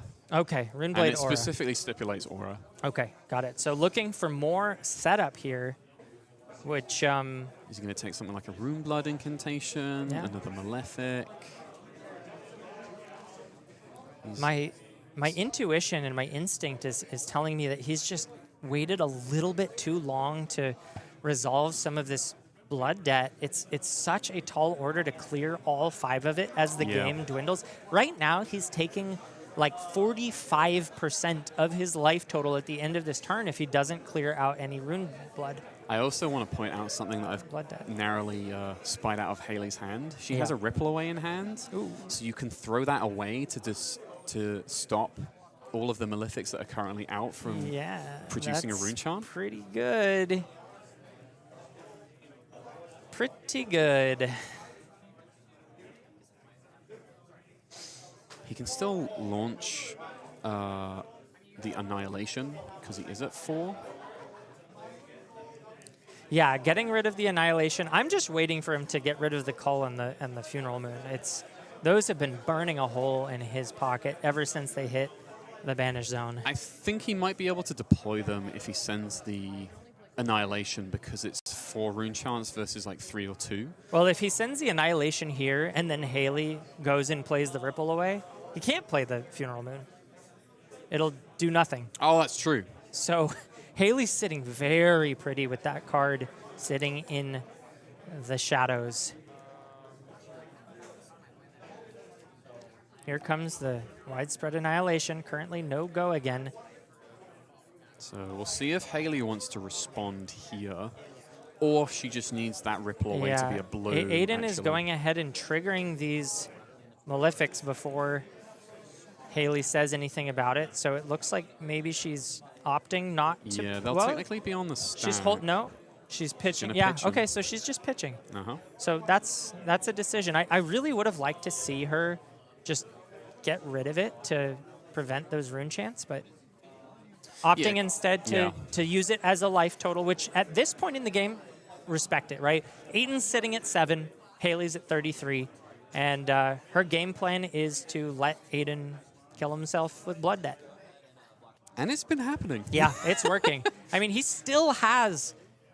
Well, he's finally cleared out the Widespread Annihilations, but he still has 2, costed Runegate cards, and he's still sitting on the Coal and the Blood Moon. He's definitely going to get a use of Creepers this turn.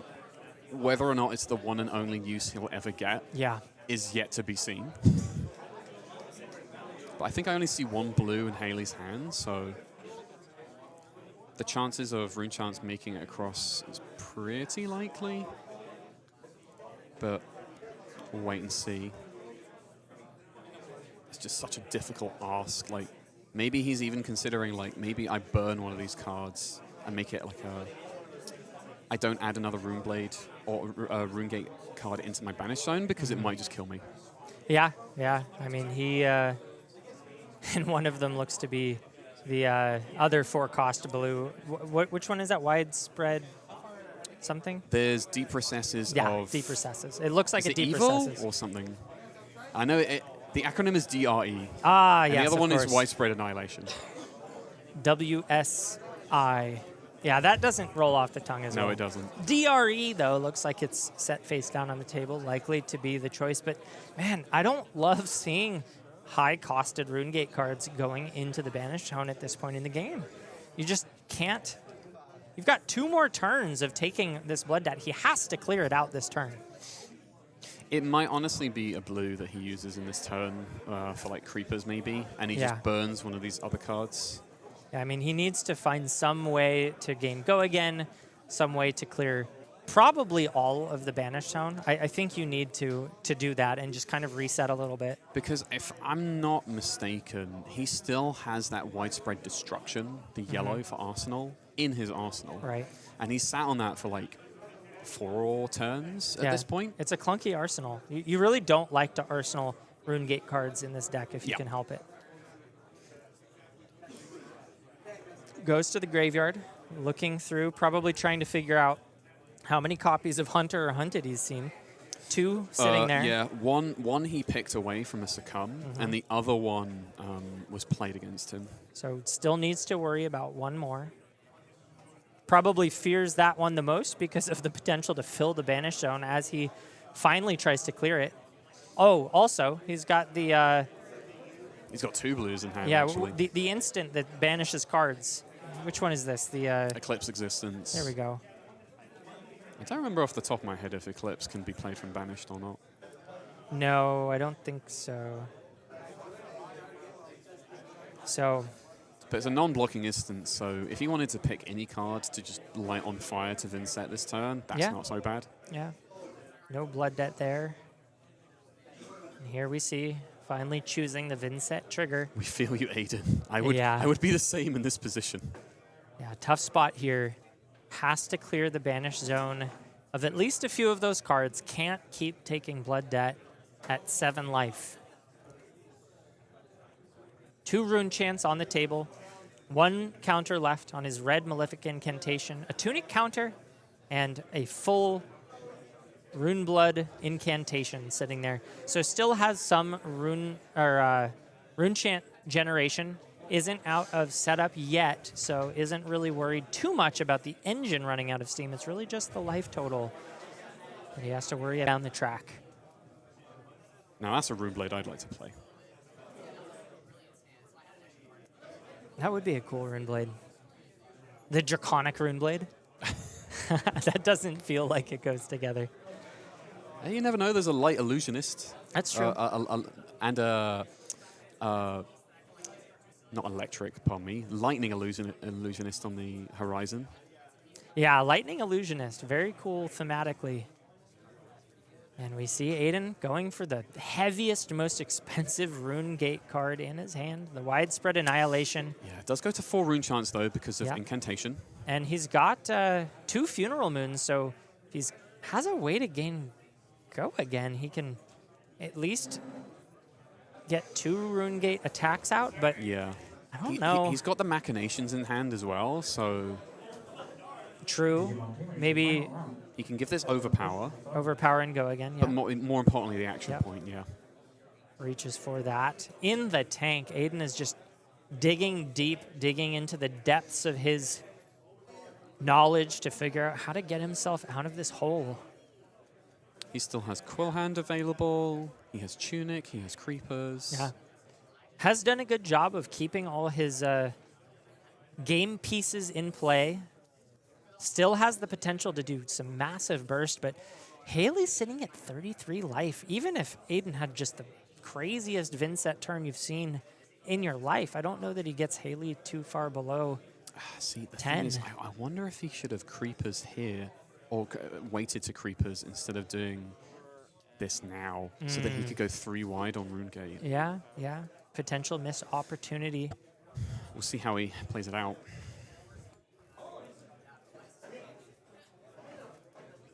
Four Rune Chants on the board, 6 damage coming in, overpower.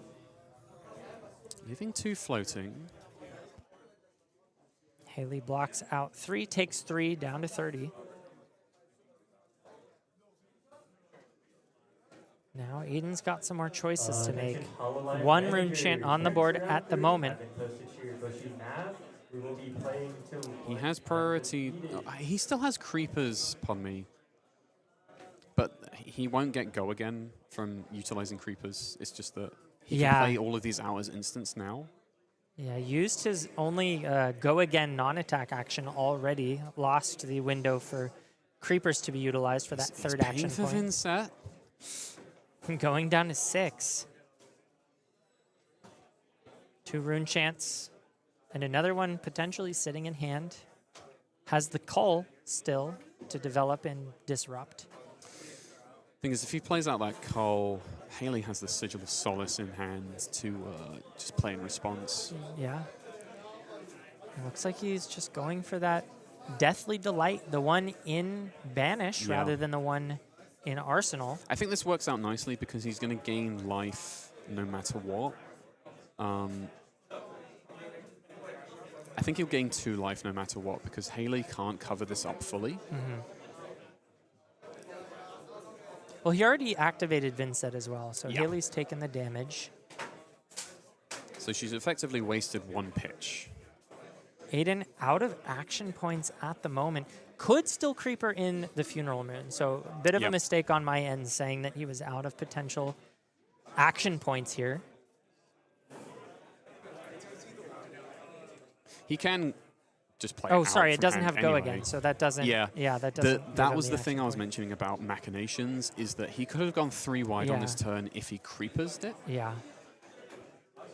And this is just showcasing how difficult I think Vinnset is to pilot. So many different lines, knowing when to hold back, knowing how to set up, and knowing when to hit the gas is such a difficult piece of piloting Vinnset. And we see here Aiden ending the turn, having only dealt like 9 damage and IP1. Now, the important part, I believe, because of sending deep recesses, Aiden was able to turn over the Graven gloves. Yep. So Haley can no longer buy that armor back. That is important. Which is not nothing. Yeah. We see now Ace of Come in hand. So finally starting to line up some of those go-again pieces that he needs to really pop off. But now he's kind of starting to run out of steam in that engine that we talked about before. Only 1 rune chant on the board and 1 coming in from the form of Vinnset as well as the Rune Blood incantation. 3 is a good number and enough to get the Deathly Wail out.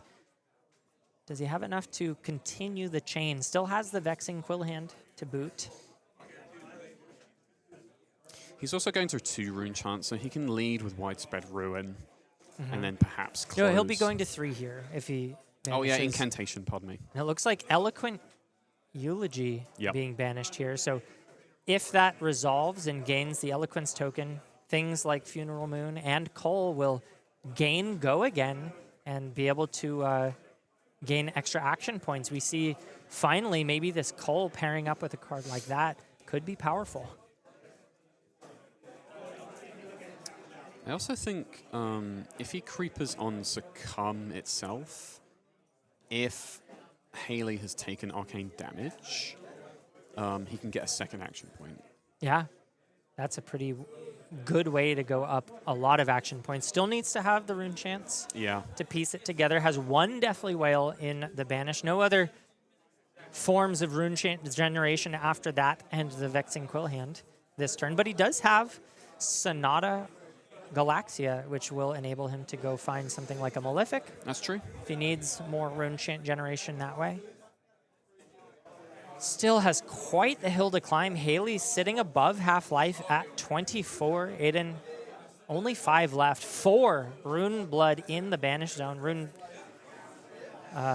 just Blood Debt, Rune Blood, Blood Incantation Chant.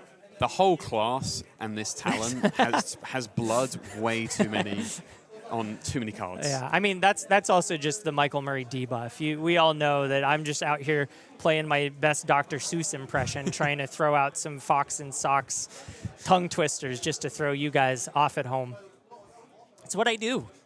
I do not like green eggs and ham. I do not like them, Sam. I am. I do not like blood, debt, and chance, so please don't throw them at my pants.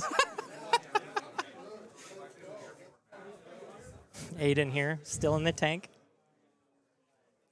Look at that. He's sweating. And it's hot in here, but I got to say, a lot of this is probably just good old-fashioned brain cook.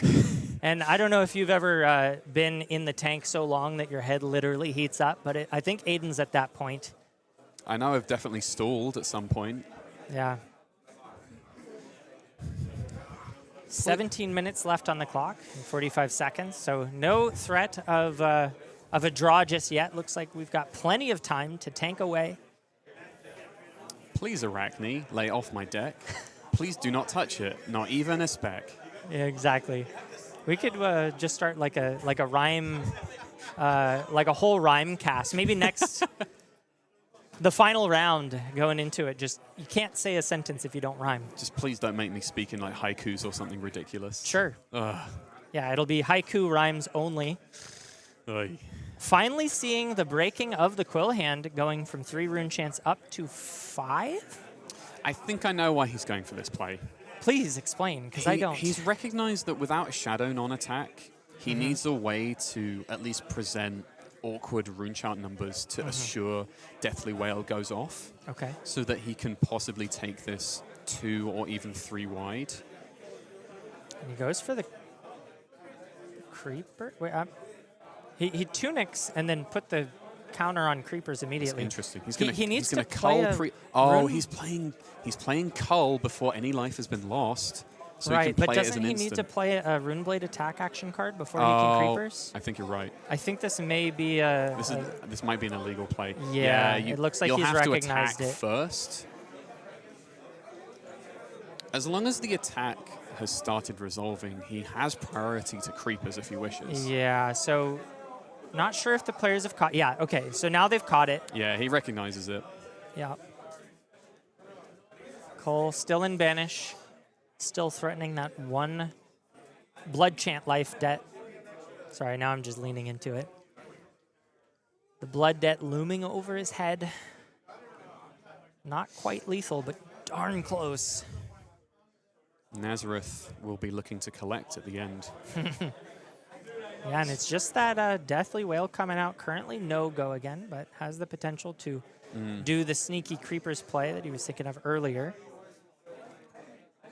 So Haley is just going to pay for 2 Yep. and take the other 3. So maybe this will indicate that she has nothing but reds in hand. Yeah, takes the damage, which does allow the Succumb to come out. I think she's Looks like she's assessing the passed on blocks. blocks as well. okay. That's interesting. I wonder if maybe Haley's pivoting now that Aiden is so low. Just Yeah. trying to keep a few cards in hand to take the tempo and potentially even threaten lethal Yeah, in because this spot. without all the information that we're privy to from Yeah. the other side of the table, Vinnset can blow you up Yep. without like any real announcement of it sometimes. And Aiden has done this on 3 floating before into Brian Gutierrez. Yeah. He went 3 wide on Rune Gates and blew Brian up.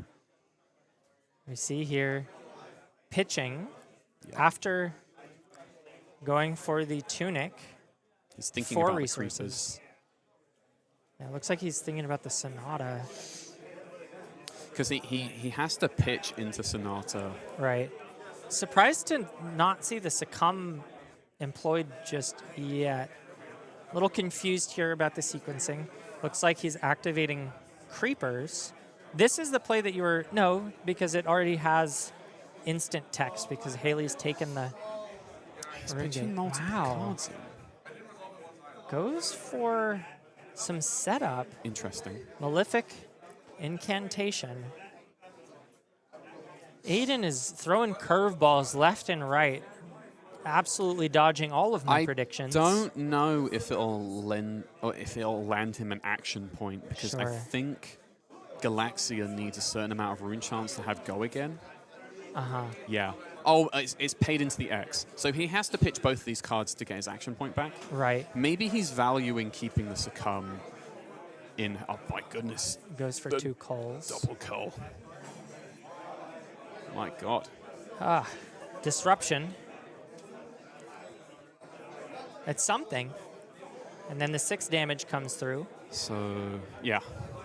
That's a lot to do at instant speed. Haley's got 1 defense 2. reaction. Well, full to 17. Sink Below coming out. Producer, The Square Cracker. producer Justin having a bit of a rib because of different art treatments on defense reactions that are generic. I don't know what you're It's a talking mock. about. Have I said it It was right. And here comes the widespread. So I believe Aiden will be down to no action points after this. Yeah, no action points and But he'll one live rune at chant. 3. 8 coming through, and Haley has to take all 8. All of a sudden, Yep. this game is looking That's what I was telling you about. really yeah. close. Banishes. Machinations would have been really good for next turn, unfortunately. So Aiden sitting at 4 life. Only 1 blood debt, finally. Still tanking 25% of his life. Haley sits at 11 and has to pass back. Aiden down to 3. Interesting. Draws up a D react. She Not does have great Tunic timing. up. As Haley also finds a Fate Foreseen. 3 blues. Aiden will banish a Deathly Delight red, Does which might Aiden help him to have gain some life. the go again? Did Aiden creepers last turn? I think he used it on the Sonata, right? Is that Yes, what happened? he Yeah, did. Okay. He has a Mordred Tide in hand, actually. Although, he's electing to just send Delight and hold back 3 cards. Yeah, could potentially creepers in the Mordred Tide if he wanted to.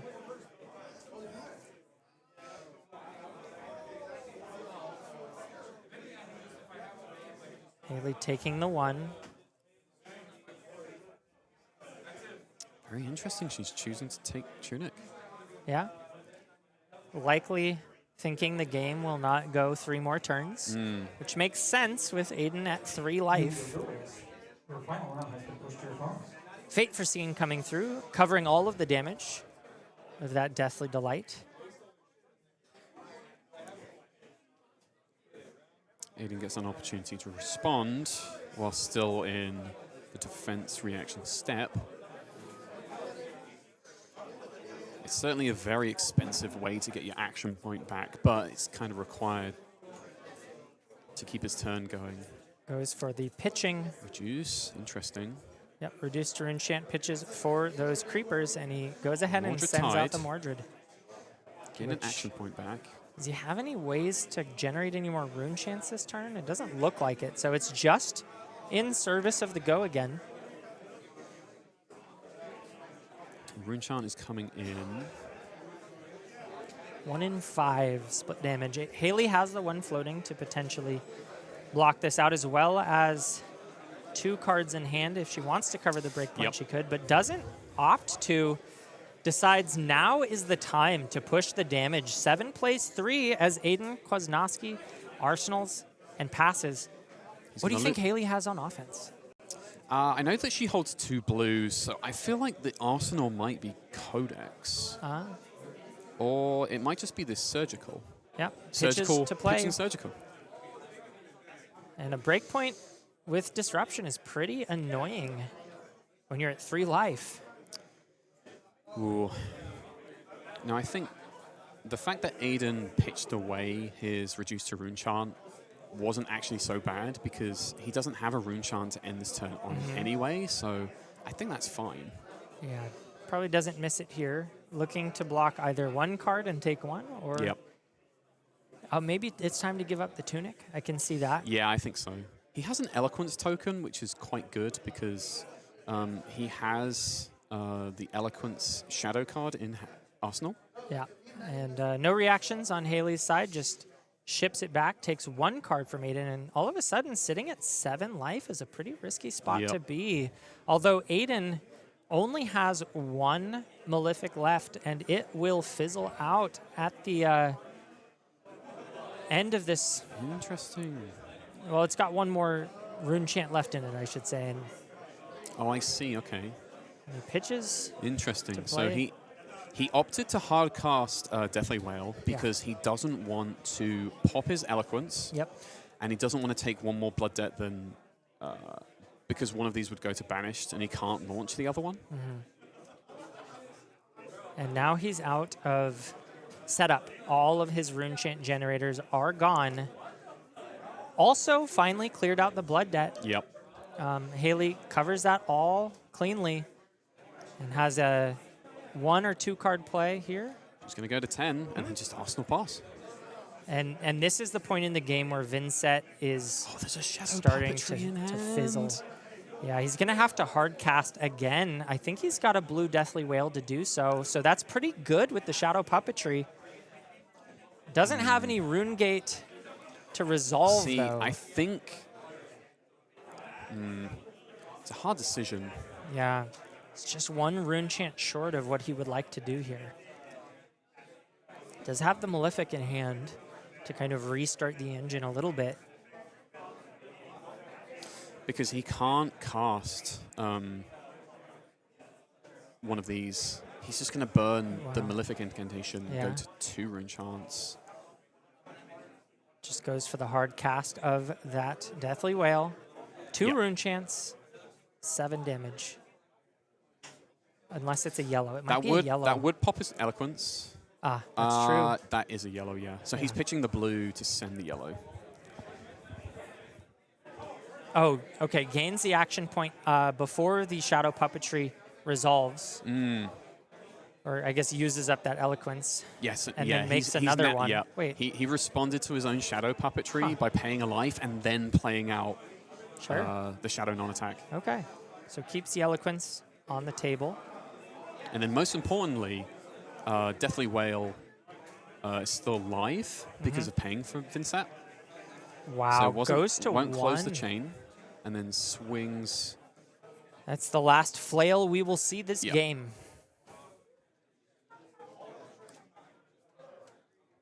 And Aiden is between a rock and a hard place here.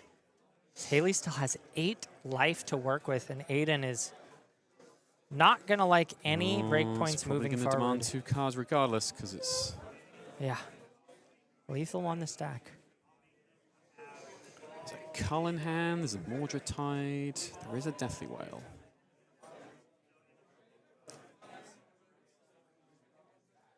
We're starting to get down to the last dregs of what Aiden can really throw at Haley.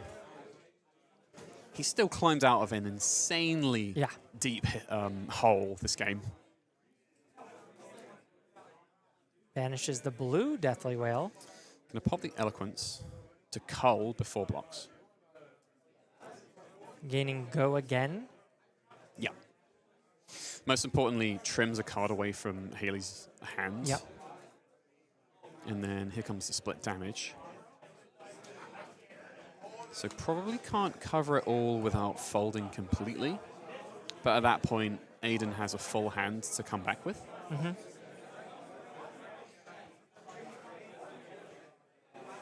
So blocking 3 and taking 1 because it was blue. Yeah.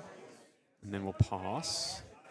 Wow, another Sigil. It's going to be Sigil and then Codex. Ooh, that's a back-breaking play. Aiden losing a card here. Yeah. Grabs the Deathly Whale red. Ooh, I think he needs a blue left. Yeah, he must have a blue if he went for that card so quickly. Maybe not. Maybe he's just prepping it for a future turn. It doesn't. No, I know what he's going to do here. He's going to throw something away. He's going to keep the whatchamacallit, Widespread Ruin, because it's a 2-cost. Because he'll banish it to Vinnset. He has to give up 2 cards here. He does. Yeah. So like we've been through a turn cycle where Haley gave nearly her whole hand. Oh, and then he can play. Wait, this is a Deathly Whale. He only has 2 Rune Chants. He goes out on his own terms. Sends the flail, and that's Aiden. it. Lethal damage straight to the dome. Well done to Haley. That was a confusing game, I think. There were so many lines that Aiden took that had me scratching my head. Now, I am not claiming to be a Vinnset player by any means, and I know that really good Vinnset players will make you wonder what the heck they're doing. Yeah. I've seen, I think June right now is the shining example of how to play Vinnset, and I remember thinking the same exact thing when watching June. So it very well could be that one of the things you're trying to do is just set up these massive combo turns, and maybe they just didn't draw up, but there were certainly many turns where I was sort of wondering about the choice to leave the Cull in the Banish Zone, leave these cards, and take the Blood Debt in favor of setting up massive combo turns, which did sort of piece together in the end there, but it just wasn't enough to get over the line. Yeah, there was a lot of navigating that Aiden had to do that looked just so painful. Yeah, he was in the tank. He was really trying to figure out how to get himself out of that hole, and not quite able to do it, although he did finally find an out by swinging the flail and taking one to die. As we said, he went out on his own terms. Absolutely. So if you're going to go out, that's how you want to do it. Well, we've got an interview with the winner, Haley, coming up right now, so don't go anywhere. We've got her coming up.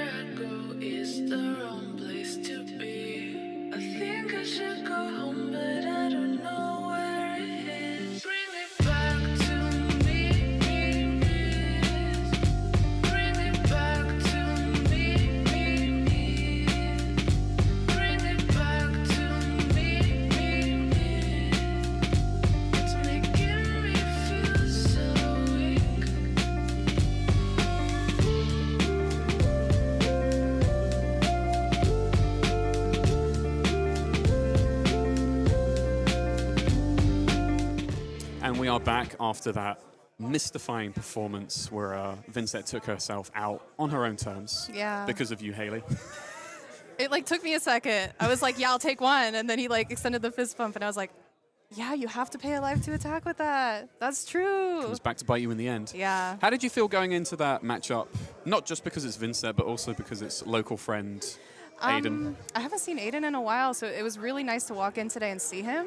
And then to get paired into him, especially on Vinnset, I was like, this is such a bummer because I think the matchup's really hard. Yep. You really have to like hope they lose a lot of life to blood debt and like hit good things. And I know Aiden's a great player. He's been on Vinnset for a long time. So I was a little nervous. I was like, oh man, I wanted to dodge all the Vinnsets today, and that didn't happen, but it all worked out.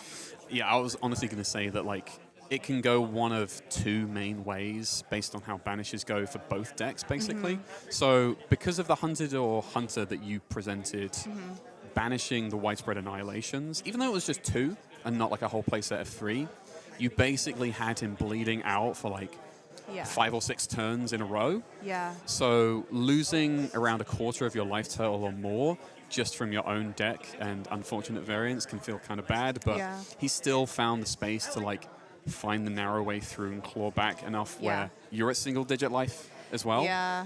It was tough. I mean, I knew I had the sigils, which I was like, thank God I have the sigils. Yep.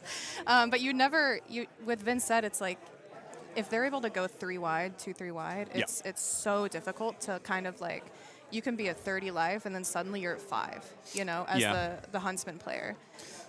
So it's really, you know, anyone's game at any point, which is why like he was taking a little while to like think through some lines, and I play against my fiance Jake plays Vinnset a lot, like since the beginning. Yep. And I just know like anything can happen. That's part of what makes the game so stressful.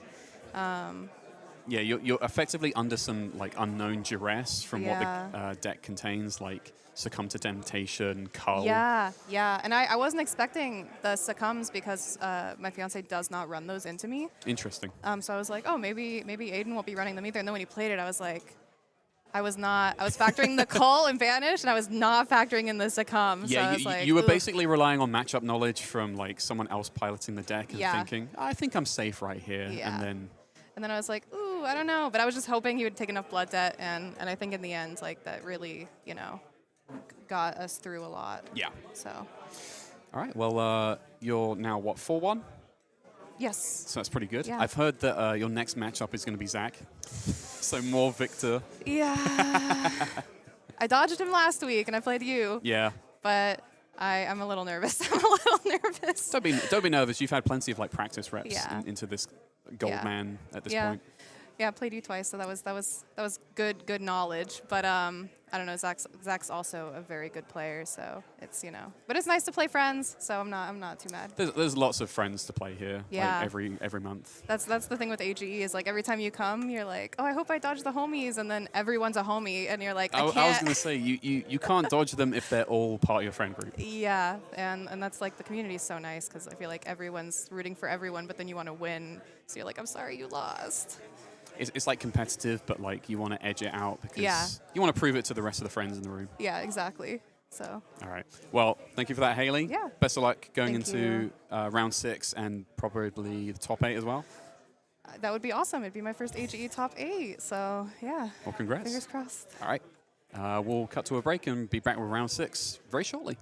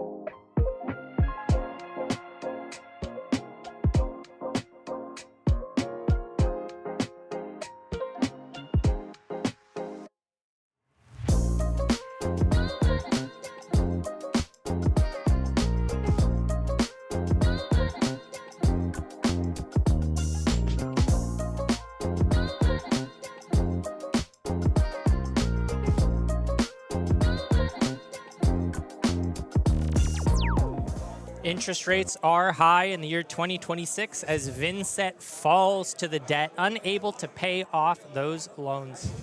Blood debt coming in too strong.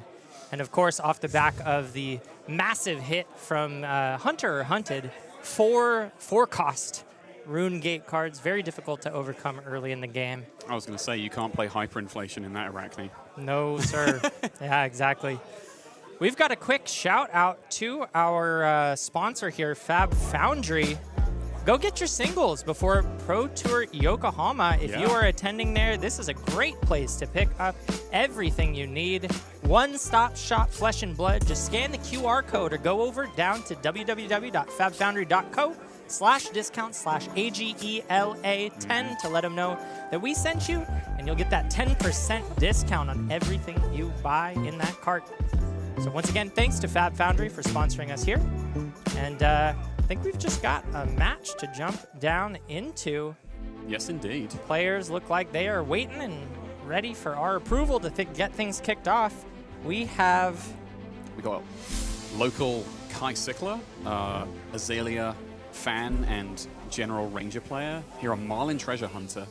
And longtime warrior aficionado, Richard Trong on Fang Drakaya the Blades, repping the Fang Gang. That's right. I took a moment to sign that to Michael in the booth.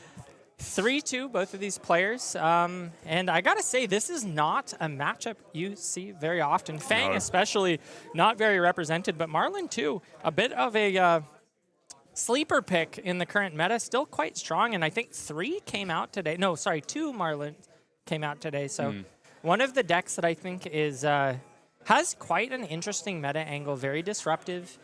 And very lethal, threatening, hard to interact with. Evasive damage on almost every turn. Yeah, she honestly has just as much constant evasion as Azalea. Yeah. It's just more of a resource problem on a lot of hands because you're consistently aiming for 2 blues for cannon. Whereas Azalea can just flip it off the top, you know? Yeah, Azalea was much more of a red line deck. This one can be clunkier, and I have seen Marlin's clunk up, but of course the gold is a nice way to fish and help unclunk some of that clunk if you do end up with it. So Kai actually starting off with not an arrow, but a Murderous Rabble. Murderous Rabble for free go again, showing Sunken Treasure off the top. Pretty nice just to get a look at what that card is so that you can plan out your future turns. Yeah. I wonder if this actually encourages him, to just play out a yellow to put it in the grave so that he can get that gold next turn, and that is exactly what happens. It's true. Playing out, I think, is this also making a gold? One of the new cards from Penn. I can't quite remember what that one does. I'm honestly stumped for this one as well. Yeah, I think it makes a gold somehow. I can't exactly remember the conditions. I think this one entirely went under my radar. Yeah. Oh, he has found a harpoon right off the top, though. Very nice. Which is really nice. Good start for Kai. Richard Trong on the play, though, and has a Blade Flurry to pair along with the blue. No, I've already seen it all. Oh, no, He's doing the old Warmonger's pass. Sure. Because his hand was Warmonger's, overcrowded, sink below, and a Blade Flurry. So. Yeah, okay, you can't do anything with that. Could have it has no source of go again. No Draconic reaction. So as backbreaking as that Warmonger's can be, Richard just time-walked himself to play it. So, just sort of trading turns here, and Kai might just pass back and say, let's do it again. Honestly, the time walk on both ends is quite hilarious. Did Kai, so ticks up Tunic, maybe decides to play some non-attacks from hand. Yeah, chose Peace, it looks like, just to maybe filter. He can actually filter out the tar pit trap if he really wants to sunken to portside. That's true. But in a way, I think it might be more prudent to save it for Fang. Yeah, the tar pit is a very valuable reaction here. And in a deck that's presenting a lot of attack reactions, having that cover up is really nice in the reaction step. Yeah. So he is deciding to play it out. Yeah. May actually discard the arrow? No, he's thinking. No, definitely keep the harpoon in hand, because otherwise you don't want to brick in next turn. True. He's thinking about it. Sometimes the Marlin players like to gamble, is something that I've learned, and it's a gambly deck. It's something that you don't want to brick your next turn, and decides to go for the safer line. Makes the gold I think here. this is much more preferable, yeah. And he finds a harpoon, maybe regretting the choice slightly, maybe not. Because for the most part, he's not too concerned about the on hits until he starts looking into lethal range against Fang. We do have Savor Bloodshed coming out, swinging in 5 for 5, floating 2.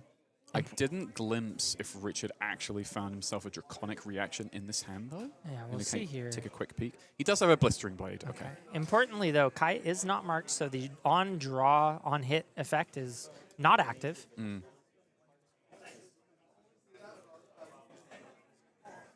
Kai looking to block here.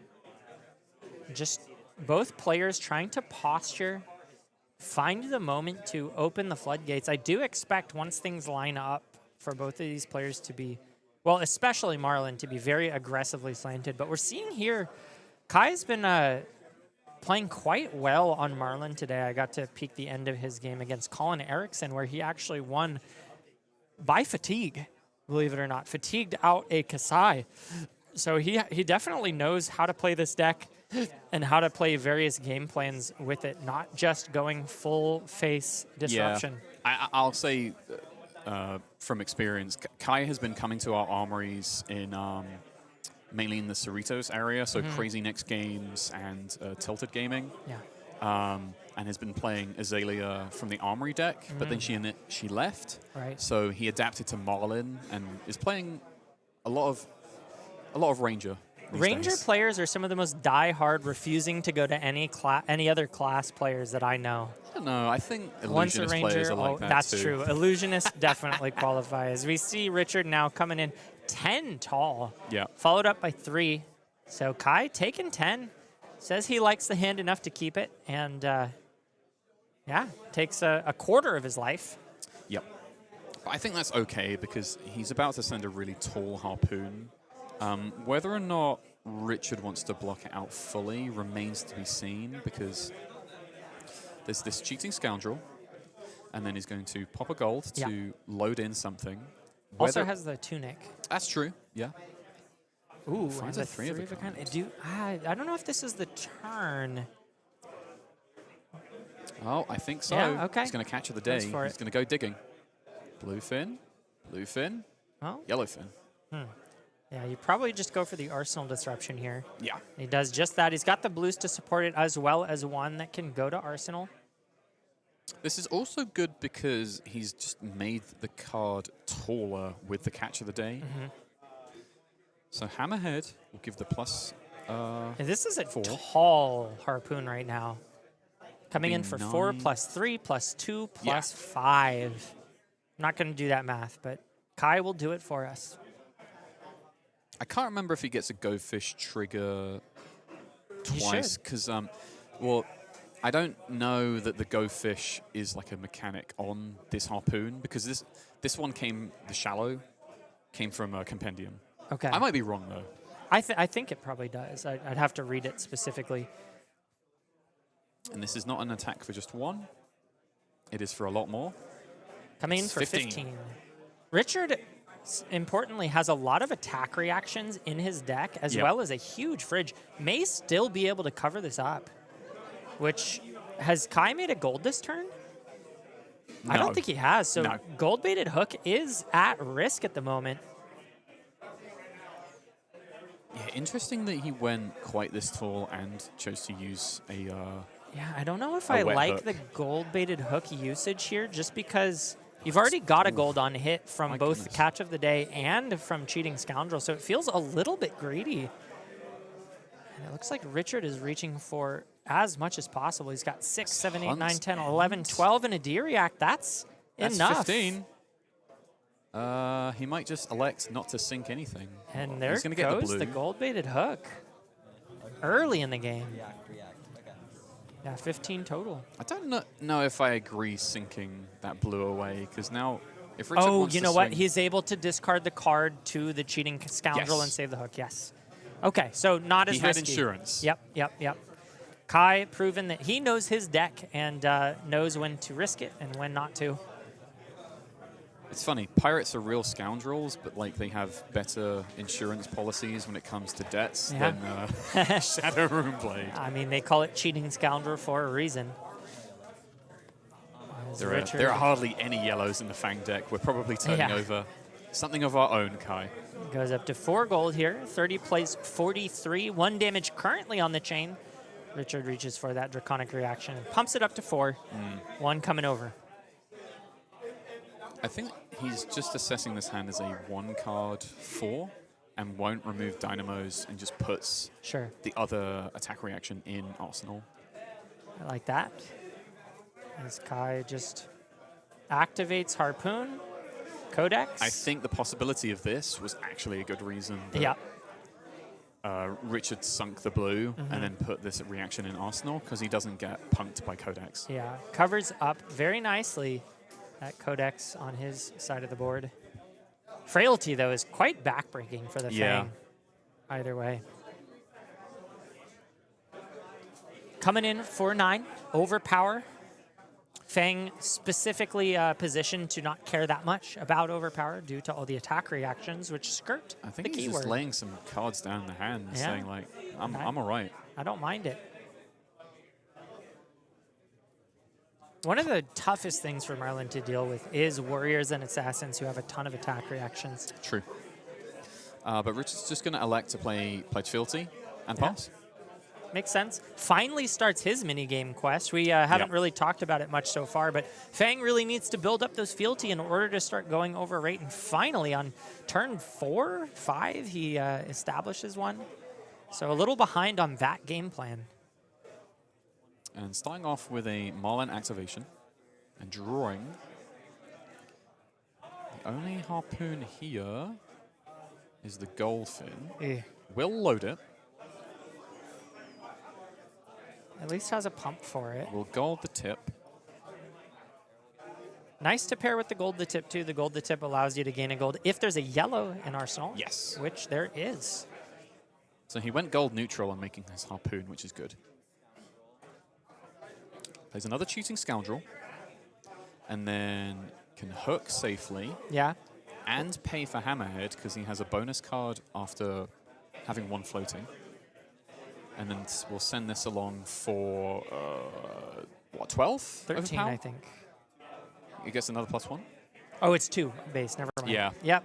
12 overpower. Because it's a yellow 0. Yeah.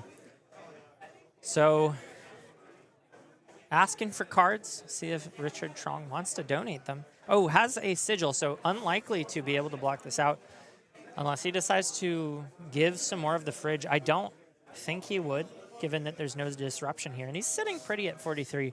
The only meaningful on hit is gold, which is still meaningful, but not disruption.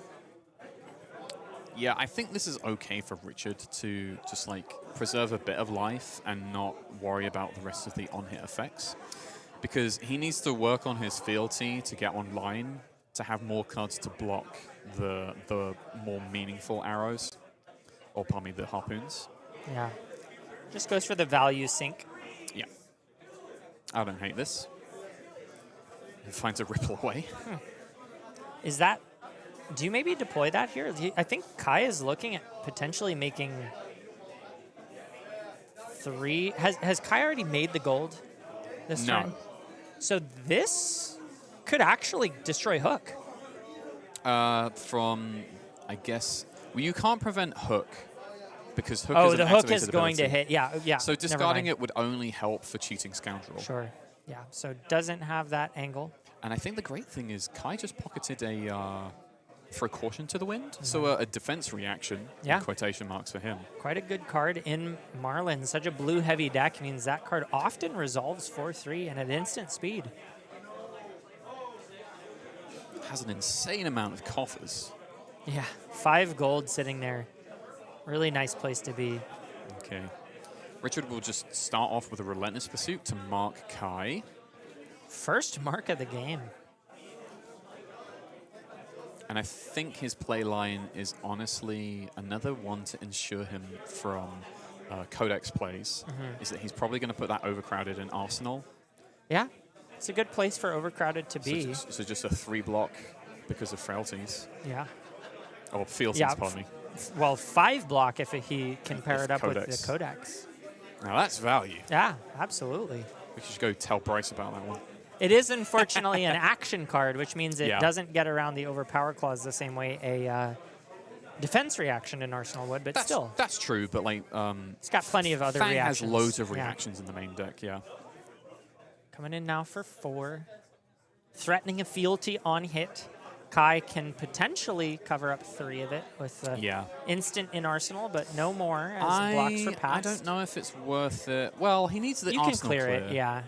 He's going to prevent 2. It's also very nice just to see the top of your deck. Whenever you're playing Marlin and you want to know what you're drawing into, because you are surely drawing cards on your turn, just playing that out, even if you don't block a ton with it, is quite helpful.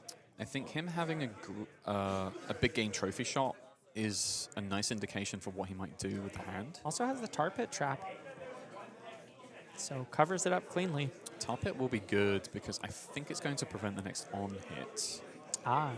Does that count for Mark? Doesn't? Kai's just blocking out. Maybe anticipating an attack reaction there. Maybe he's just using the 2 cards in hand to dig through a bit of the gold pile. He knows what he'll draw into. Yes. So can make an efficient... No, he's just going to play an off turn. Yeah. Okay. Bit of a setup. Honestly, not too bad because Shifting Tides is really good because it's a blue that you play out and then it can secure you a blue pitch next turn. Yeah. Assuming you hit the blue. Always a gamble in Marlin. I remember it was always a very functional blue in whatever pirate you played in High Seas Limited, but this use in Marlin is really quite useful, actually. Yeah. Vow Vengeance coming out from Richard Trong, so threatening to remark the next time he connects. Kai puts 3 block in front of it as it gets pumped up. Tooth of the Dragon provides 5. go again as well. Yeah, very important. +3 on the next chain link. He's got a Tar Pit, but doesn't employ it. So Richard getting that second fealty here. Almost up to 3, and that's when things really shift for Fang. Entering that mid-game where your daggers become free thanks to the triple fealty. He's going to block with Hook. See, the thing is, I might have deployed the Tar Pit trap earlier so that the on-hit of fealty couldn't have happened. And then by the time Richard gets to this chain link with a firm loyalty on chain link 2, he cannot be a 3 fealty. Yeah. Instead, he goes up to 4. I'm not sure, does Tar Pit affect Mark? Because Mark the text is on the mark, not on the weapon. I'm not sure how that works. Would Mark get removed without creating the fealty? Oh, you're right. The attack action card hits, not weapons. Oh, yeah. So it doesn't even affect at all. It can Riptide ping you. Sure. That's a good point. If But he we're was not playing playing Riptide. Riptide. Goes for the big game trophy shot. Interesting. He's going to throw away the harpoon. Yeah. 2 blues in hand means we are fueled He's for... going to Sarong. Doesn't actually have 2 floating here. Oh, does. Wait, okay. I'm sorry. It was because of the aura shifting. there. Yeah. Shifting tides. He's got And it another looks- one. Yeah.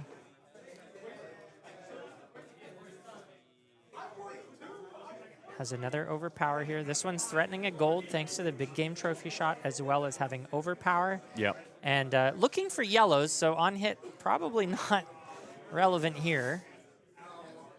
I mean, to be honest, considering that he's seen so much of his deck without the red harpoons, like, Kai is probably feeling fortunate to send any harpoon damage Richard's way.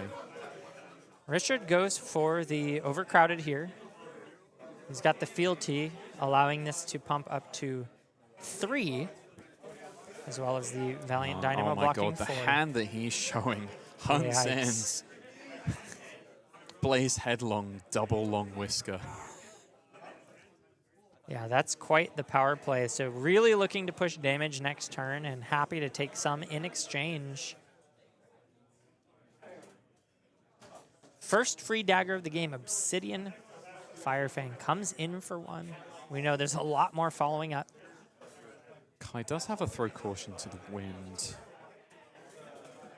But he also holds, I think, a Codex. 1 card 6. Yep. He thinks it over. Kai takes it. Followed up, 1 card 4, Blaze Headlong, way overrate. 2 card 10 so far. Yep. But like, Richard can get up to 4, 5 in swings because of double long whisker. Yeah, the double long whisker is so powerful, especially when it comes 3rd chain link or higher. You get all 3 modes here. +2, go again, and I'm sorry, +2. Well, go again is ancillary, but +2, attack a second time, and mark. So it just starts piling up those fealties. As we see 4 go again into 4 go again into 1.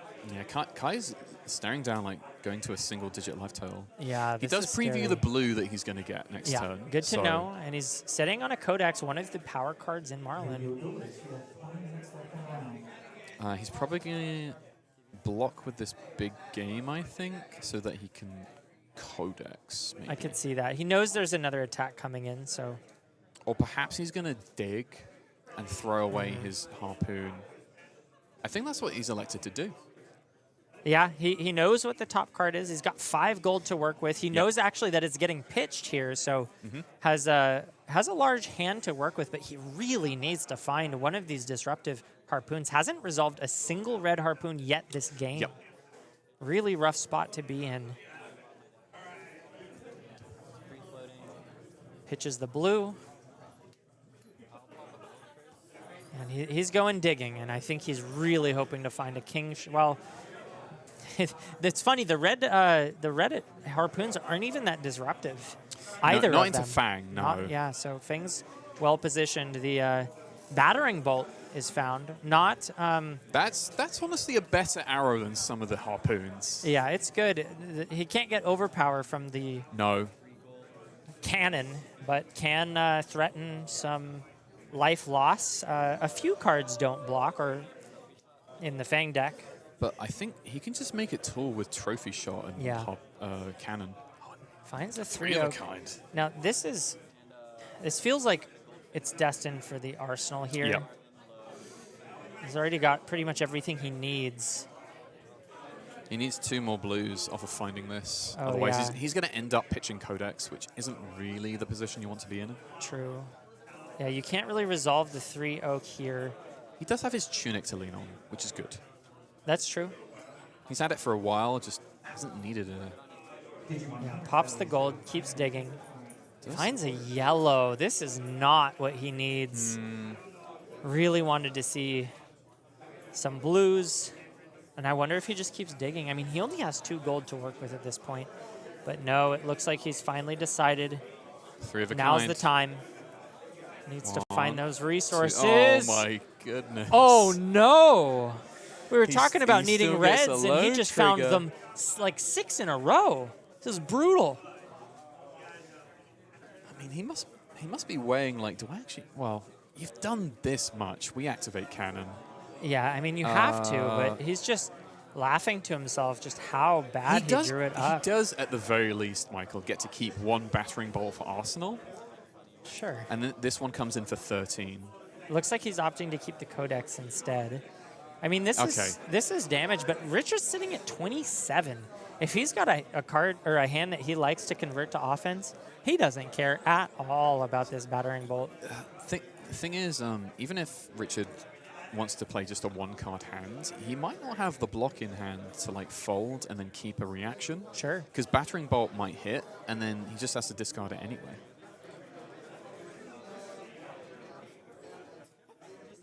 He does have a Hunt to the Ends of Wraith, though. So because it can't take attack action cards, he can send 2 go again into a Fire Vein for 1, and then call it a day. Does give up 2 cards, 2 reactions, both 2 blocks, so not terribly efficient, but you know, Kai can at least breathe a small sigh of relief. Sitting at 8 life, probably not dead next turn, but man, he's got his work cut out for him. Richard decides to go ahead and top the balance here as well. Yeah, he can also draw to balance after all is said and done. He's just going to play out. Yeah. Yeah. Okay, so this was a very effective battering bolt given the circumstances. So he'll take 7 over the top. Yeah. And then there's only 1 target. Yeah. And then he's going to crack balance in response. See what's on top. It was an attack reaction. Yeah, that's what he needed. So is able to. I'm surprised Richard didn't throw Valiant Dynamos there. Maybe just didn't expect to be able to swing too wide this turn. Decided to save it for something more meaningful. Ends up losing a point of damage or a point of value. Yeah, he's just motioning to Dynamos like, I missed my opportunity. Yeah. I do understand if you don't expect to swing that you'd rather save them for a more meaningful on-hit later. There is a King Kraken in Kai's hand. Yeah. But I feel like he's probably going to block that to Codex instead. Yes, he does have the Codex, so blocking with it would throw that in the grave where it's easier even to resolve. As we see Obsidian, Fire Vein number 2 coming through, 1 damage. Kai knows what the last card is in hand. It's an attack action card. Yeah. I feel like considering Richard led with a 5-vein swing, he had to assume that an attack reaction was drawn by Richard on balance. So maybe a slight misblock from Kai, but it's okay. You don't see Fang all the time. Yeah, still has 6 life to work with, and I have seen Marlins come back with less. Creates a frailty. Great timing. Those frailties are very, very annoying to deal with. He's going to stack 2 frailty. Yeah, this is really, really nicely timed, and not only that, but grabs the battering bolt. Really good target. Now, I do think that this is a fantastic card to resolve against the Fang, but when you have the cannon activated and the ability to give overpower here, plus you've already given 2 frailties, I almost would rather him say, well, yeah, I say that, and then he's got all these attack reactions, so I guess the overpower is pretty irrelevant. Battering bolt, probably just the best target, so good choice here. Oh, wow, overcrowded from hand is going to be blocking 5, I believe. Yes, like we mentioned. So 8 blocks all of it out. And 19 plays 6 once again as it's passed back to Richard. Still has 3 cards in hand. They're not phenomenal, although he does have the frailty to give this Blade Flurry go again. This is so funny. He's swinging a Fire Vein for -1. Yeah. It can pump up to 2 here if he resolves that Blade Flurry, which will then allow the next. Oh, no, he's coming in for -1. Kai still gives the card. Glint. Do like the use of the glint here. And then Blade Flurry. Yeah. So is able to go over this by 1. Yeah. So. Oh, it's still just for Yeah. 2. Excuse me. Because it starts at -1. He gets +1 from Firevein's ability. It's mainly that he wants to break the chain to seek vengeance. Those frailties. 4 damage now on the chain. We know that the card in Arsenal, and Kai should remember that it is an attack action, so no reactions to worry about here. Kai blocks 3 on 4, takes 1, has another 3-card hand to work with. Gets marked, passes over. And yeah, this is just, it's so hard to connect with damage against a warrior as the Marlin player. The nice part now is that Richard no longer has balance, Brave Forge block, and his grains. So it's literally just Dynamo and then any reactions he has in hand. Cannon will be activated. Ooh. Hook, and then King Kraken coming in. So this is for 10, and he is now actually saying, if you can block this out, my hook is gone. And Richard is holding on to a Save a Bloodshed. So he's actually going to connect here. Yeah, unable to block all of this out. Finally, Kai lucked into no reactions in hand. And wow, this is a very, very fruitful King Kraken Harpoon. Kai must be happy about this one. Yep. And he goes up 2 gold because of Hook and of King Kraken. And honestly, for the Drakai, isn't too bad. Yeah, Richard actually can go 3 wide here, though. Right, he can play the attack action to go again into Obsidian Firevein. Oh, no, it's not 2, Michael. This is 4 go again because Kai is marked. Yeah. We're hunting enemies of the Emperor. There we go. Coming in for 4. I forgot that it was on mark. I thought it was just when it was Arachne, but no, Arachne marks. The interaction is that it marks when it attacks against Arachne. Doesn't matter which Arachne. Sure. They're all enemies of the crown. There are so many Arachnes out there that you can mark. You're a spider, and you're a spider. Are there any other spiders I should know about? Kai blocks 3, takes 1, down to 4. Obsidian Firevein now coming in for 1. Kai is very aware of what the hand holds here. Sitting on a 3 of a kind and a tunic counter next turn. So this is a great turn to block a little bit. But he knows the hands, though. He knows it can only be 2 damage here. That's true. I feel like he should have just taken it. Yeah.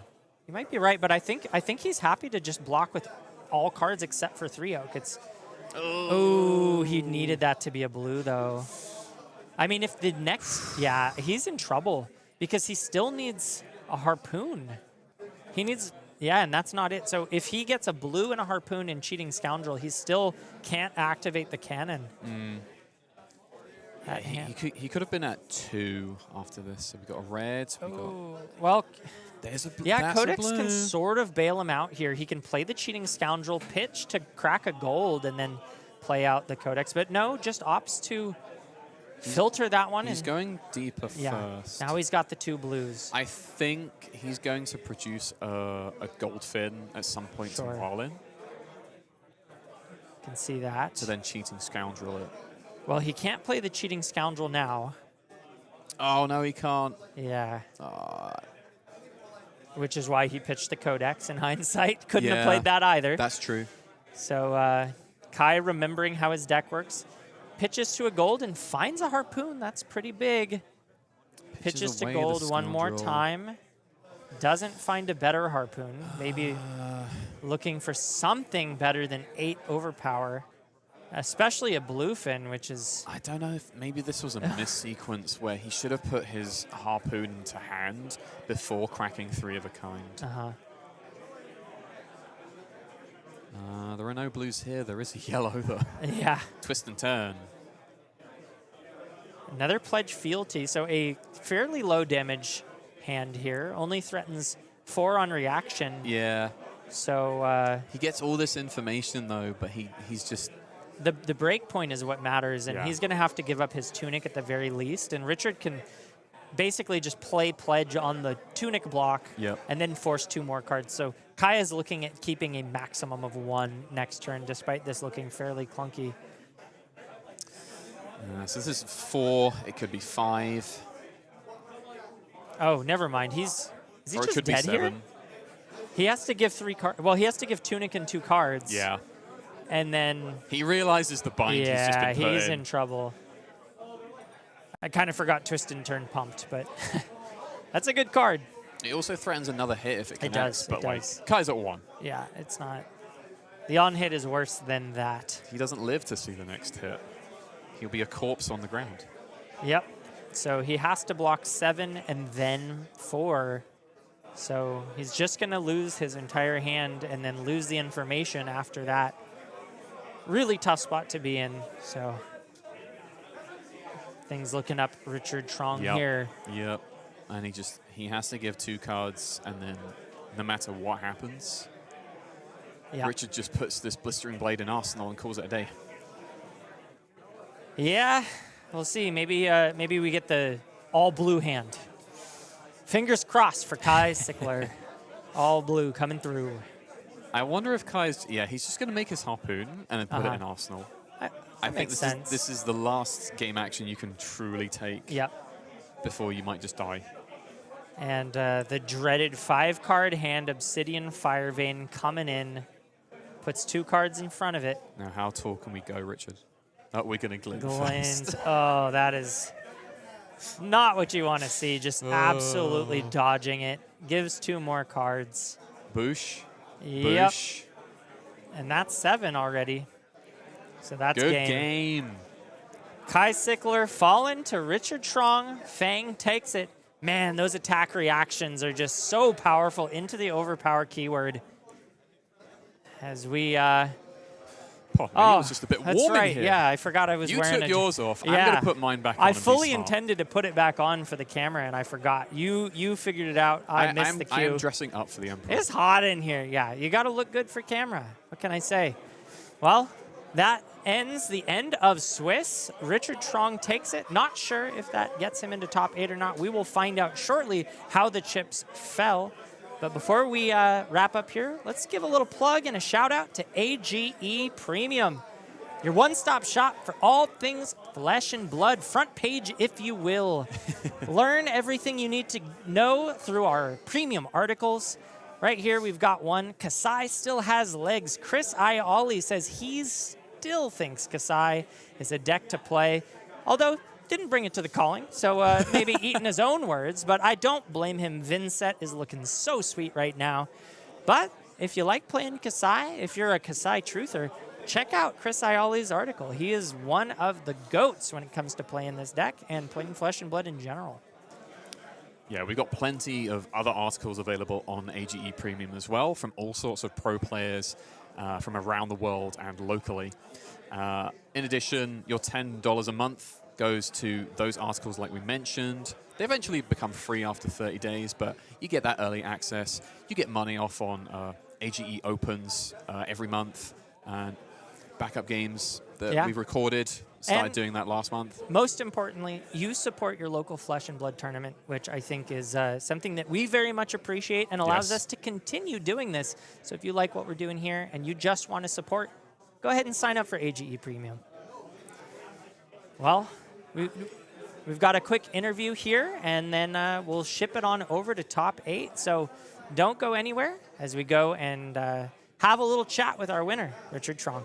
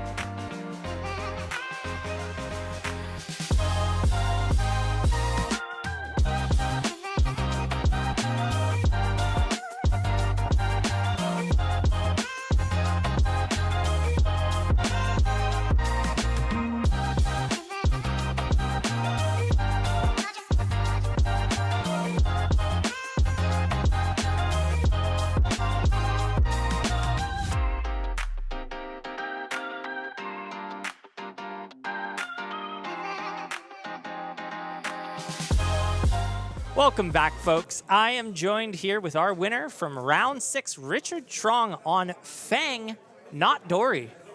Why don't you start off by telling us why not Dory?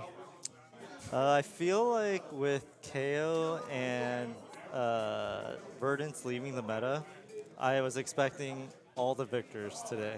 And did you find them? I did not find them. Unlucky. Hey, real quick, this guy named move your mic up. Just a little hard. There, that should be better. There's this guy named Marcus that wasn't playing today. Yeah. And Should have got the scoop that Marcus is casting. And of course, round 1, I got paired into Gravy Bones, and I was like, could have been nice to be Dory there. But Yeah, Dory's got a really good Gravy matchup, just clearing allies and getting free counters all day long. Yeah, but Victor and Huntsman, I feel like Fang is way better than Dory, and I was expecting a lot of Victor and Huntsman in top 8. So Still had a pretty nice showing, ending the day 4-2, not quite making top 8. We don't have the calculations yet, but based on tiebreakers, we think you're probably in the top 16, maybe top 12. Yeah. Great for AGE points, not for top 8.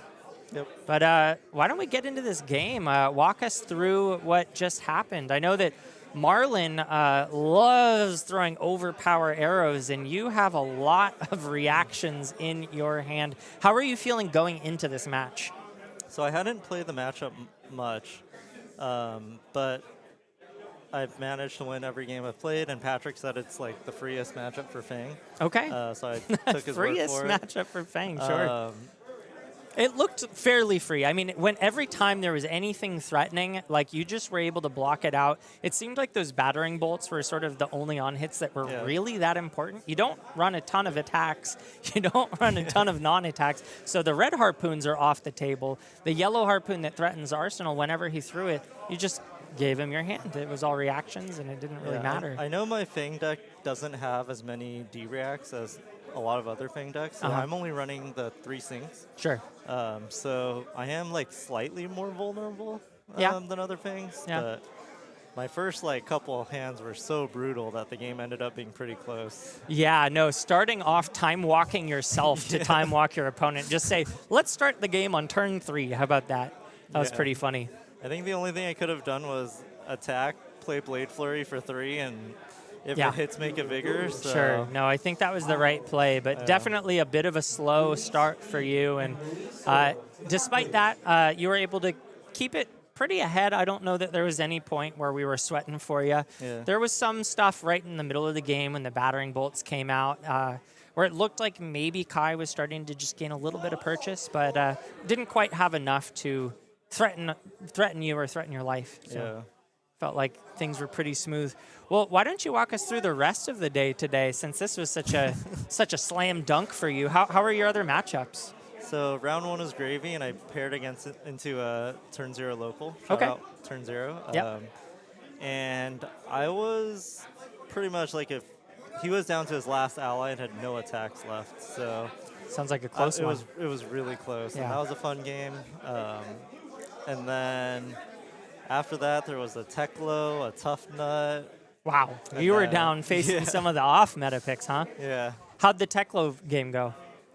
It was very easy. I think it might have been 43-0. Wow. Or Okay. something. So they were really just trying to set up, and you had, I'm guessing, too much aggression to allow that to happen. His turn 0, I got a Pledge Fealty. Uh-huh. Turn 1, I got a Firm Loyalty and Endear Devotion. So I had 3 Fealty turn 1. Wow. So you got off to the races, and after that, just tore them apart? Pretty much. Sure. It does seem like Teklo struggles into the more aggressive decks, although I don't think of Fang as that aggressive. If you get set up that early, everything after that is pure gas. Yeah, Teklo has a lot of ways to stop. He's really defensive, so he'll prevent all my on-hit mark effects. Sure. But drawing 3 unconditional fealty by the turn unconditional 1. fealty is the way to go. Pledge fealty is an interesting card. I've seen a lot of Fangs sort of waffling on that. Some even running 0 copies. How do you feel about that card in general? It's a love-hate relationship. I'm on 3 because it's too good when it's good. Like finding him turn 0 is such a power play. Being able to bait out the attack, it still has that evasive kind of like, oh, you're blocking 3 on my dagger or more. Well, Yeah, just ship the damage over. My game 5 was against John Kim on Prism. Uh-huh. And I had a dead pledge fealty that I couldn't really use, and it was just an arsenal the whole time. Yeah. And eventually he played ALS on his turn, and I was like, well, thank goodness I have this pledge fealty. Sure. Yeah, otherwise I would have just lost all my fealty and just Yeah, lost wow. immediately, So you actually saved the game off the back of that card. That is nice use case. Were you thinking about that when you tucked it away, or was that just kind of a happy accident? It was a happy accident. Cool. But it's Well, now mainly you 'cause know. I couldn't use it. Sure, if you're playing Fang and you're up against a Prism, watch out for the ALS and tuck one of those pledge fealties. Kind of a cool game plan there. Yeah. And how did you end up taking that game? It was very close, but I managed to take it. Wow, awesome. So you beat a Prism in round 5. You fell to a Gravy in round 1. You beat the Teklo. I'm guessing you beat the Tough Nut as well? And I lost to Dio. Lost to Dio. That game was very tragic. 'cause Oh, yeah? I started the game with 2 sigils on turn 0. That's a nice start. And it was a good start, Yeah. but one of my turns was activate fealty, attack with overcrowded for 1.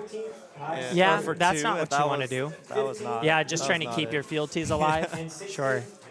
Overcrowded is definitely a clunky card when you're not playing into Assassin. Of course, it's nice to have blues in your blue base that have that sort of tech, but yeah, I know, having played a little bit of Fang myself, that sometimes it's just you really like to have your blues have some kind of go again or an ability to sort of play them all out, just in case you draw a clunker, especially when you already have fealties on the board. So, yeah, it's definitely like you have to have it though. Yeah. Blue block 3 at minimum. Yeah. Well, that brought us to our 3-2 game, which we all just watched here. Free, as some people would describe it.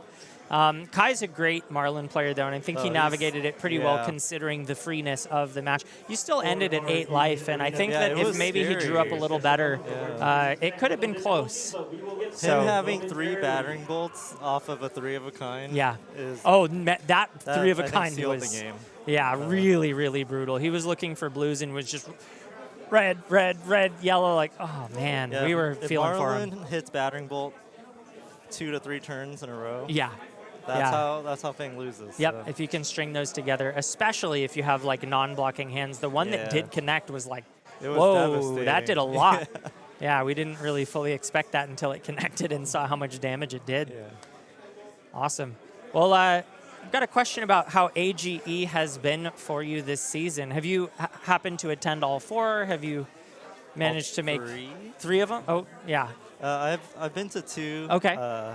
I missed the stage one. I Right. had to go to Disneyland. Oops, had to go to Disneyland. I hate it when that happens. You've got Flesh and Blood to play, but Disneyland takes all your But time. AG, always a fun time. Yeah. Yeah. How are you feeling about Sage? I really like Sage. Really? I played a ton of Sage, and I was Awesome. really sad to miss the Sage event. Yeah.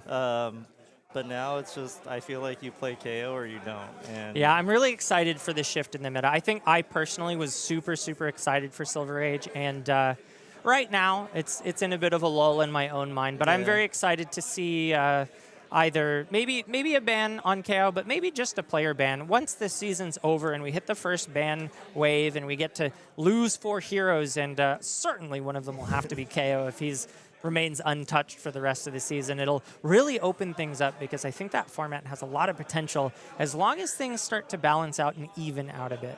But of course, I think Flesh and Blood, one of the things I've realized about this game is that the longer the Living Legend system is in place, the more even the meta seems to get. It's such a cool system, and I think player bans are going to fill a similar role because, of course, we're going to ban the strongest heroes. It's basically just going to be Living Legend, except we get to choose when it happens. So it's a cool system, and I'm looking forward to it. It is going to be weird when the 3 best heroes get banned and Shane comes back. That's true. That It'll is a be, little yeah, I hope worrisome, it's not. Now, to be fair, we might see some response in terms of LSS banning some cards. We'll have to see how that affects other rune blades like Briar, Vinnset. Briar's already been banned into Fairness, in my opinion. Yeah. So that deck isn't so disgusting as it used to be. But yeah, Got Silver Age, AGE. You missed that one, unfortunately. Boo, Disneyland. But yeah, I think I've just got one more question for you. You got any shout-outs or any extra thoughts before we wrap up? Yeah, I gotta shout out my LGS Turn Zero. It's packed every Sunday, and there's unofficial Sage nights on Thursdays. Really? So if you like Sage, that's the place to be. Yeah, that's something I've been really thinking about. Our local game store doesn't have a regular Sage circuit, and I've been really hoping to see it pop up, maybe at least just once a month, rotated into the CC meta. But I know a lot of people, you only get one night for Flesh and Blood, and our local scene loves CC, so it's hard to squeeze it in. But hearing that you have a week, you said it's weekly? Silver Age? That's awesome. If you guys like Silver Age and you want to play it weekly, Turn Zero sounds like the place to go. Where is that, by the way? Koreatown. Koreatown. So if you can make it down to Koreatown, do it. Play some Silver Age on Thursdays or Classic Constructed on Sundays. Well, thanks so much, Richard, for joining us here. And we're going to take a little break before we get into our top 8. So don't go anywhere. We've got more Flesh and Blood after this.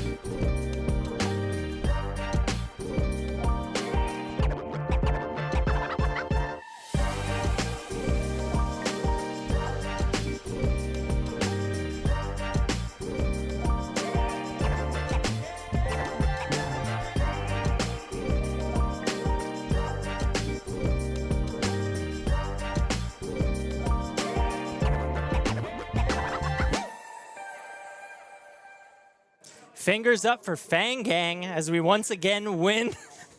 As we once again see Fang take down the opposition. Marlin, Treasure Hunter falls.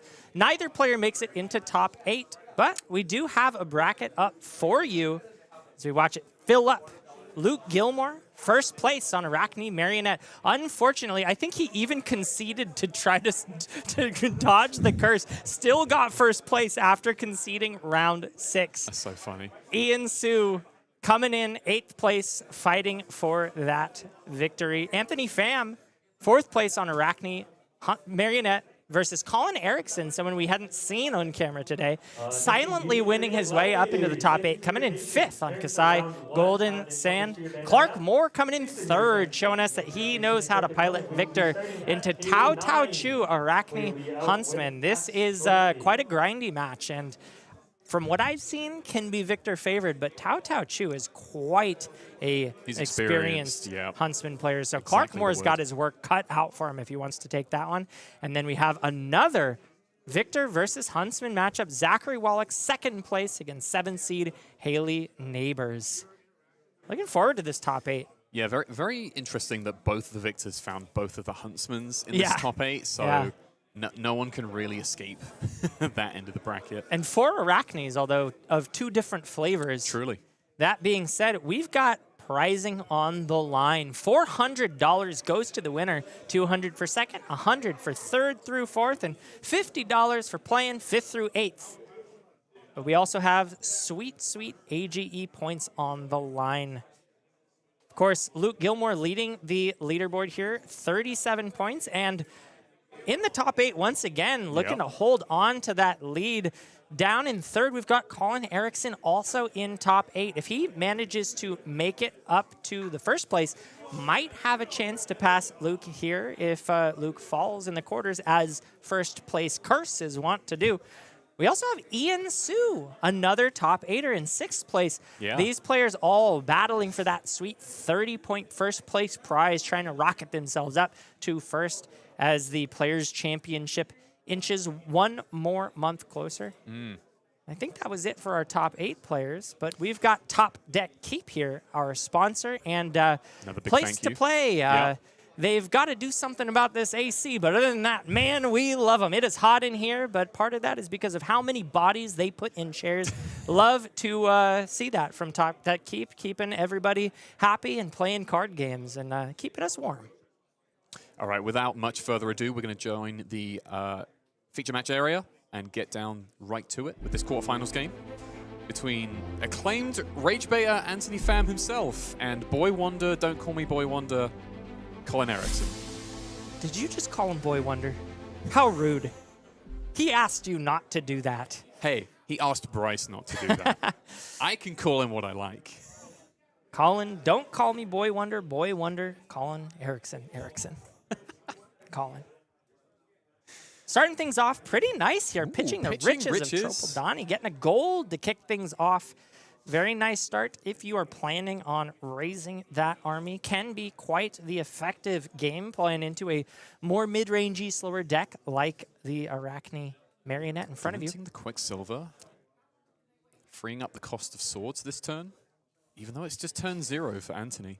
And gains go again. No damage push just yet, but still has options to react. 1 floating as well. He comes in for 2 on that 2nd sword.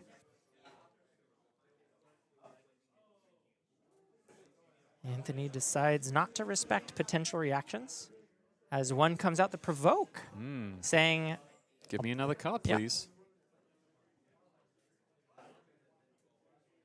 Interesting. And then Colin scoops up the rest. Is okay with just getting 1 more card in terms of fatigue.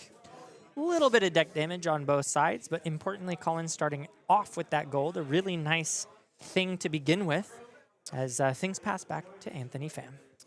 I think, unfortunately, Anthony has found himself after putting those cards down on defense without a blue in hand. Yeah, not what you want to see, especially when you've got these 2 costed daggers still. Yeah, here's the 2 reds in the pitch zone. A little bit of a slow start. Oh, and the Blunton just to hurt even more. What a great card out of Compendium of Wraith. One of the things I love about these block cards that resolve during the defense step against a reaction deck is that it happens before you have a chance to respond. So very effective here, getting rid of that card before it can be played. And Anthony discards. Anthony with a 4-card 1. Woo! transforms into Trapdoor. Still, still able to mark, which is important. You know what? Frailty Trap, pretty good here, though. That's a good point, and very likely Anthony will go find that one, given the option. It might be the most valuable thing that he gets out of this turn cycle. Not sure yet what his deck list consists of. If it's only the Inertia Trap, then he will probably go for that one. Wait and see, because right now it's upside still down. really good, though. It is. And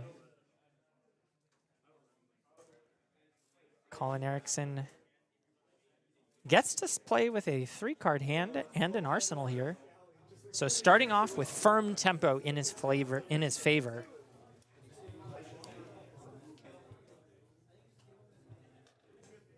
Both teammates just sharing a chuckle between each other before passing into Colin's second turn. Spoils into Saber for 4 go again, threatening 2 copper on hit. This is a very meaningful on-hit. The other game plan that Kasai is threatening is this copper generation into Blood on Her Hands. Yes. Extremely powerful combo that Kasai can use as a more of a burst of damage as opposed to the sort of longer-term value damage that the army proposes, both very effective in different situations. It is effectively her Lumina Ascension. Yep, that's a good way to put it. Anthony does have what we presume to be a defense reaction turned upside down. It could, of course, be nothing that he could play if he opted to choose nothing or opted not to bring reactions here. I don't think that's the case, but... Thing is, I think he's probably still pondering what 2 cards he wants to give regardless because of the breakpoint. He has a trap that he's banished, which can't block more than 3. Yeah, giving 2 cards here I think makes a lot of sense. Plays around the potential Blade Flurry as well. 4 is currently being represented, but Blade Flurry could push it up to 6. We're not so worried about the breakpoint of 7 here because most of Kasai's reactions that can pump by 3 can only hit the second attack. True. Some options still remain. Anthony in the tank. I want to draw just a bit of attention to the viewers with the inclusion of Kabuto of Imperial Authority on the side of Colin, where if you block with it, the defense trigger disables weapon swings for the rest of the turn upon block, which can be really critical into Marionette for all the dagger pumps that they love. Yeah, one of the things you can do if they happen to play an attack action before you think they're going to swing dagger, you can just absolutely shut their turn down. So timing that is going to be critical in order to gain an edge here. And if anyone's going to time it right, I think Colin Erickson's the boy to do it. So blocking with a Mark of the Black Widow will bring it up to 5. Inertia will trigger. Colin will get a moment to think. And there's that Blade Flurry, and unfortunately, because he blocked with the attack action, that breakpoint of 7 is now live. And it looked, I don't know if Colin said yes with his fist, but it looked like he was quite excited to connect. Now getting 2 copper out of that and enabling a second swing to threaten 2 more. And he pays into grains as well, so that makes me think that he has just an excess of blues in hand. Yeah. Oh, yeah, just pitches away the Blade Runner. Interesting. Oh, the inertia, of course. So just wants to get rid of all the cards in hand. And yeah, actually pitches to the Brave Forge Bracers here to... Oh, no, he doesn't. So he just pitches away. Would rather have the Vigor than the Brave Forge, which I think is fine. You know, it's a little bit of a decision point right there. Ends up blocking 5 anyway, so makes the right choice, gaining the 5 value out of it. Anthony has reaped the benefits of being Trapdoor already, so he will go into Orb Weaver now. Sure. Already lost the 1 dagger, has the free slot, and wants to get that Calyssra online as soon as possible. Yep. It's kind of an interesting dynamic because of banning the other colors of Orb Weaver and only having a red, so it's effectively a majestic in the blocking with the hat. Oh, he had it in hand already. Yeah, I guess he must have just gone Orb Weaver to reduce the cost of the Calyssra here because currently Colin is unmarked, but if Anthony wants to flick the dagger, he can mark him before the dagger hit. Interesting line here, though. It may just be that he's foregoing the card draw just to have an efficient attack. And here we see... Oh, he is marked. Excuse me. It's over in the pile of gold and copper. So the on-hit is live, and Colin's only blocking 4 on it right now, but has the sink below. There's an incision coming over the top as well. Takes a little bit of damage. Will draw. Finds a shred off the top. It's pretty nice. And says, no, I don't want to Arsenal this. Yeah. Let me just remark you real quick.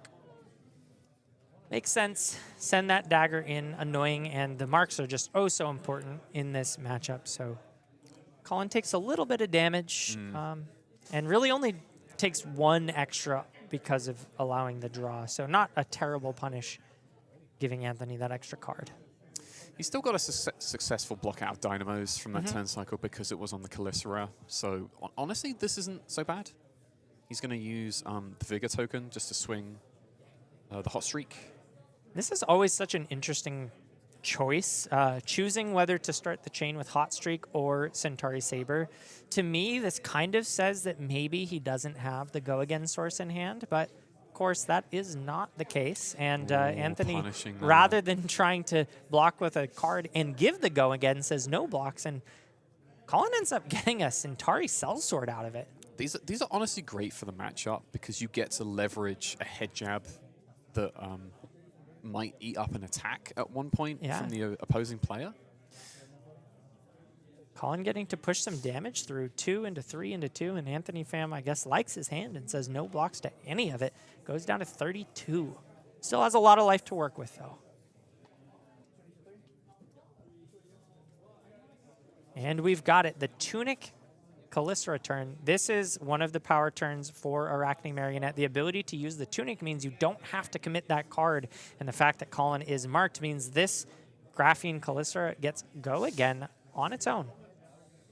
Scar Tissue, T-Toxin. But Colin doesn't lose out on too much on blocks here because he just gave his Dynamos. Sure, that's only 1 extra value from the T-Tox instead of what could have been 6. But ends up clearing out that Centauri Sellsword. Smart choice. Those can run away very quickly in value. Goes to Funnel Web off the transformation. Things pass back to Colin. Has 3 cards in hand. 27 plays 32, and a Vigor as well. So gets to start things off the way you would like to. Oh no, just pops the gold. Fascinating. So isn't currently leaning into that army game plan, would rather lean into the copper game plan, it seems like, for some bursts rather than going for the long game. I think considering this matchup where Marionette is more of an aggressive deck versus like Huntsman, I think this is fine because you're making your swords free for the turn, and you can generate a new gold just by threatening Kasai every turn that you can. So this is honestly fine. Yeah, and threatening copper is certainly part of that other game plan we talked about. So just sort of leaning into what he's got, and Anthony likes the hand, just takes it. Fascinating. These copper are very threatening. So Anthony choosing to take the hit here without a second thought is quite surprising. Colin follows up with a CNC, says, if you're not going to block me, how about this? Yeah, I actually really like this from Colin, foregoing the 2 copper, saying, well, if you're willing to give me the copper, I will opt not to take it. And Anthony says no blocks and gives up the T-Tox. Wow, that's 2 good. gone. Has Savor Bloodshed while Colin is marked. Very powerful, as well as what looks to be a Stains of the Redback. Or is that... There's a Savor Bloodshed here. Okay. Pitch is a card to swing the Calicera, so only 2 cards in hand. Both likely to be reactions. I think I saw... I think it was Stains of the Redback. There's at least 1 reaction, plus he can turn... Oh, is that a Codex? I think it's a Codex, yeah.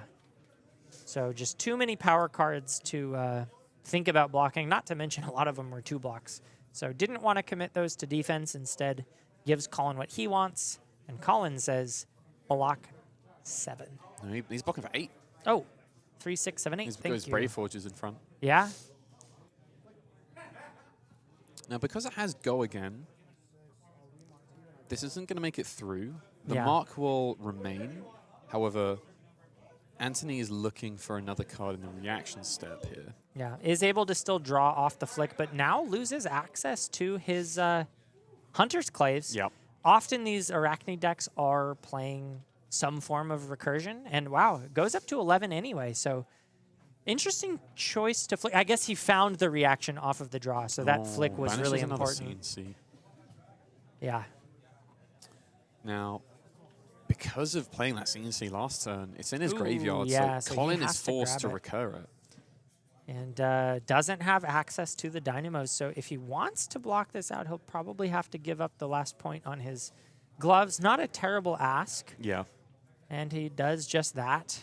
Yeah, I think he's just content in sitting Yeah. on the CNC and then Especially, letting Anthony have his way, yeah. right, yeah, especially with a frailty on the board, you don't really want to dump a bunch of cards into offense because you'll lose value on that. So instead, blocks out as much as he can and passes. Only goes down to 23. Anthony Pham still at 22, but does have a 5-card hand to work with, so tempo now shifted fully back in Anthony's favor. Saw another Blunton drawn for Colin. Those are pretty good. See if we open with the Calycera. Doesn't have the Tunic counter. And does, but he, oh wow. Yeah, Yes. he's got 2. Yeah, cut from the same cloth. Yeah. So he's going to very likely. Let's take a look. Mr. Erickson. And there's the, yeah. That's a sees lot of everything. yellows. It sure is. Are you sure you're not playing Bolton, sir? Has the blood on her hands with 4 copper, but knowing that it's coming is something. It's not worth as much right now because Colin doesn't have a gold to pop and then make sword swings free as a result. This is such a mighty tall Calycera. It's very tall. Coming in for A 12, I believe. Yeah. 4-card 12. Pretty on rate, all things considered. Now, if he's got like a T-Toxin arsenal, this could shoot way above rate if Colin decides to fold the hand. Yeah, I'm wondering if he even blocks with that Blunton at this point. And Yeah, instead I just know. puts 9 across. It's a tough choice because Blunton isn't really the... I mean, I guess it's a resource card. You can pitch it, but it's an IP penalty. You certainly can't arsenal it. He's also Or play not been it. presented with a good opportunity to use Kabuto at this point because Anthony has led with so many front pumps with Yeah. non-attack actions. Been playing around it very well. Yeah. Yeah, and just gives up his 2 blood something makes a Centauri sellswords. What are those? Blood follows blade. Blood follows blade, thank you. And there it is on the screen, blood following that blade as Kasai slices through presumably the neck of her opponents. It's an apt name for an art that looks like that. Okay, so this takes away the mark. Puts Colin down to 21 first. And then it will shrink the Calycera down. Colin will take the damage. And Anthony's just going to pass. Interesting. Oh, So maybe it's just a defense reaction in Anthony's arsenal that he's prepared to let go to the CNC. Because Sure. he knew that he'd recurred that as a trade-off for playing out Codex into Colin. Yeah, the Ponder can always be a gamble, whatever you draw off of that. And if it is a D-React, Anthony has a very strong offensive turn here. He's got the Tunic coming up. He has the Tarantula Toxin and the To the Dagger point. Pumps. Yeah, there's to the point. There's that one. He's probably blocking with that Saver and that other red 3 block. Sure. I do think you have to block here, Yeah, mark the Black Widow. but had a really scary looking turn if he didn't. Oh no, he's just opted to do the Death Touch. Interesting. So he's waiting for a 5-card hand to really leverage Tarantula Toxin. Probably really wants Kiss of Death for it. And at this point in the game, Colin Erickson is low enough that I think Tarantula Toxin can be very threatening. When you resolve that card, you'd really like to kill someone with it. And the reason, so you'd really like them to be forced into blocking, I should say. If players are very aware of that card and will often choose not to block if they don't have to against like daggers and things like that. So getting their life lower is a nice way to force the blocks and get the value out of that card. And Now Colin goes up to 19 by just playing out a sigil. and just passes. To pass. Interesting. That tells me it feels like a blunt. No, it was a D-react. I think it was a shelter. Yeah, I think so. So Anthony paying dividends here by recurring his pick up the point clave. Now. Very useful, especially when you have no mark. But this is an attack that is not a weapon. This is a great opportunity to use Kabuto. Massive opportunity. Now, looking at Anthony's hand, it actually does not convert very well into... Oh, no, it's a dagger. Wait, does that stop the Kiss of Death? I don't believe so. No, okay. It's not a weapon. It's a dagger, which is... It's similar to pistols. They are not guns. A pistol is not a wrench. Yeah, exactly. Very and here important. Comes Kiss of Death. There's the T-Tox. Colin nods. Does have the shelter, so can cover some more of this up, and also has the sigil. So I think he's saving that. I think he's saving that shelter in case of a possible flick of clave, because right now this Kiss of Death doesn't have go again. Yeah, it does deploy it though. Takes 2. Yeah. Comes 3, but Anthony ends it there. Yeah. Interesting. So doesn't get as much of work out of that T-Tox as he would have liked to, but Colin's playing the slow game. Goes for the Kasai activation now. Finally starting to threaten some on-hits. Wants to force cards out of Anthony's hand, if Anthony would be so kind. Yeah, this is quite good here, because Colin is going to get his go-again sources and some buffs off of paying here. And depending on how Anthony blocks, he might be able to pop his gold in response after closing the chain to get additional swings that are all free at this point. Yeah, currently has the resources for one more swing. Oh, another one as well.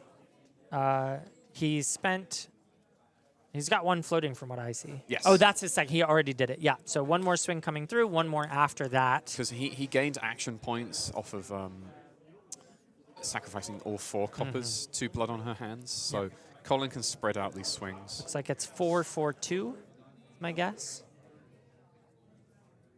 Anthony thinking about it. Does he want to donate a gold over to Colin and block with just 1 card? Or does he want to be a little more defensive and keep Colin off of that gold game plan? He is holding another Kiss of Death. That's pretty good. We've seen at least 2 T-Tox, maybe 3. I don't remember. Colin Erickson sitting at 15, slightly behind in life compared to Anthony Pham. This is his turn to try to push things back to even. Or if he's lucky, maybe get ahead a little bit. Thing is, Colin has more armor as a warrior, so that he can fall back on that. It's true. So he did make his gold, but he's elected to just keep it out, keep going with hot streak. Pardon me. Comes in with that hot streak, just 2 more damage. I was staring at the Japanese copy that Colin has, and I'm like, hang on, I know what this sword is called. I played heavy hitters. Colin's got a pretty nice looking hand. Has the D-React, as well as some potent offense. And the blue to support it. We'll have to see what Anthony Pham throws here. I know that Colin really likes to play slow, play methodical, block a little bit, but we see the Kiss of Death coming out once again. And that card is such an annoyance. I always feel bad blocking it because I don't want to get T-Toxed, but if you don't, then it comes in for 4, gets the extra hit, then you get to Anthony's used flick every it. copy and lost the other one to CNC. I do recall him, and there Colin's looking through, trying to count the number of Tarantula Toxins. If the answer is 0, the worst that can happen is a pump +3, and he does have the D-React to cover that. So goes for blocking 3. This is a sensible block. Yeah, because I like that. It ensures that Kiss of Death can't make it through. I think if anything, so that Anthony isn't IPing here, he is forced to throw his clave, and then he might spend his not Orb Weaver Spinneret, pardon me. Stains of the red back. He has a blue one in hand. Yeah. Does no, opt he's got to his use the Stalker Steps. boots. Pardon Yeah, me. that's a good choice here. A nice conversion of that rather than needing to blow up his daggers. He can just come in with the natty go again. Colin doesn't want to be marked here, and I do like this choice. I think this is astute because the Flick Knives activation is definitely going on Kiss of Death. So Anthony can't afford to throw away his Clave to mark Colin. And also, because he led the chain with Kiss of Death, definitely just wants to put it on that. Yeah, and does have the incision, so pumps this up to 5, but Colin's got the answer. Fate Foreseen. Graphene Calicera follows it up.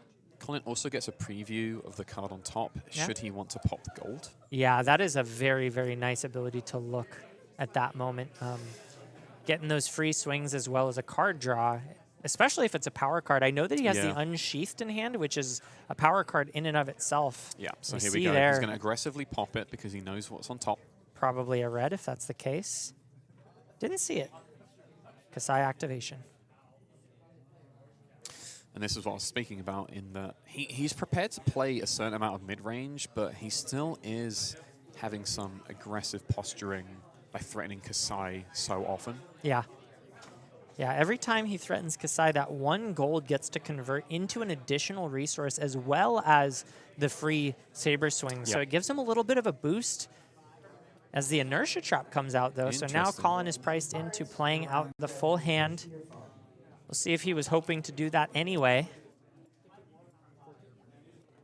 So Anthony is going to take 2 here, and Colin gets another gold.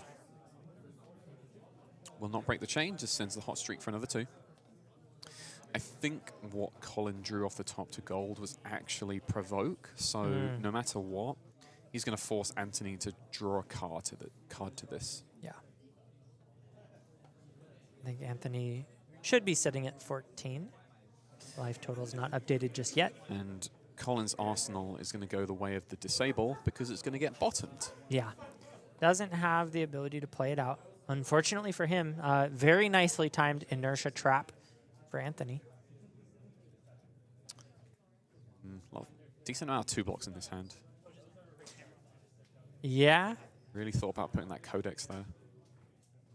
Does he have the line to enable it? The other cards are reactions.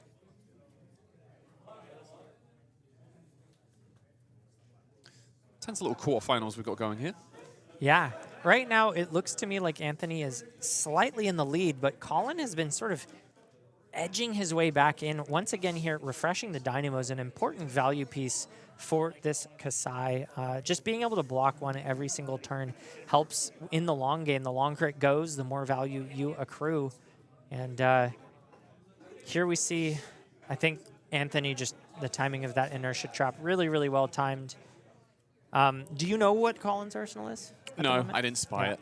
If it is a reaction, that's a pretty big deal, but you'd think he'd probably play it here already, hold priority if it was. No, so. I think this is fine because drawing out a card after Anthony said no blocks means that even if it is a reaction, he still gets over the top for a bit of damage. Yeah. And he's also gotten Anthony to give him a card to block. Right. But I don't think he has a window to play it if he passes reactions, is kind of my point. He's got go again. Yeah, gets the go again and refreshes the Dynamos and bottoms that arsenal. So a lot of value coming out of the Inertia Trap. I would have hoped it was a Sigil of Solace so he could just play it. That would have been nice. Anthony's still at 16, hoping that maybe the life totals can get corrected if that is this in is fact. great. Blunton. Throw away the... Oh, wow. Yes. Really good Blunton play there. And just Calicera for 1. Now both players just getting so much Dynamos in value on front. defense. Yep. What a fantastic exchange for Colin. Has another gold, also has the blue in hand. Oh, decides to pitch away the red instead. I think that's because his blue in hand is Glint. Yeah. So could just put it here or park it if Anthony says no blocks. But 1 card 2 isn't really where you want to be if you are playing the value game. So I feel like this is one of Colin's signature plays is that he's pitching reds and stacking and For the not late playing game. upfront value because he's prepared to grind it out. Yeah, it makes sense to me. It's always scary for me to try to grind it out against an assassin or really any deck that presents a ton of reactions, but Colin's probably feeling comfortable enough in the number of D-reacts he's running to keep himself healthy. As Anthony now comes in, life totals 12 plays 12 with that Hunter's Clave getting blocked out by the Command and Conquer as the Flick Knives comes through, clears out that Graphene Calicera. Colin takes 1. Pain in the backside. Probably going to demand another 3-block. Wow, giving up the Blade Flurry. Really just valuing the life total right now. Spinneret. And then a Calicera for 4. Yeah. And is that Authority of Ataya in Colin's hand? That's not a blocking card. It might have been. Does have the sink below. Sink below without a sink. Yeah. And Full Anthony's cover. just like, yeah. You can count neither of these players out right now. We have a very close quarterfinals right now. Absolutely. Neck and neck as Kasai is now activated with 1 float, threatening that gold once again. I believe the blue that's otherwise in hand is Trot Along. Has the sigil as well. So Sigil is great, yeah. yeah, run through. Run through is also great. Yep. Gets Gets the another go again. gold. Gets the gold.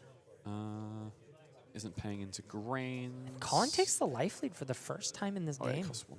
Wow, Anthony keeping it all. Likes the 5-card hand. I mean, it is Kiss of Death and a bunch of pumps. Yep, that's pretty good. And if Colin doesn't have the defense reactions in hand, Just show me your hand off the drawing top, up. Colin. And so he gets to see that Colin has a Faith 1D react. He gets marked as well. Very important. Yeah, because there's an attack reaction or 2 in there.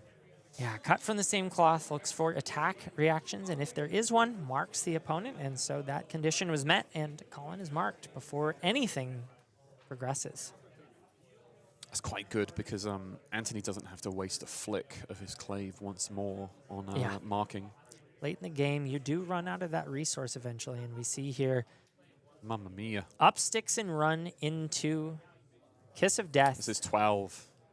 12 with what I assume is 2 reactions. Yeah, Colin instantly puts his head in his hands a bit. Yeah, I mean, I feel like you just have to fold the hand here. I don't think you can afford to not do that, basically. In a way, it's kind of a safe fold because like he is. has a Fate Foreseen, he has Yeah. that Sigil and Arsenal that we saw. Yeah. So he's already eked out a life lead, and after folding, Yep. there we go. Gives 3, asks if Anthony has any reactions. How tall are we going, Mr. Pham?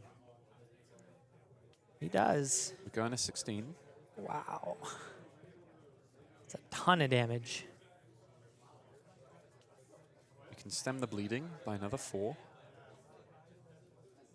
Surprised Colin didn't reach for the dynamos there. I guess sometimes you just want to, if you know you're not going to get the double swing, you just hold on to them for a later turn. That's so definitely a consideration when you Yeah. play Dynamos. Colin is really understands his deck. If you can't guarantee a reset on them, it's prudent to not block with them unless you're truly forced to. So currently blocking 13 on 16 plus 1 from the Kiss of Death on hit. So 17 against 13. He's taking a whopping 5. And that thing has go again, too. And I think Anthony's got the Tunic counter, so can threaten a Calicera after this. Yeah. Pretty scary stuff. And the important thing here... Oh, my goodness. Wow. It's going even higher. Goes all the way up to 18. Can he do that? I don't think Can so. he- can I he think do that's illegal. I think James White said that if you do that, straight to jail.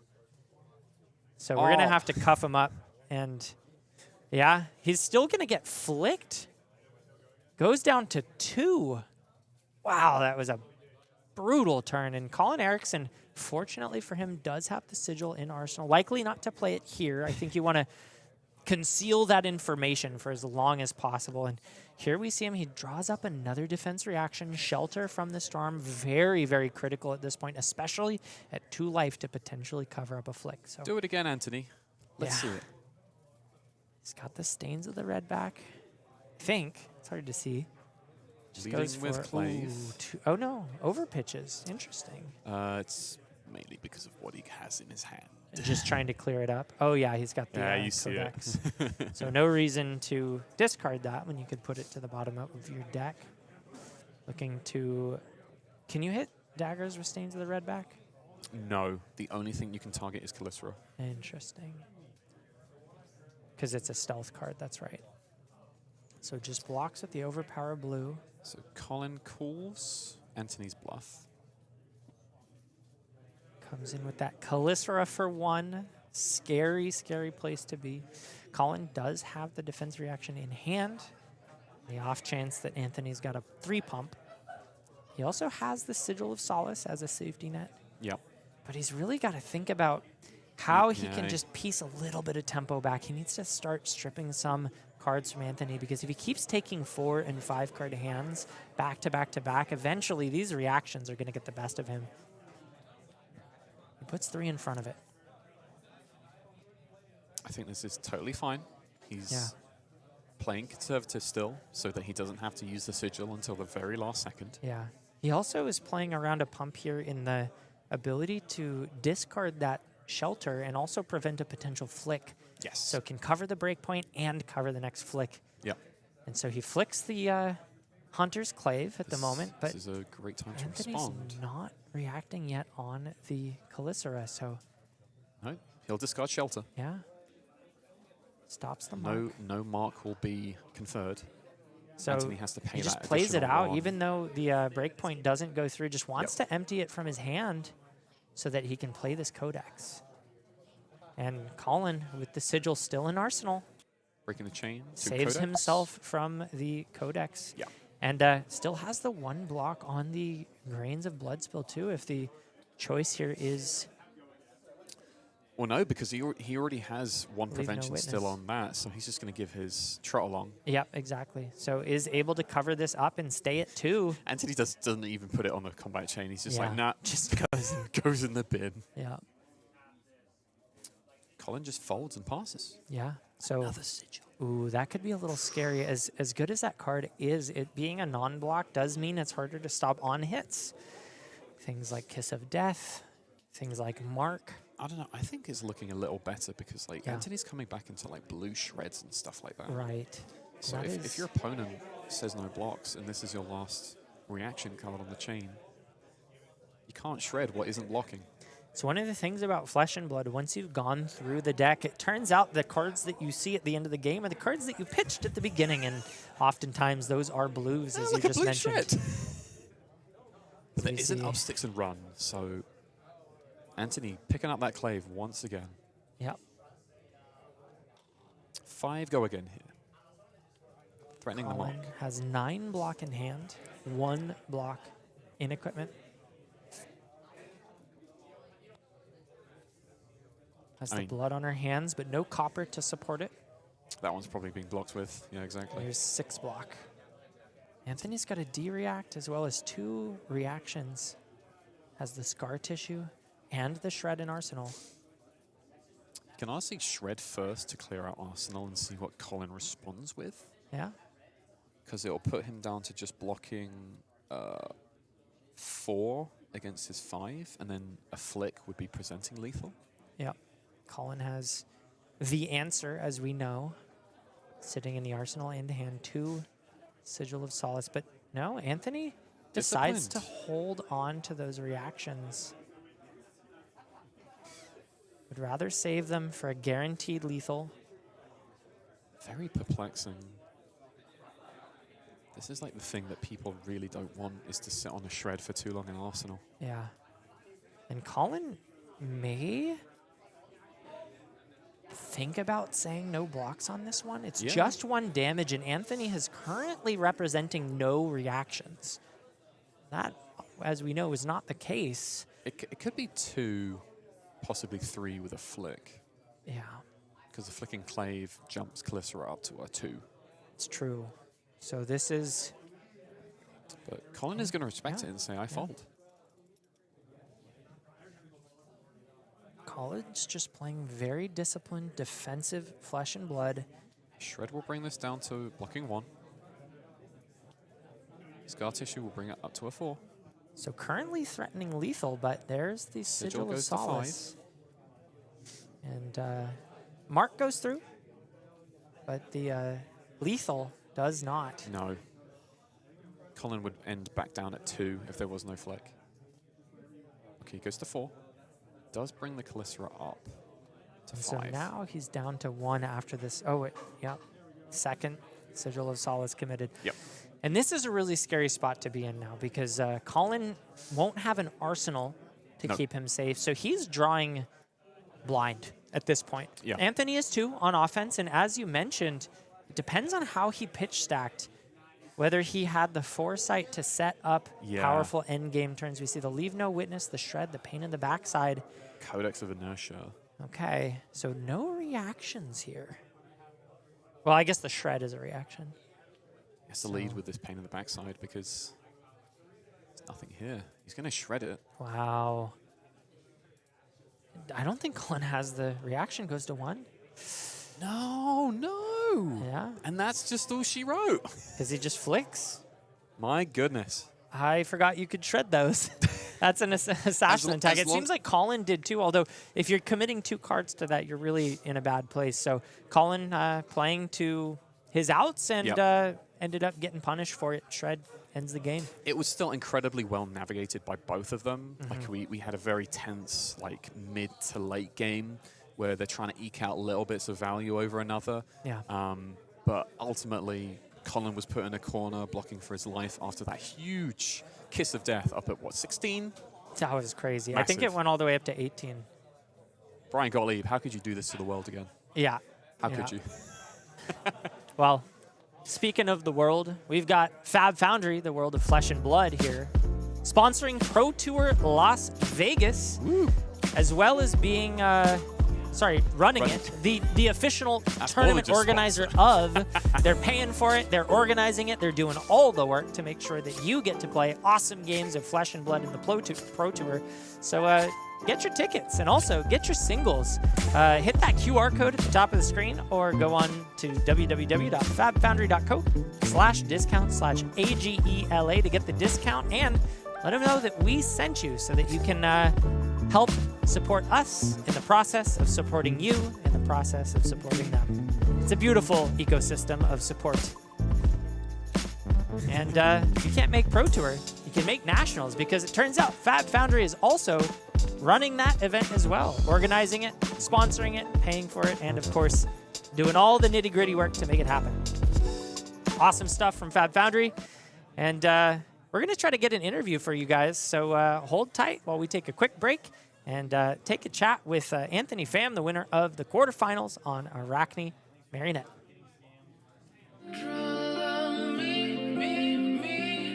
Losing control, I'm gonna explode. Can you bring it back to me?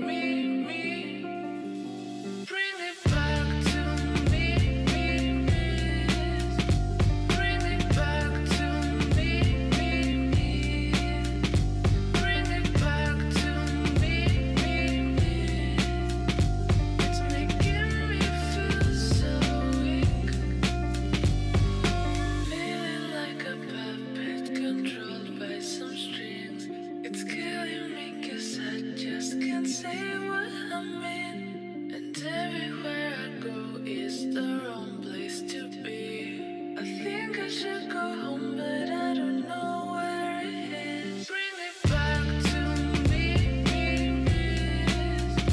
Bring it back to me. Bring it back to me. It's making me feel so weak.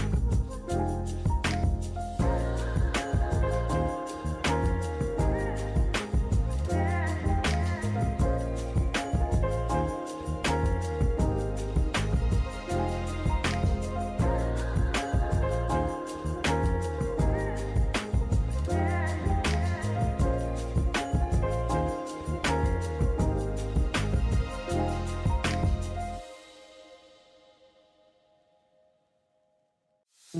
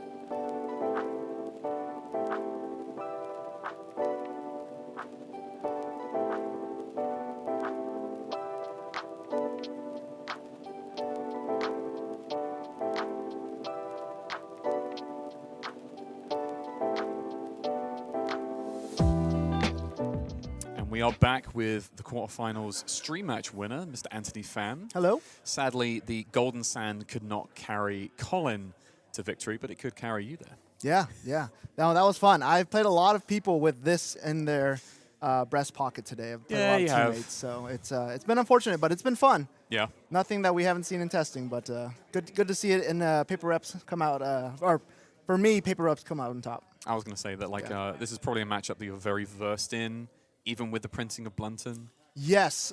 So he added some stuff. I added some stuff. He added Command and Conquer. And I added some more blue shreds. I saw the first Command and Conquer, and I arsenaled my Tarantula Toxin because I was like, dude, there's no way he runs 2. And then he hits me with another one. And I'm like, I only have 2 blocks in my hand. This Tarantula Toxin's dead, unfortunately. Didn't need it, apparently. But after the game, he was like, I didn't know you ran a 3rd blue shred. And I was like, yep, that's something spicy for today. Mm-hmm. Yeah, interesting, because you eventually closed out in the end of the game where everything sort of ground down to a halt, where you had him blocking him on the ropes. After that, a Kiss of Death that was, 18 damage? Yeah, no, it was without 19. Without pitching a single card? Yeah, it was 19. Ugh. That was pretty gross. I was actually out of dagger retrieval. I thought that I still had a codex so that I can pick up the point. Yeah. But I miscounted and I had all 3 codex of frailties already in my graveyard. Yep. So that was my last. I had no more dagger retrieval. So if I didn't kill him on that last turn, it was going to be a grind. Yeah, the only codex you had left was 1 inertia. Which I had, yeah. And I saw from the look of your face after you sent that last pick up the point, you're like, yeah, this is my last retrieval effect. Yep. No, it's always scary to manage the retrievals, especially in a longer matchup like Kasai.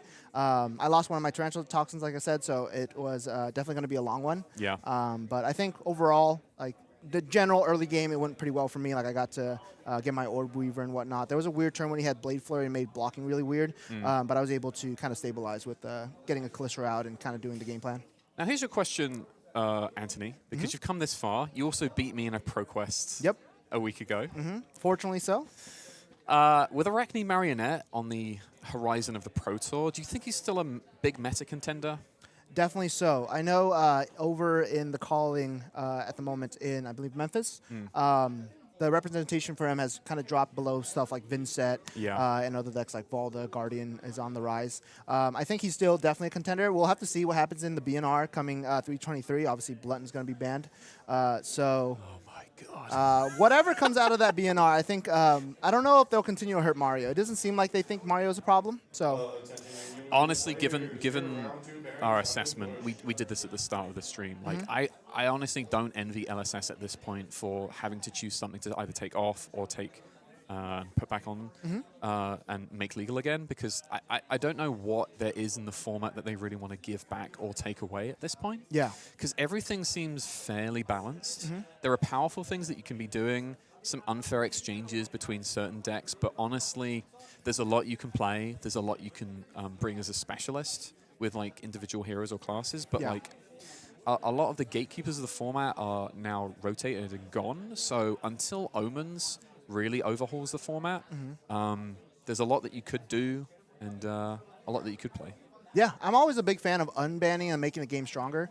Obviously, I appreciate all of LSS's like hard work to balance the format, but I'm a big fan of like powerful cards. Heroes should be able to do powerful things, and I think it's another way of balancing the game. But I truly believe that if every hero is really powerful, it makes for another balanced metagame where people are getting giant combos or like. Stuff like Blunton or Test of Iron Grip, why can they keep that and I can't get my Orb Weaver I have blue the or opposite yellow? ethos when it comes to it. I'm going to quote Syndrome from The Incredibles and say, if everyone's super, then no one will be. Not to quote video games, but it's basically League of Legends versus Dota. Like, Dota makes everything strong so that nothing's really OP. But League of Legends will nerf because stuff is unfun. So, two avenues to balance the game. I like one, but I understand the other. Yeah. I get you. Well, with that said, is there anyone that you want to shout out at this point? Yeah, we had a carpool today. We had 5 players. All of us top 16. Moises got in there top 16. And then the other 4, we all top 8'd. So I'm waiting for 2 of the carpool mates to play their top 8 match. I think I'm playing one against one of them. But right now, I'm X1 still. I've only lost to Ian. So I guess you can say that if people don't get lucky, I haven't lost yet. Yeah, we can just quickly review that bracket because Ian made it through, and he's now playing you again. God. And actually, both Arachnes fell to victors. Zach beat Haley. Clark just about scraped it against Tao Tao, even though both decks I saw looked very, very thin at the end there. Yeah. It's just that Clark had like a 15-point life lead. So this is a nightmare bracket. I have to play Ian, and then I guaranteed to play a victor in the last round. All matchups you've already won before. So I've won before, but it's not going to be fun. But I guess we're going to keep going. You'll rise to the occasion, surely. Yeah, I'll try my best. All right. Well, with that said, come to locals. Come to locals. We'll join everybody soon in a quick break to not quarterfinals, semifinals. Pardon me. Don't go anywhere.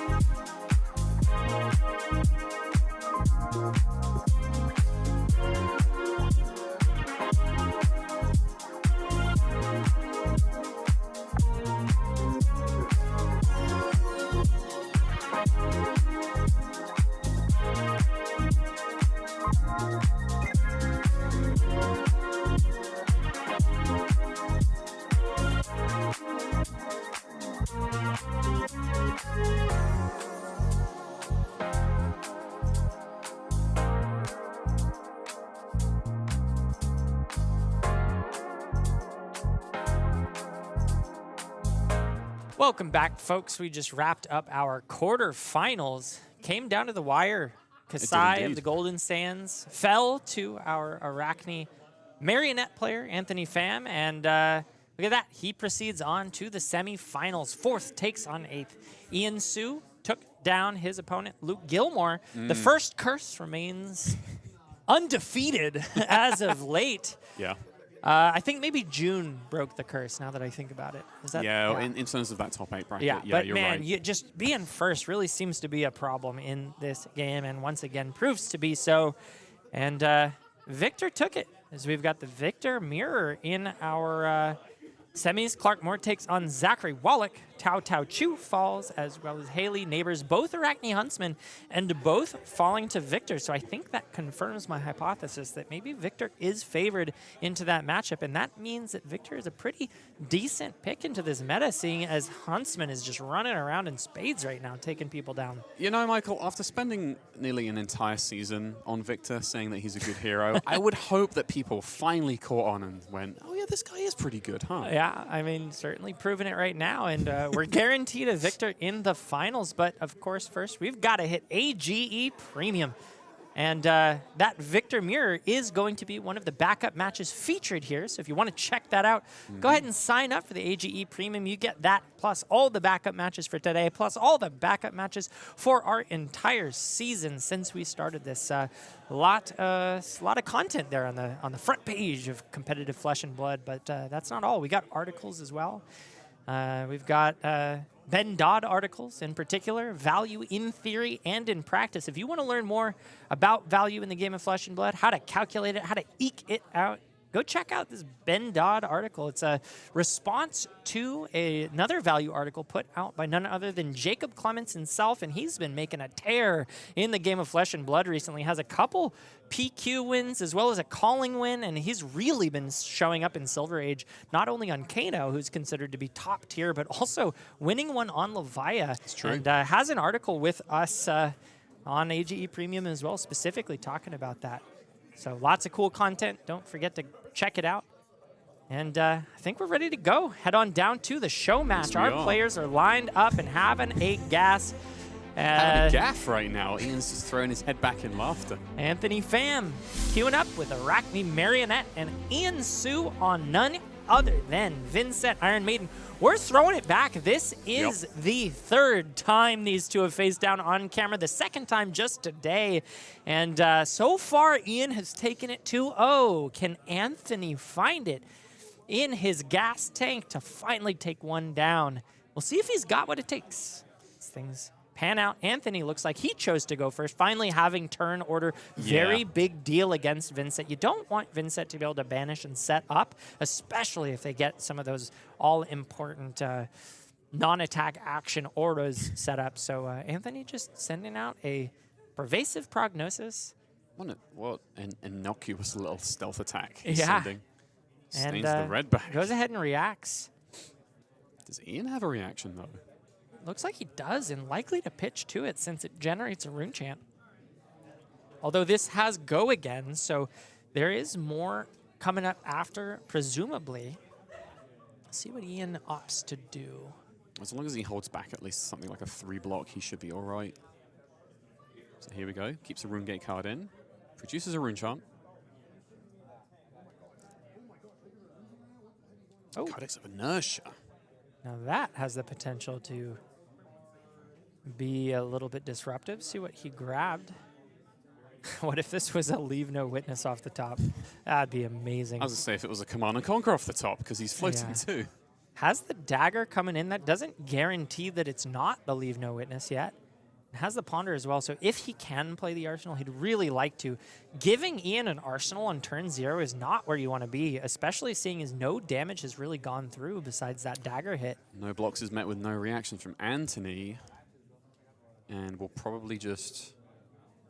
another persuasive prognosis. Okay, not really what you want to see. Doesn't target the Arsenal, so just a singular point of damage, and Ian's happy to take it going to 37 as the flick likely comes that through. Is a banish for him, though.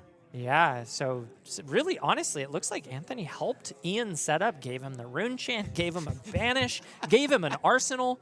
So, yeah, all in exchange for 3 life. Dude, Ian, I gave you free cards.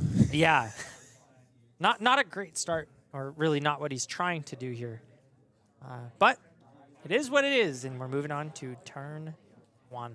Well, we did see an Assassin versus Vinnset game where being given 4-cost Rune cards wasn't exactly what they wanted so early in. Although the banished density in Arachne Marionette is a lot lower than Huntsman, not quite the Fatigue plan. True. Although Fatigue is still an option, and we have seen Marionettes lean into Fatigue. Specifically, Luke Gilmore was able to Fatigue out a Dash.io previously in one of the earlier rounds today. You can see a wry smirk emerge from Anthony's face as Ian is contemplating pitching up 3 cards. Huh. I mean, he has the Cull in Banish, and as we know, keeping that Cull enables some really gross turns in the future. If you can pair those with multiple Culls, which I actually did get to speak with Aiden Kwasnowski after his game, and he was talking about how what he was really trying to line up was the multiple Cull line. Yeah. And it just never pieced together. He wasn't able to find them together with the Shadow non-attack to force the Arcane, so... Interesting. So didn't work out. There'll be a Deathly Wail that Ian landed from the inertia given to him. Yeah, starting off a little bit slow, but only slow in terms of the amount of value presented this turn. Has a really great banish to start, and will also end with an Arsenal. So I think Ian's probably pretty happy to just send this over, ask Anthony if he wants to give up 3 cards, maybe even 4, just to prevent the rune chance. Pitching 2 reds, yeah, he was doing that. And so it looks like we're kind of starting things off leaning towards the fatigue angle rather than the value angle. And no damage will be conferred, so Cull cannot be played out. Ian is probably just going to eat 2 blood debt. Yeah. And because of prognosis, Anthony's actually gone up to 41. True. Full healing right there. So starting the game up 4, somewhat nice. And there'll be no rune chance confirmed on the back end because nobody lost life there. That's the most important part, I think, of Anthony's choice to block is just being able to prevent... Oh, and Pain at the backside, not a bad 1-card play. Very likely just going to ask for a card from Ian, but... he was going to lay those sideways anyway. Yeah.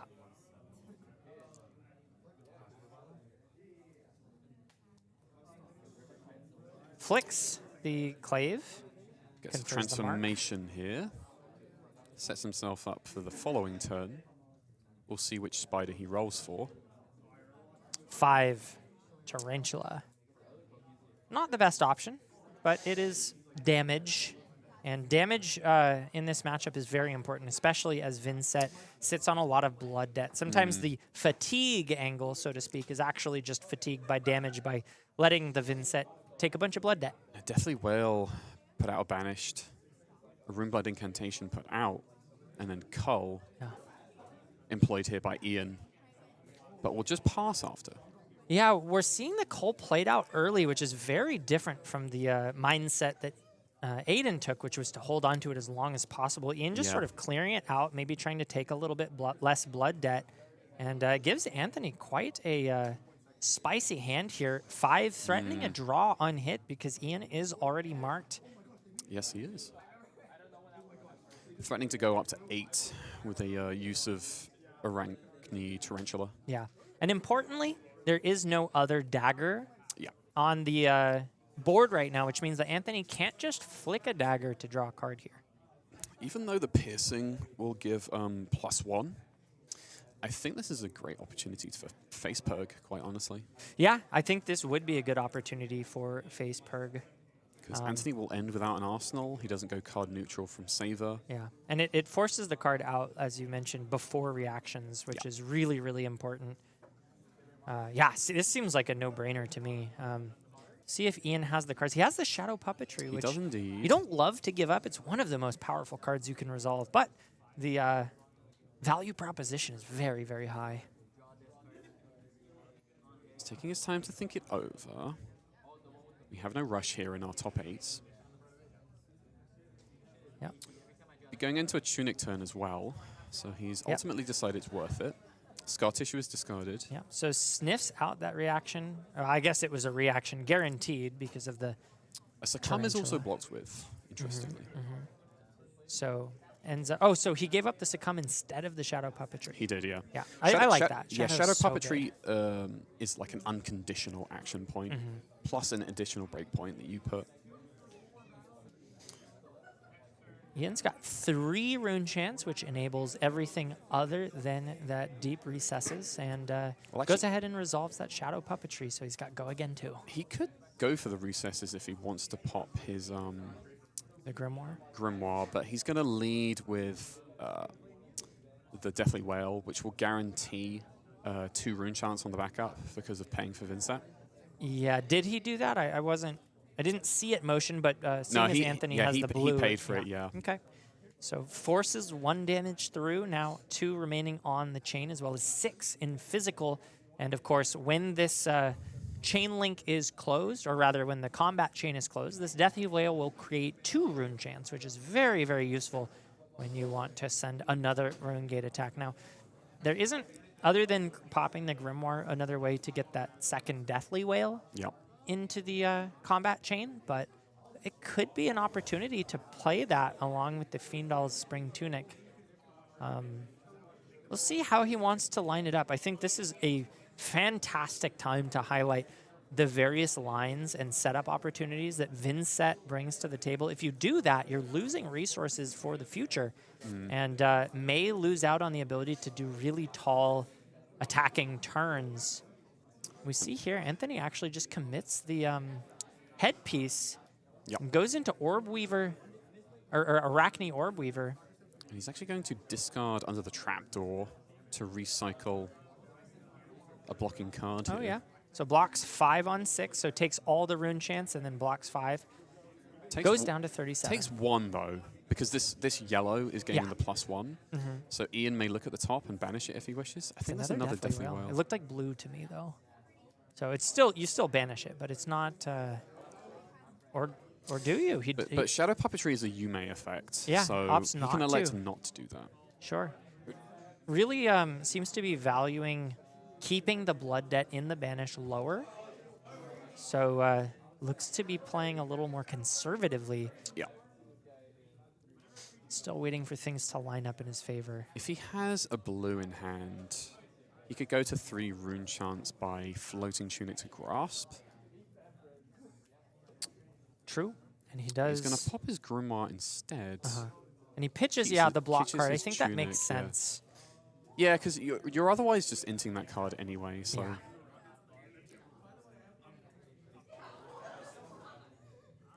This Deathly Whale will also generate 2 Rune Chants on the back anyway, because both players have already lost life this turn. So pretty valuable, still sets up for the next turn. Yep. But Ian's engine, other than ending this turn with Rune Chants, isn't fully online just yet. And then he drops down to 33. Ian sitting at 30 after the Blood Debt ticks down, and Anthony still has a couple cards in hand, 2 to play with. The great thing about Ian's next turn is that if he possibly wants to fold everything and maybe just keep 1 card, he can still send his Deep Recesses for no cards because of Incantation and Vinnset. I don't think Anthony's going to be able to send enough for that to be a play line. Only 1 card to work with after creating the Callisto means it's likely only coming in for maybe 4, maybe 7 if he does send it. So just chipping right now, playing a very slow game and valuing that life total. I mean, he's already had experience from the Swiss game where he lost a bit too much life because the hand said, we're all red. You can only block. You can't prevent Rune Chants. Yeah, that was rough. So taking it where he can and preventing rune gate effects from activating for Vinnset can be very good, if a bit underrate for what they otherwise do. Yeah. And from what is currently face up on the table, Ian doesn't have a rune gate play. Now, that can all change, of course, if he banishes a different card. But Anthony, with the information he has, sees 2 rune chants and then a rune gate 4. No other generation. Is that Graphene Callisto just comes in for 1? Oh, sorry, is it no, 4? it's for yeah. 4. Right. He activated Orb Weaver here. Orb Weaver gives +3. And here's another Haunting Rendition that will block for 4. Yeah, an even cover. Ooh, the Codex is nicely timed here. Because Ian has no arsenal, which means that a card will be stripped from hand and an attack will be forced in. Now, I don't know if I've seen Anthony bin a Leave No Witness yet, and no, just goes for the pain in the backside. So a little bit lower value, I think, than he would like. Yeah, I don't hate just getting another red Deathly Whale to stow in Arsenal if you have no rune chance and a blue. Yeah, it's really nice to be able to convert some of those blues to efficient 2-card plays. Yeah. Especially, as you mentioned, when the engine is not fully online. Ian's still thinking about discard here. Knows what's coming. Yeah, he's also forced, of course, mandatorily to banish to Vinnset. So throwing away Deadwood Dirge. I like that. I feel like more than likely. Oh, you said no locks? Yeah. Okay, so just going to take 4. Sure. So stays remarked. Remarked, rather. Takes 4, as you mentioned, and Marionette will return to the Brood. has a 3-card hand. Gets to send... a Tarantula Toxin. Oh, banishes the blue Deathly Whale. You saw T-Tox go into the Tarantula arsenal. Toxin and Kiss of Death naturally off the top. Ooh, okay, so Anthony's got a nice pairing there. It's what you want to do. To stand in the way. A little disruption here is annoying, though. The 4 breakpoint on the rune chance +6 coming through. And Ian currently has 1 card in hand. We know the card in Arsenal is a Deathly Whale. But depending on how... Ooh, but the Tunic use, I think, is really nice here. Gets to cover both breakpoints. Very clean. Does lose the Tunic on the Graphene Callisto attack, but when you're playing defensive, I think you're very happy to gain that breakpoint. I think that's okay because... takes the damage. Oh, and a Creeper's activation here for another Deadwood Dirge. So... Oh, wow. Dirge Blows the up the frailty. Amazing. Nice play there. Really Playing clean. out that other Deathly Whale that was in banished for another 4 and 3. Vinnset's so tricky. And Anthony will ignore all of that damage, go lower than Ian. Yeah, and Ian has will to end the turn on another rune chant. Banish a card because of the widespread annihilation. Or I'm sorry, was that the DRE? It was deep Excuse me. processes, yeah. Always. He's going to banish a pain in the backside. And it's also a you may effect from your own graveyard. Kiss of Death now. Coming in for 4 thanks to the mark, threatening that 1 damage on hit. And as we know, got that T-Tox. Let's see if Ian snips it out, avoids blocking here. I think with just how many unknown cards are in Anthony's hand, I don't know. I think this is just send me the bill. Yeah, I move. never block that card. It's just too backbreaking when you give the card and still get shredded. I block with Iron Grip if the reaction is still in hand. That's true, but he's got 2 cards at the moment, so you'd be very unlikely to hit it. I want to peek at Ian's hand because he has a Morph Skies there. Oh, yeah. 2 non-attack actions. I think that's another Malefic. He has a whole hand that he can use. Yeah. So I'm more of the opinion like, yeah, send me the bill. Yeah, just stains into T-Tox. Takes 10. This is just Red Thunderquake with extra steps. Yep. If you don't block the T-Tox. Yeah, it doesn't gain the extra value. And then Codex once again. Does he have a good target this time? I guess you could just... Oh, he going for some disruption. It is so interesting, though, that the disruption in Assassin can often just be card draw for the Vinnset player. Banishing off the top is not really what Anthony wants to hit, but could. I wonder... Does Ian give any armor here? I wonder. I don't know. I feel like you just take it, right? You're pretty happy to banish from anywhere. And He'd be yeah, okay with the that's what he arsenal. does. He'd be okay with the top. He'd be okay with the hand. And as you mentioned, the hand is looking really nasty. Can be hand. The 2, I think, is hand. Yeah, it's the first mode. Yep.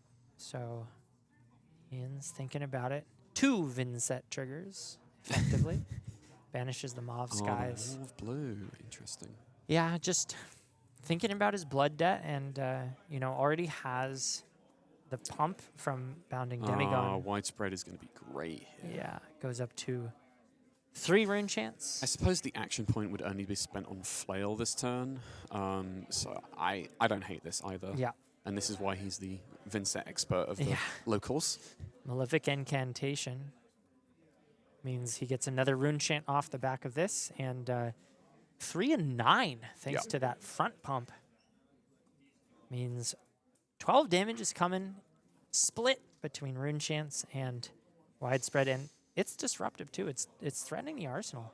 Yeah, and Anthony's arsenal is going to go bye-bye. Yep. Importantly, Vinnset was activated thanks to that shadow card, Beseech the Demigod. So yeah, can't even really interact with that unless it happens to be a defense reaction. Doesn't appear to be, and Anthony says... It's also going to banish the Deathly Wail that Ian already has in Arsenal. Yeah. Because it's a symmetrical effect. Right.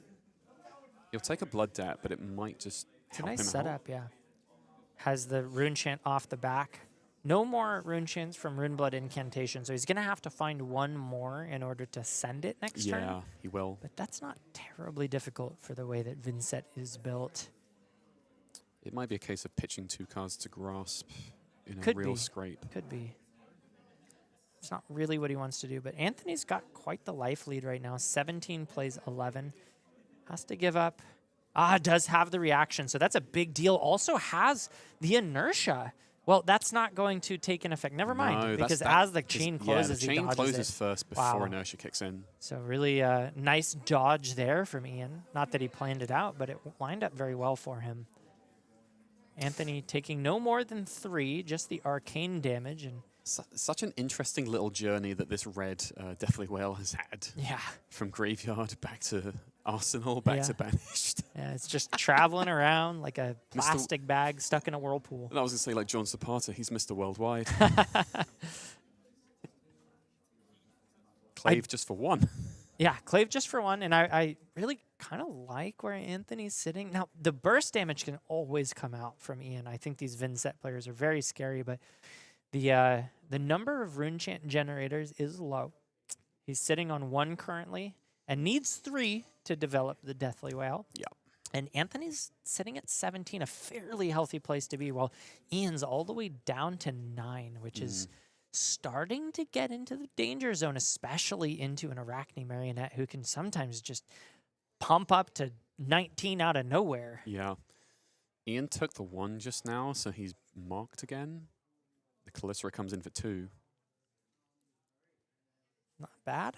I'm 1 curious card what's giving 3. his hand so much Got the shadow pause. puppetry, the yellow mauve skies. It looks like a succumb to temptation and a cull. That's a succumb. It's a malefic. Okay. Oh yeah, it's a malefic, not a But mauve. he just chose to give Yeah, I think cull was the last grasp. card. So Anthony will transform into Orb Briefest. Weaver. So can deploy that if he's able to flick the graphene and just kind of remake it next turn, but has to attack first. Has the dagger pump. He has lots of dagger pumps. Yeah, I said has 3. Did I see that right? He's got the V and 3. I as don't know. in I didn't count. THEE. V. Plural. Banishing the cull is Ian Suh. One of the powerful, powerful banish options. Stripping cards before the defense step is just such a backbreaking Yeah, and effect. it's like I described. He's going to pitch 2 cards. He's going to shadow puppetry. But Guaranteed importantly, Deathly Wail. yeah, He'll takes end on the, 3 rune chants again. Yeah, and also takes the damage from the Vinnset activation, which means Cull can come out at guaranteed instant cull. speed. Yep. Exactly. So he can do this. We'll see. Doesn't do it before the rune chance, it appears, or at least doesn't do it before the first unpreventable one. So Anthony drops to 16 as he sits in the tank. It looks like Ian is not deploying the call just yet, which I think makes sense. You just maybe sit on it until you can pair it up a little bit better. There's definitely different situations that I see Vinnset players like play Cull in response to rune chant triggers or wait until blockers. The real consideration in a lot of matchups is, do you expect the defending hero to have defense reactions in hand? Yeah. Because you can snipe those. Yeah, Anthony importantly able to cover this breakpoint up with the Fate Foreseen from Arsenal, which prevents Ian from banishing off of the shadow puppetry. Connor right now is doing his best impression of Rodin's The Thinker from the Ponder token in the background there. Sleepy Connor. Ooh, he is a tired boy today. Ponderous Connor. That is not the look of a lot of thought, if you ask me. Got one of those vacancy signs blinking above his head. I guess I'll put this into Arsenal. I got it for free after. Anthony blocks out. Now he has to banish from that call. Ian decides to deploy it here after all. He does have a nice set of cards, but doesn't really mind giving up one of them because, like, he can play a pitchless hand.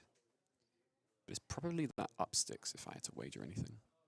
Oh, look who was right. Yeah, does banish the up sticks, and now Ian has cleared out the Blood Debt, so for the first turn in a long time doesn't take any damage. As Anthony starts things off with that Savor Bloodshed into Graphene Calycera. This one is for free thanks to the cost reduction of the Orb Weaver Spinneret transformation. This could just be staring down lethal at reactions if Ian isn't careful. Yeah, especially, I mean, I think that was a Scar Tissue, if I recall. So that's very, very nice card here. And if Anthony so chooses, could get rid of that Hunter's Clave in reactions with the Flick Knives just to see what is on top before the reaction step closes. So has the potential to go very tall if the top card is a reaction. Yeah, just discarded up sticks, which, is very terrifying. And I think Anthony got to opt. I know he saw a shelter. I don't recall, did he bottom that? Or I feel like he did bottom it because he doesn't. Knows what he's looking for. Hoping to present lethal. Yeah, not defense. 14 plays 8, and Ian needs to block correctly here. Such a difficult thing to do against the assassin class. Has 3 rune chants, so if he gives 3 cards here, he can conceivably play any rune gate card in his deck. Question is, does he have it? I'm unsure. He's got a Phantom Wraith. He's got a Phantom Wraith, yeah. So this feels like a give 3 cards situation. But it could be a bait. I mean, you just never know. Anthony could just flick, right? And then draw a card. Now, if he flicks, he won't have the option to send another dagger, which is a big problem for a card like Scar Tissue, which really needs to connect with an attack. The one thing Ian can rule out is that he won't have the +1 at reaction speed because Anthony is currently Orb Weaver and not Marionette. Yeah, currently only blocking 2, which Scar Tissue doesn't kill, but the flick into Scar Tissue gets really dangerous. Yeah. Ian is probably contemplating what second card do I really want to give to not be in a dying position right now.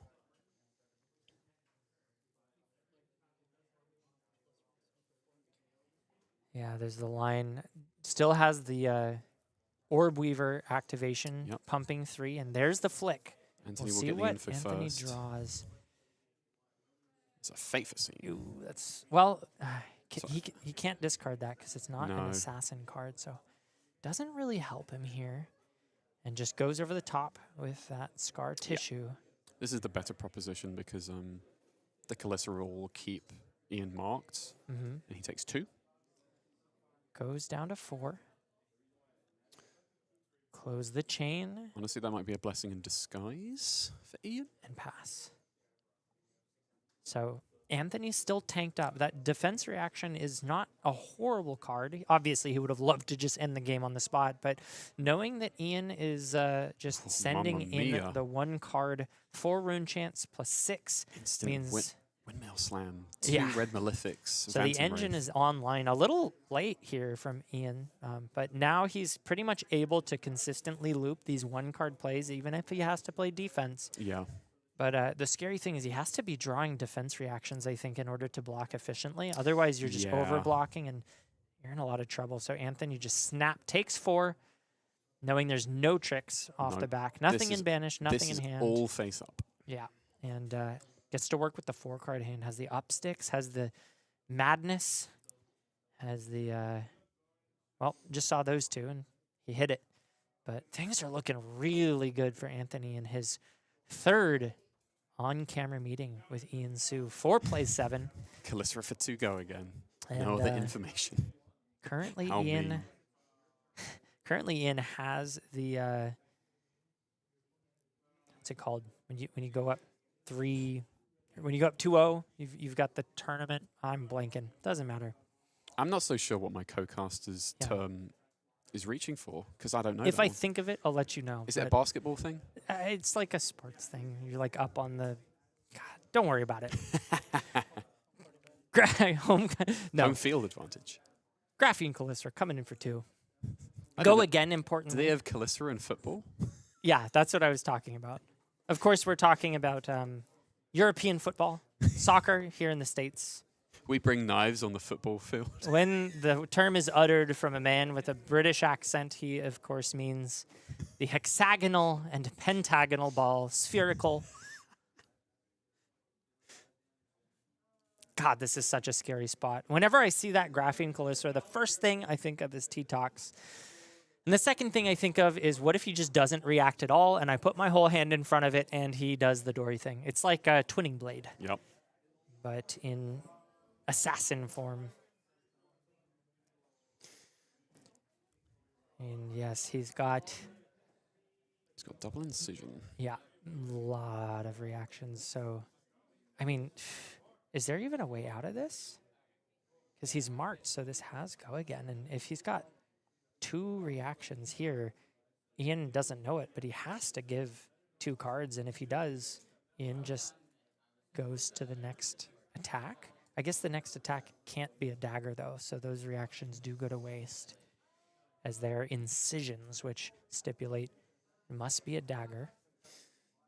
It's just like we said, you're leveraging the least information for the maximum punish. Yeah. These are some of the scariest turns when you can just Tunic, Graphene Kalissa to open information. It's not another incision, it's a pain in the backside. Oh, okay. They're both hybrid cards. Yeah. We had this earlier. So able to extend the chain link in that way. Ian's just hoping to keep a card. Didn't see if he had the Rune Gate likely to have it. I think I think that was a red Deathly Whale. Okay, red Deathly Whale in the 3rd slot there. Is that what we're seeing? Yeah. Yeah. So has the Rune Gate if he can keep it. But the turns have tabled in this matchup compared to last time they met. Ian Suh sitting at 4 and really in the blender.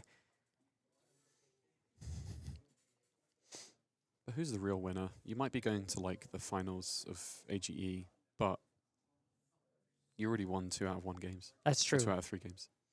Yep. Oh, pain in the backside. And Ian is naked and afraid. Only 3 damage coming through. Oh, 4 because of the mark. Excuse me. Unfortunate. And, that's it. That's all she wrote. As Anthony Pham takes it and moves on to the finals, playing Arachne Marionette. Took the game that mattered. The series. That was what I was thinking of.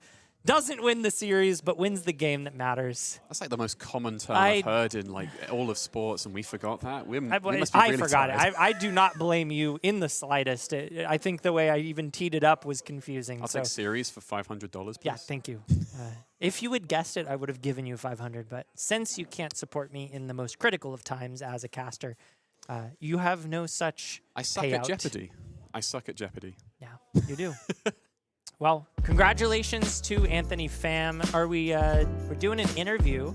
We're not doing an interview. We never do interviews in the semis. I should have known that. No interview here, but what we do have is Fabtcg, our sponsor today and partner in the game of Flesh and Blood. We've got discount codes for you galore. Just go ahead and scan that QR code at the top of your screen, or if you don't have your phone on you but you got your laptop out, type in www.fabfoundry.co/discount/AGELA10 to get 10% off of your purchase. They've got singles if you need singles for the coming up Pro Tour that they are sponsoring and hosting. And man, they've got everything. They've got Sage packages, commons and rares. If you need a full set of commons and rares, you only have to pay, I think it's like $50. You get the discount, pays for shipping. Great deal if you're playing Silver Age to just buy up entire sets, full play sets, and get off to the races. Get yourself out to one of these events. Come to AGE with the singles you buy. Whatever you want to do, just go buy it at Fabtcg and have fun playing Flesh and Blood. We are going to go to break here real quick as we set up for the final round. I'm sure the players are itching and ready to determine the winner today as we see how the bracket fell. Do you think Victor won it? Oh, what a leading question, Michael. You gotta specify the game is still going on. We do not get to have that information yet, but Clark Moore versus Zachary Wallik. Zach, as far as I know, has not gotten as many reps on Victor as Clark. Clark has been a Victor player for much longer than Zachary, but that being said, Zach is a fantastic Flesh and Blood player, and when he sinks his teeth into a deck, I fear it.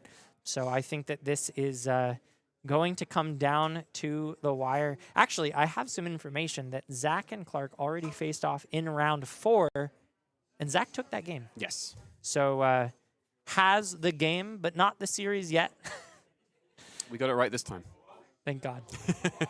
Well, I think that's it for now. We're going to take a quick break as we wait for these players to finish up. And after that, we've got the finals. So don't go anywhere. One more game of Flesh and Blood after this.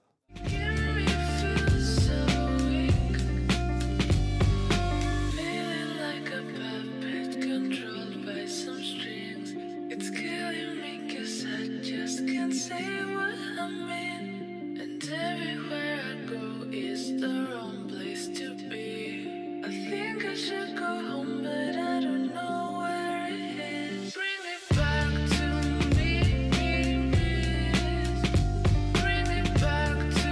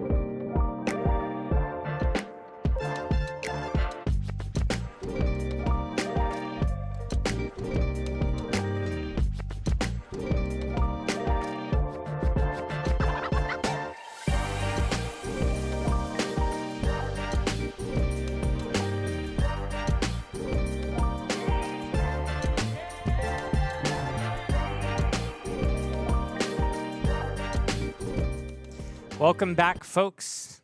Ian falls and Anthony wins as Vinnset finally loses that fabled thing that I can't remember the name of sometimes. Series? Thank you, Marcus, for picking that up. No, we're just playing around here. We've got the bracket, though, and believe it or not, Victor Goldmane was the winner of last match. Which one, though? That's right. Zachary Wallik took it down. The man defeats the horse. For those who were paying attention, Clark Moore was playing the manless horse token as his hero, and unfortunately for him, this did not give him the luck that he needed to win the clashes or draw the ripple aways at the right time, and it sounds to me like luck did not fall his way as Zachary clashed his way to victory. And here we have it. These players now playing for $200 because $400 will go to the winner and $200 goes to second. And we don't really care about the rest of the bracket. It's just the difference between that and 5 AGE open points, both of them walking away with quite the pretty penny, but one getting nearly double the cash and 5 more points to boot. Well, we might not care about the rest of the bracket, but the players care about the rest of the bracket because they get more points. They do get more points, but the point is that that's in the past. It's already happened. Well, how about Arcane Games Premium? The front page of competitive Flesh and Blood, only $10 a month. I say that because there's a ton of really great content and the opportunity to support us. Think about it as our premium Patreon page, something that you can do to contribute to our continued future as Flesh and Blood tournament organizers and premium article creators. We've got a couple more articles coming down the pipeline. I even think you were talking about maybe writing one. This is true, yeah. I'm probably in the works of writing something about Victor. Well, that's just great because Victor seems to be up and coming. So if you want to learn more about how to play that deck to the highest level, check out Marcus's article when it drops. And of course, this Monday, we will have deck lists available for you, as well as the VODs, the backup streams that we record later this week. So keep your eyes peeled for that content and more at AGE Premium.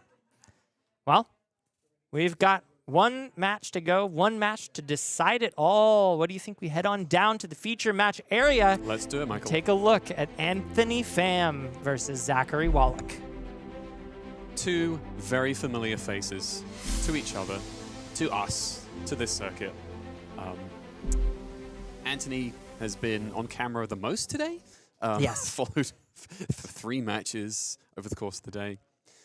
Zach, being higher seed, has chosen to go first and has led off with a peck perfect.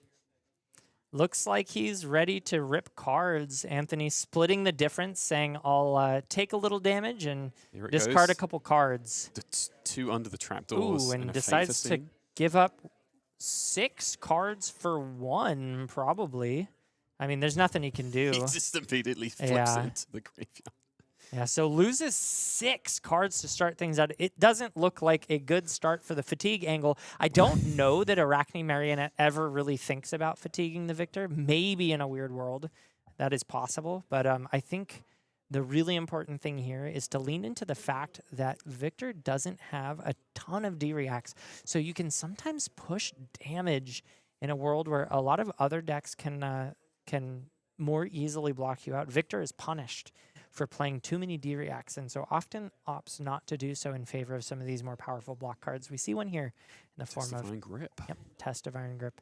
So Anthony gets to see the whole hand before he sends out this Kiss of Death for 7. Quite a good send here. I don't know what Arsenal Zach pocketed here, so he's going to do some thinking. Anthony does have 2 reactions, Incision and Stains of the Redback. So Zach actually going to give his gold shield here. Yeah, gives up 7, 8, 9 block, so. Wow. Flicks the clave, it will land. This does ensure that Zach won't be hit by Kiss of Death physically here. Yeah.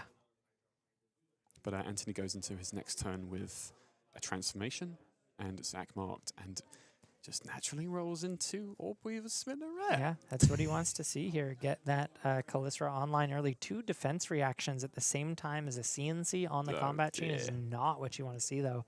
Going to have an IP penalty due to the way this lined up for him.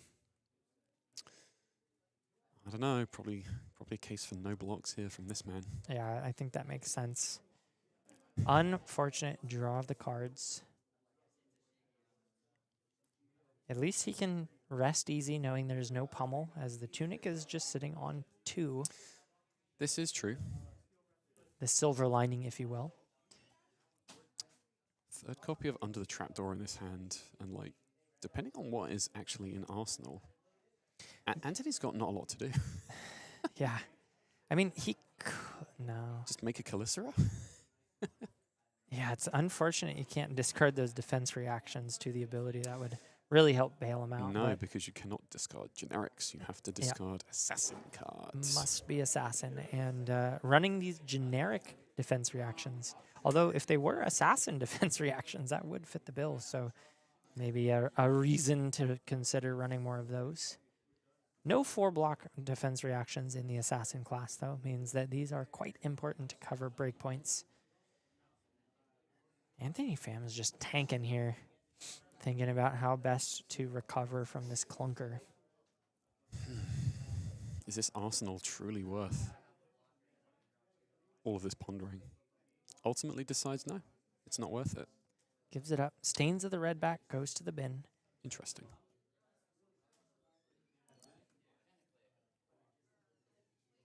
Looks like Anthony's thinking about just starting the chain off with the activation here of Orb Weaver, getting that Kalysra and the cost reduction. I think, unfortunately, Anthony forgot to do his tunic, though. Did forget to do his tunic. Good catch there. So this is actually a good moment, and I think highlight of when players get a little bit too in their head, the disappointment of not having a good line. What can happen is that distracts from the important game state things you need to track. And in this case, it looks like Findall's Spring Tunic falls by the wayside as Anthony gets a little bit bricked up about that choice. And instead just pitches away his blue there to send in the Hunter's Clave for 1. Zach Wallik likes his hand, though. Zach is going to do a clash here with Clash of Bravado. Yeah. Just gets a bit of info about the top of his deck. Has the 4-card hand, something that he's quite happy to send over. Spinal here. Fortunately, I think for Anthony, he's got the D-reacts to make short work of this, so isn't really concerned about the on-hit here. Honestly, the good thing about that turn cycle is that Anthony still got to chip in with the Kalysra because Zach decided not to block it, fearing a potential Tarantula Toxin, and instead just blocked the Clave, so 3 damage managed to sneak its way in. Yeah, even though Assassin isn't necessarily the most overrate class, some of these plays you even harken back to it just being a red Thunderquake, just 3-card 10. The value really comes from forcing your opponent into bad blocking decisions. So even though he only sent 5, that was a 7 value play with the way that the blocks came out. And here we're seeing another 7 value play as Stains of the Redback and Fate Foreseen are put in front of the Spinal Crush, preventing the crush effect and only taking 2 on the back end. So left total still fairly even at 32 to 35. Going into Anthony's turn with 3 cards. And there he does remember to tick up the Tunic. Would have been at 3 this turn. I don't know how much that matters. Yeah, considering he pitched a Codex as well. Yeah, probably not punished for the Tunic misplay earlier, but I do spy an estate in Zach's hand, but because he's presented Crown of Providence, it isn't live right now. And it's so valuable to keep the Hunter's Clave from hitting. So goes in, puts the card in front, but Anthony has the answer. +3, thanks to no mark at the moment, but that is enough to clear it. And so 4 plays 3 is currently representing 1 damage over Woodmark Zach if this connects. Yeah, it would be chipped by 1. has the option to deploy the Valiant or the quick dodge flexes and goes for that. So really values keeping Anthony off the mark, and Anthony accepts the proposition, takes the boots in exchange for the mark, and passes. Zach starting out with an estate here. And notably, this is the first goal. Didn't bring in the Crown of Dominion, meaning no might on the back of this. Hasn't resolved any clashes that can do any tricky stuff. Currently representing a pummel here, but one of the things I've learned about Victor is that he often IPs himself. When you're drawing cards and you don't know what they're going to be, it's not uncommon for them to just draw into 2 and IP. So Anthony says, I don't believe it's a pummel, and wow, loses another D-React, though. These Command and Conquers have been very overrated so far. Quite honestly, I'm surprised Anthony gave another defense reaction to put in Arsenal, given that he got by a CNC the previous turn cycle. Yeah, really giving up a lot of value. Zach, show in the hand, has the Ripple away. Very scary for Codex plays. I don't think Anthony's got that this turn, though, as he lines up the Tunic with the Graphene Callistra and a 3-card pump. That means it's 4, 8, 12, 13 damage. No mark, so there isn't a current draw effect on hit, but if Anthony Pham flicks that Hunter's Clave, 13, excuse me. If he flicks the Hunter's Clave, that would confer the mark before the Graphene Callistra hits. So while the flick itself wouldn't draw the card, if the Graphene Callistra connects, that would. So things to consider here during the blocking step. But that's a lot to ask for, especially on a dagger. If you end up folding the hand and there's a T-Tox as the last card, you get to give the full 6 value, which you don't really want to do. Wow. And is Zach saying... No, there was a flick. Yeah, excuse me. Zach said no blocks. Does have the staunch, though. Very nicely timed, able to cover up a lot of that damage. He's only going to take 4 over the top here. Yeah.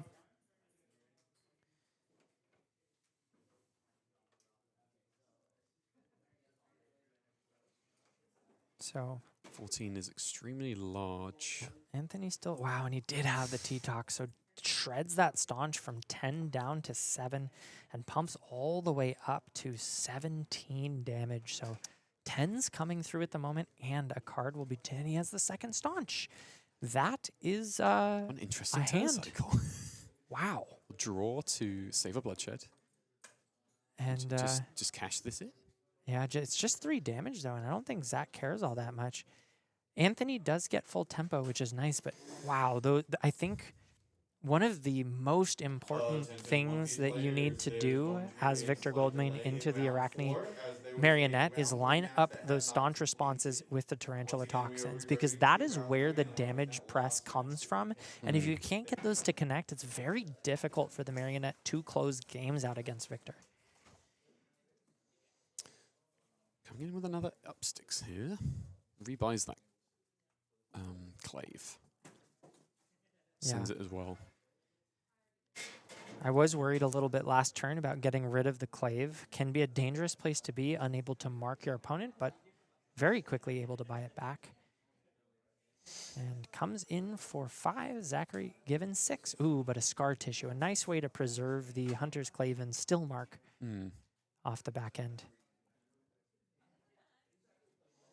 Zach taken 2, leaves 1 card in hand, and Anthony.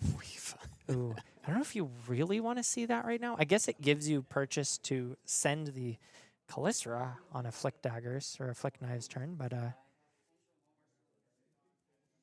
so Zach gonna estate with the Tunic resource. Yep. Go to 3 mites. Nice use of that card. Really wants to see. I guess a blue or a red is fine in this spot. Either you Arsenal the red or you send the hammer, and it looks like it was a.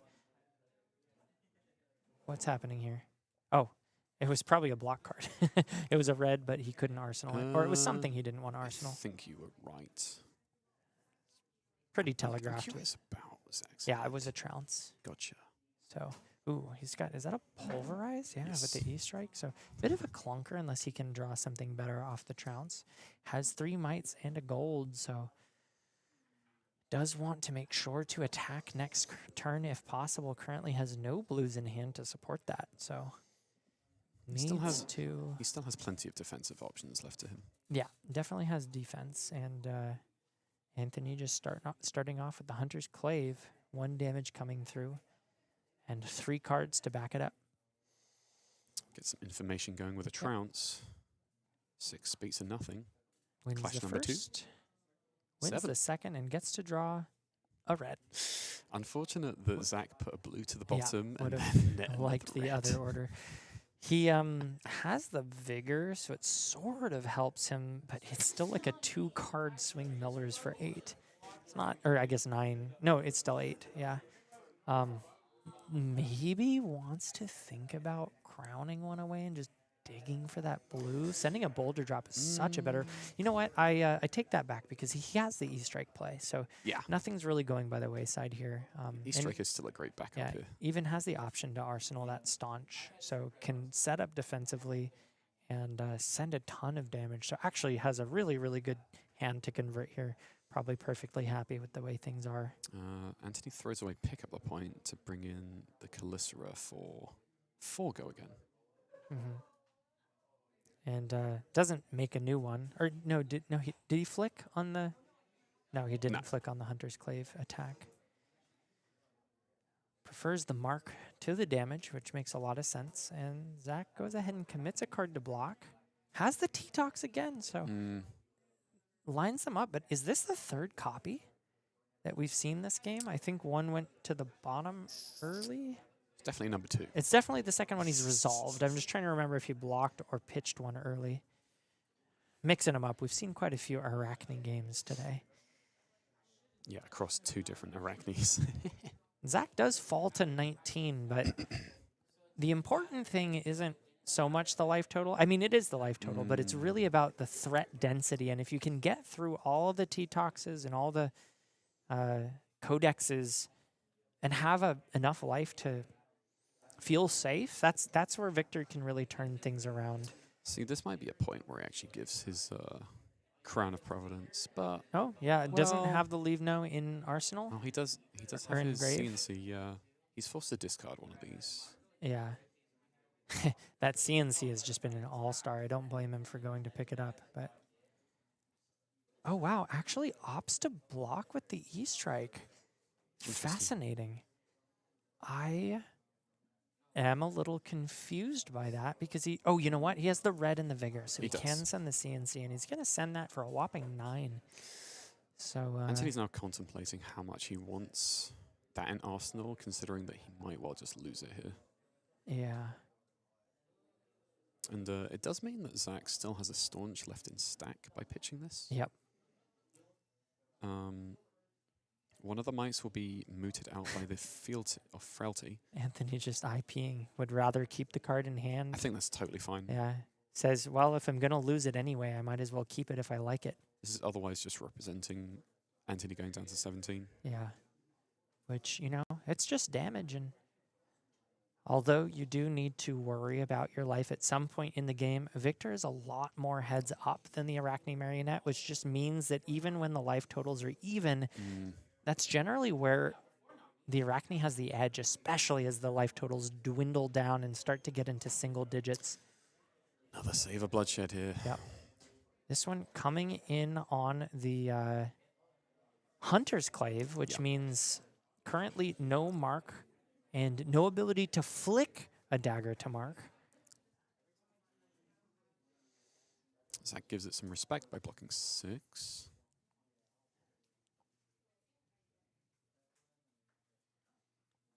Zach otherwise doesn't really have a great hand anyway, because I think it's just ripple away Macho. Yeah, it looks like he's Macho. taking the defensive posture. Yeah. Anthony figuring out if he can push any damage here or if it's just rip the hand pass. Speaking from multitudes of experience in matchups against assassins, buying yourself some time for the clash cards to really impact, like Iron Grips and Test of Strengths, can be better than like getting greedy on a hand that doesn't otherwise do much. Like this hand is otherwise a 2-card E-Strike or some Miller's Swing. I I think that's a really good point. The longer the game goes, the more clash cards you get to resolve. Victor loves to see one full cycle of his deck. It's so beneficial to be able to do that. Some decks, they gain their value through repeated tunic counters. Some decks gain their value through other ways, but Victor just gains it from clashing as much as possible. And to do that, you just want to see each and every clash card, and hopefully in a nice order where they're not gumming up each other. Exactly. And here comes Miller's. And Anthony has a defense reaction. Yeah, very well timed.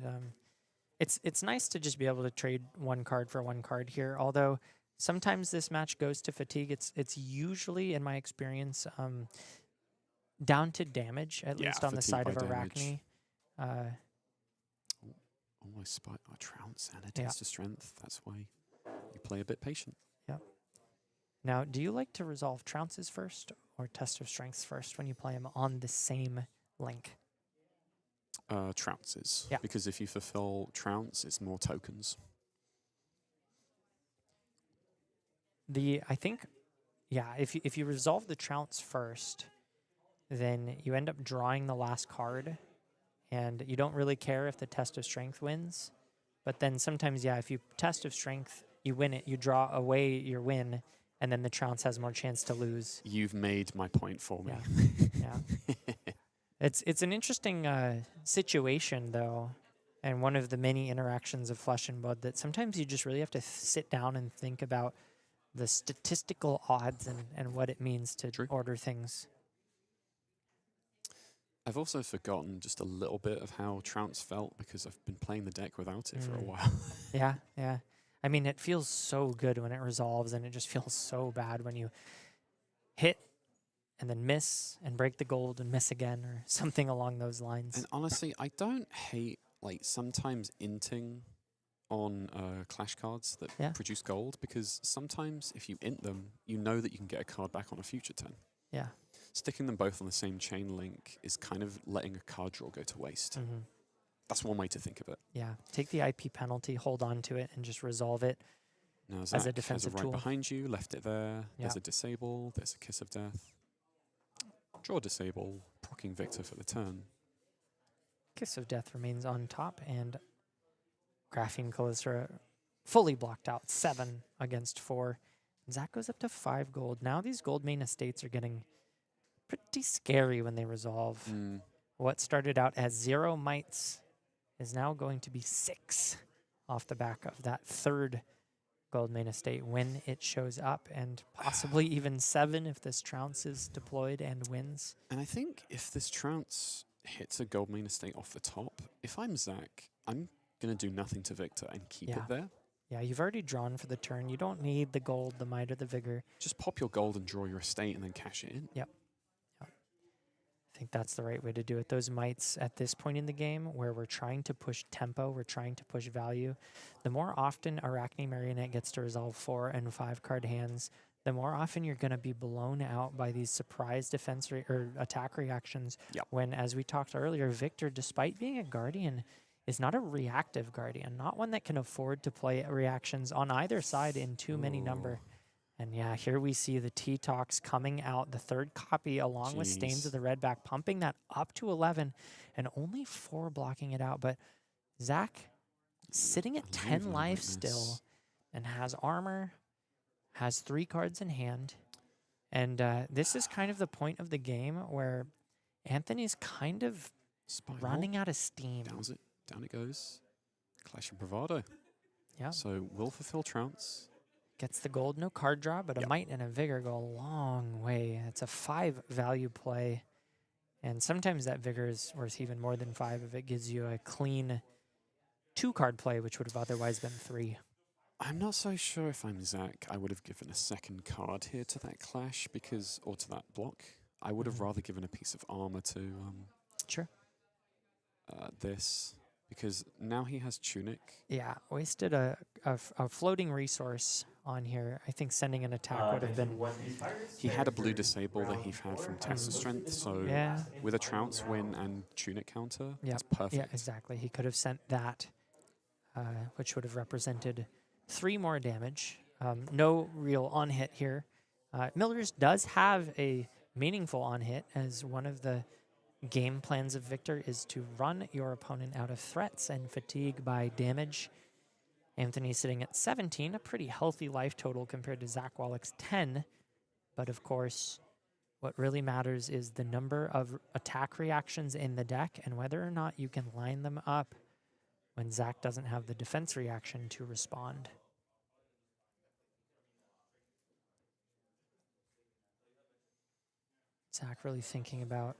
Anthony really thinking about how much he values the card that he's currently being threatened. I do see a line. He hasn't cashed in that headpiece yet, so a single card in that would allow him to choose whichever Arachne mode he wants. Yeah. And that's a nice threat. Currently has a Graphene Calistera, but doesn't have a Tunic resource to support it if you wanted to go for the reaction side of things. Thing is, Zach is unmarked because he suffered a bit of damage on the previous turn. So, so he wouldn't even be able to choose. Very good point. And because Honestly, of that, just gives up 2 cards. Technically an inertia, but it doesn't play matter into here. This So- might give Zach some breathing room to find Yeah. another estate and really cash that in. Anthony really needs Zach to find a non-functional hand Look here. at this. Look at this. There's an iron grip just ripping it. Yeah. And he wins that one. Guess what? Anthony hasn't won a Anthony- single clash this game. Not that you expect to, but sometimes you've got those non-attacks or reactions on top, or the block cards. So Zach knows that he has a T-Quake on top. Yeah. Likely just sending in a boulder drop, or maybe even trying to thin the hand out even more and send something like a Clash of Bravado. Just clear things up a little bit.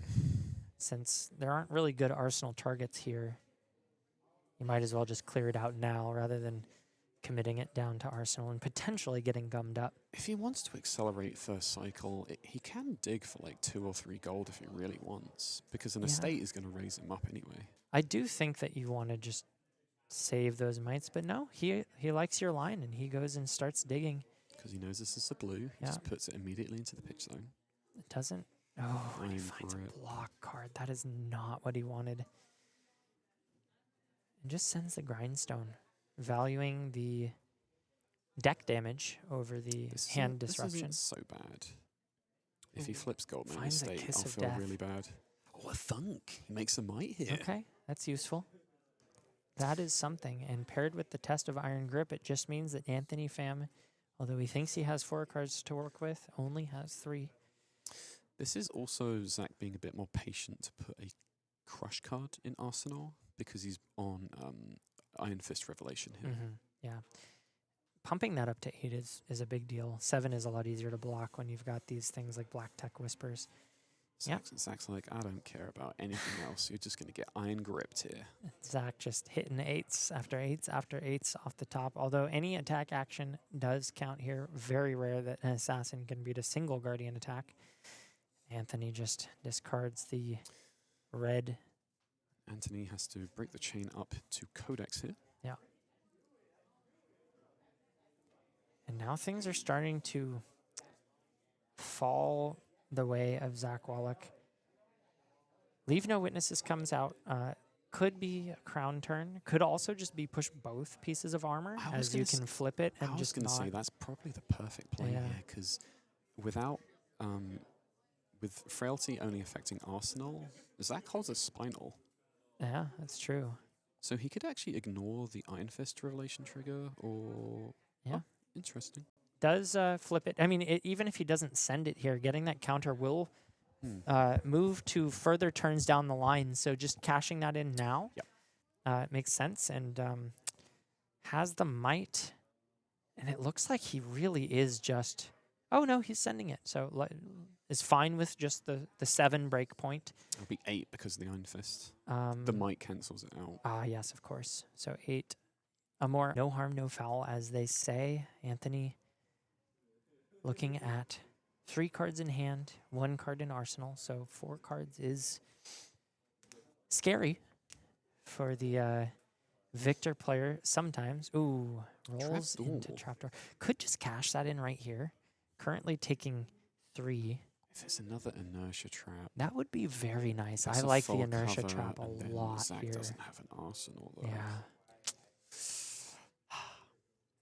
It's kind of a good hit. I thought at first it wasn't what he wanted to see, but I think this lines up well. It doesn't progress the game plan of pushing damage, but it does disrupt the tempo a lot. Does he have it, though? I think he already has played one. I'm not sure how many his list brings, and the fact that he hasn't gone through his deck. He does have the opportunity if he wants just to search. Right. Yeah, doesn't have the trap anymore, I think. He does nothing. Unlucky there. Would have really liked to resolve an inertia for free, I'm sure. 10 plays 10 now. 4-card hand, though, on the side of Anthony Pham, and Zach has the Arsenal. And there's another trounce. Lots of block cards. So has the trounce, has the test of iron strength. Zach actually has the bonus cards, considering clashing for gold, to actually respect T-Tox and other reactions. Right. Yeah. And Can not just get blown out. Overblock and say, yeah, if you have it, I'll take 3 instead of taking full 6. Personally, the only thing that is worrying me in the matchup is that Zach gave quick dodges so early in, and I usually like to pair those with my riches because they can be a test of strength on 2 chain links. If you think about it that way. I do very much like that pairing as well. But you mentioned T-Tox. I believe Anthony's out of them at this point in the game. So Zach only really needs to worry about the fair attack reactions. Pervasive prognosis also coming out. Only a base damage of 1, and Zach's been doing a very good job of staying unmarked so far this game. So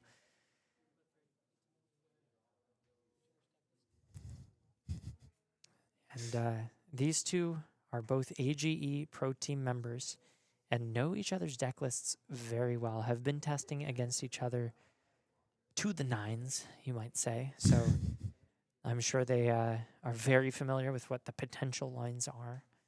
Zach coming out with just the trounce so far. I think this is totally fine. Yeah. 7 beats a nothing. And, a 4 beats a nothing as well. Yep. Ripple away. One of the few opportunities. This is also a good thing to have in hand, because it is. If Anthony threatens Codex. Oh, Anthony just passes there. I think he might have the Codex if that's the case. Sees the ripple away and says, the line that I was going for is no longer functional. That would be my guess. Yet again, Zach has this much gold. Yeah. And has the Spinal Crush. So this is lots of tempo. Forcing cards from 10. hand. Not allowing Anthony to keep the 5-card hand he really wants to keep. Yeah, this is going to demand the black text and this lot. And Zach will say that's fine. And if Anthony passed to hopefully push a 5-card hand, he will now have to do that again here, or forego the line entirely and just take 3 extra damage. I actually really like this, where Zach is posturing pummel. Yeah. Okay, pick up the point. Finally, another opportunity to remark the victor. Crucial to close the game out. But as we mentioned earlier, while Anthony does have a lot of cards left in deck, I'm worried about his threat density at this point in the game.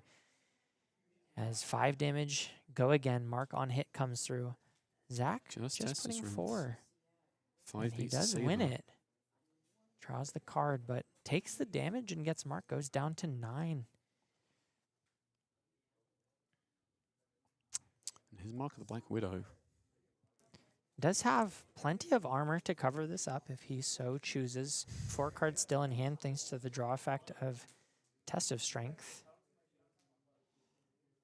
Very interesting hand.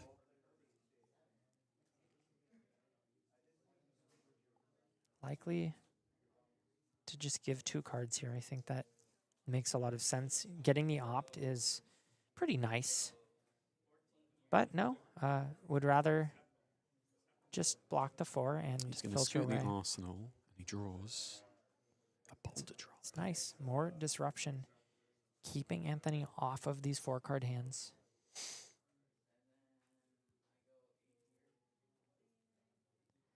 7 plays 9 as Arachne transforms into the Funnel Web Arsenal Disruption, which currently Zach has no arsenal. Likely to pocket something, though, given his hand. He does have the E-Strike. I was actually going to say he's probably not going to pocket anything. He's going to go Oh, wide. yeah, he has the CNC, but... He's going to present 12. Yeah, could... if Anthony has another D-React here, he will have gummed up every single hand with CNC. He is under the trapdoor. Wow. Well, at least that isn't itself a D-React, but certainly prevents you from going and grabbing one. So this is back to Anthony's pitch stack, actually. So yeah. This does mean that I to think 2. Goes for the boulder drop here. Zach is just about to come to the end of first cycle and has 2 estates left to resolve. They might appear in the same hand. Does he have 2? I thought he resolved 2 already. I think he has 1 left. Okay. Because he resolved 1 for no mites and then resolved the other one for that's true. 5 or something. Anthony's going to go to 1. This is a very scary spot to be because Golden Sun is a card, and we haven't seen any yet. Calicera for 5, go again, with Zach marked correct now. Has the riches in hand and a test of strength. Test of strength doesn't full cover, but if you pair it with the Iron Fist, it does. He's got that last copy of Estate as well. Yeah. Anthony really can't go wide here because he spent Tunic to swing Calicera here. He can only go tall.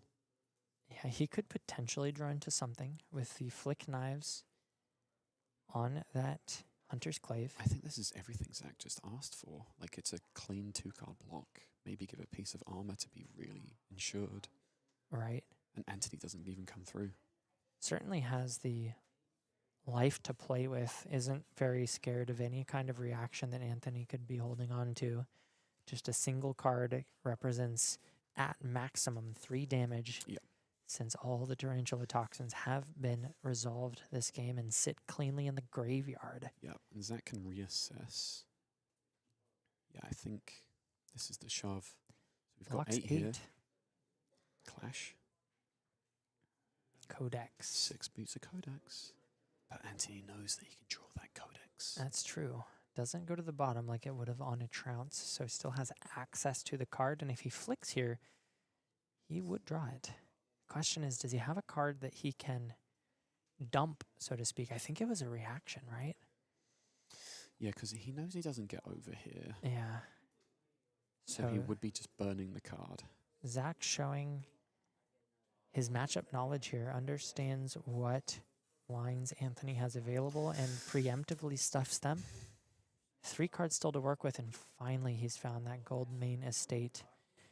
And he's pairing it up with the Riches of Tropaldani. A little bit of a redundancy, but getting the extra gold just means what would be 7, 8, 9 mites turns to 10.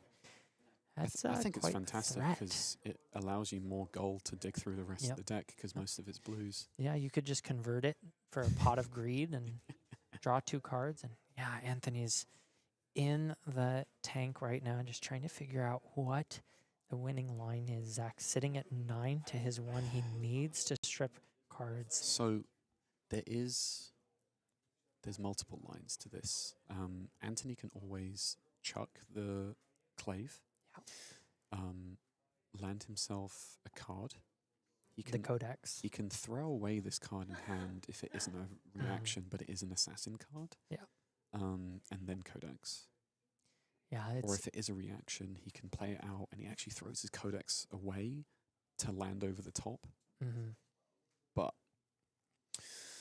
the Codex is worth more by dragging a card from Zach's graveyard to Arsenal and then making him discard. Yeah, forcing the discard is really important. But he elects just to Arsenal. Maybe it's a defense reaction. Yeah, I didn't see what it was.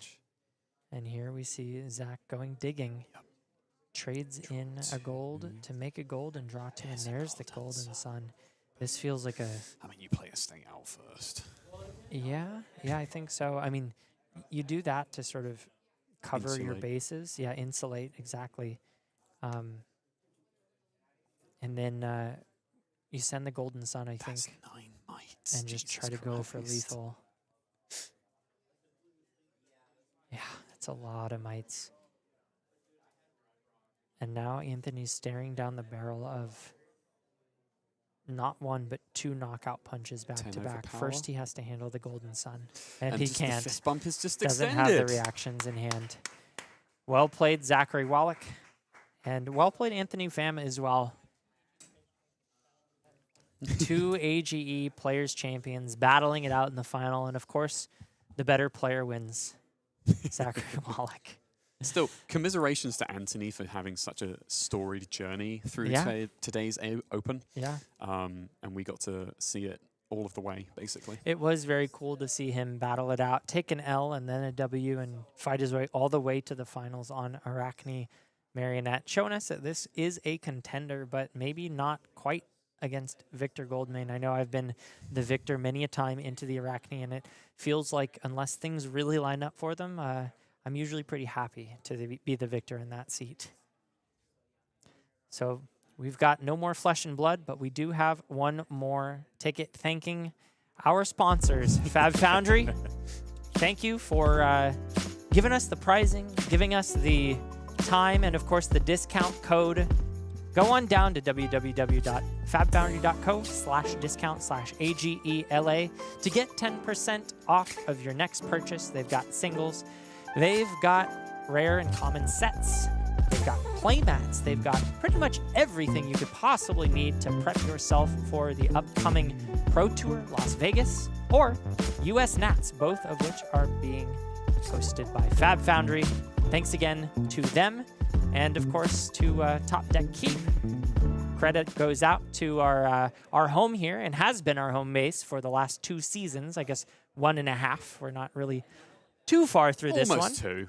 But they've been doing great, and they've got enough tables and enough chairs to hit any kind of cap that we could possibly ask for. And for those of you who like to attend these Top Deck Keep Opens, we actually have a battleground coming up next week. This isn't an AGE event, but it is a Top Deck Keep Silver Age event, and there's a lot of prizing on the line. They've got 5K coming to the winner or to the top players, and of course, they still have tournament packs, which is I attended San Diego, the Calling Silver Age San Diego, and I got to say, these tournament packs, guaranteed full art cold foil rares, beautiful cards.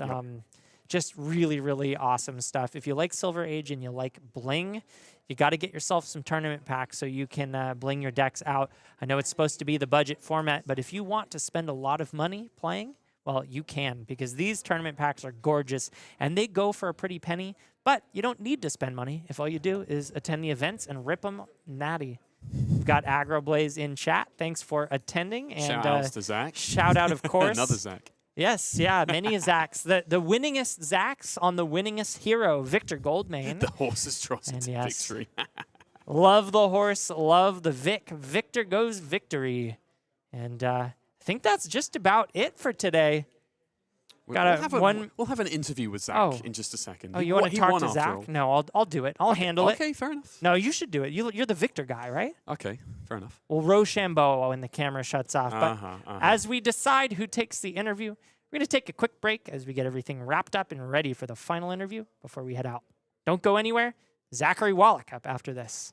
Place to be. I think I should go home, but I don't know where it is. Bring it back to me, please.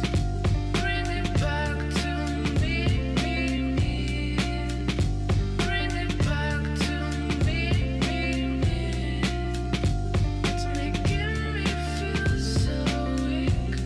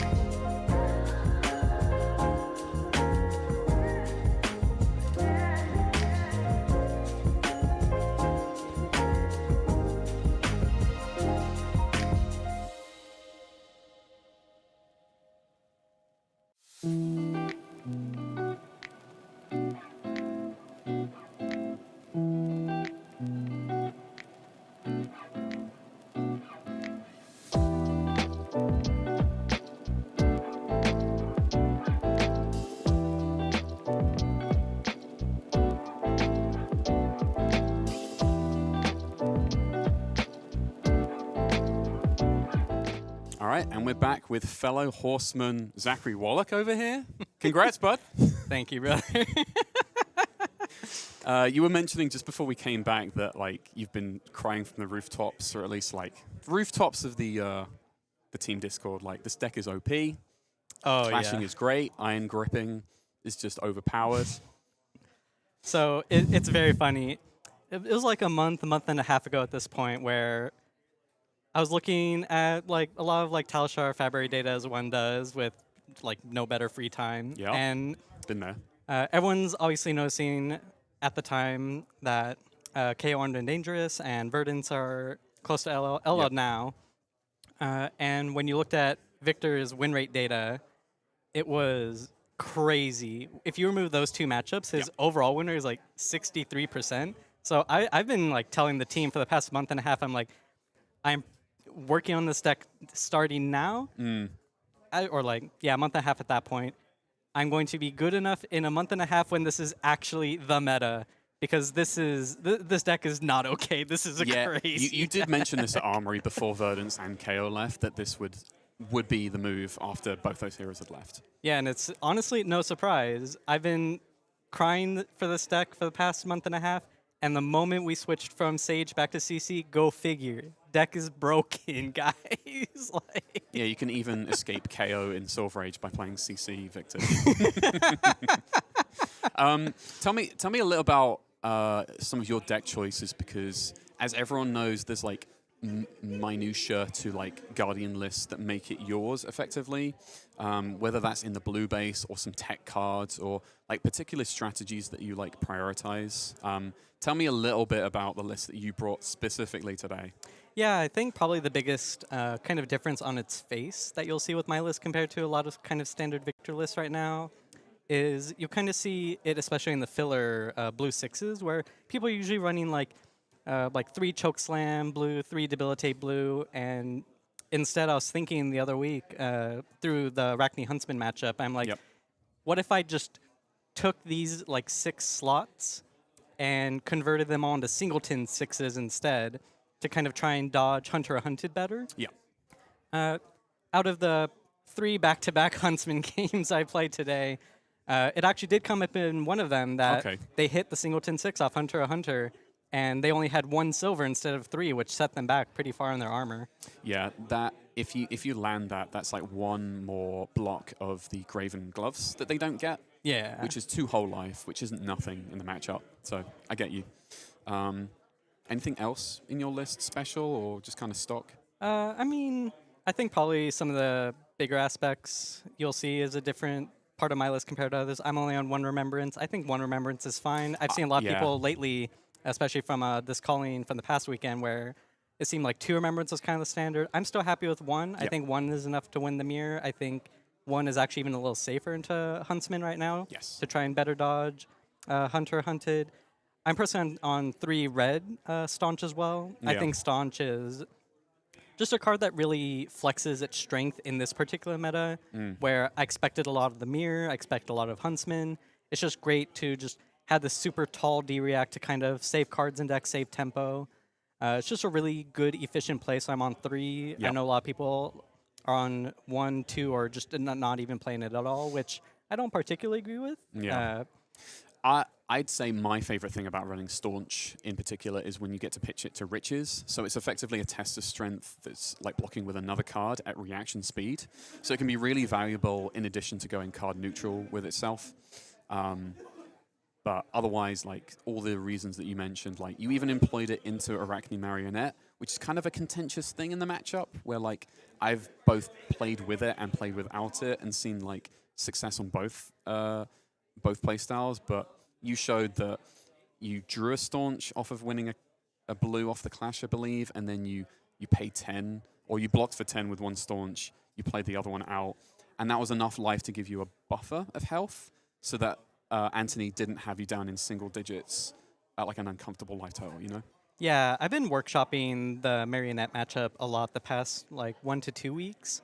I've tried a lot of different things. I've tried a lot with what you said. I've tried it with Staunch, without Staunch, playing very kind of conservative versus playing super aggressive, and I just felt, at least for my play style, I found playing a little more defensive kind of helped me a little more, especially into Anthony, where we play a lot of locals. We kind of know what both of us are doing to each other.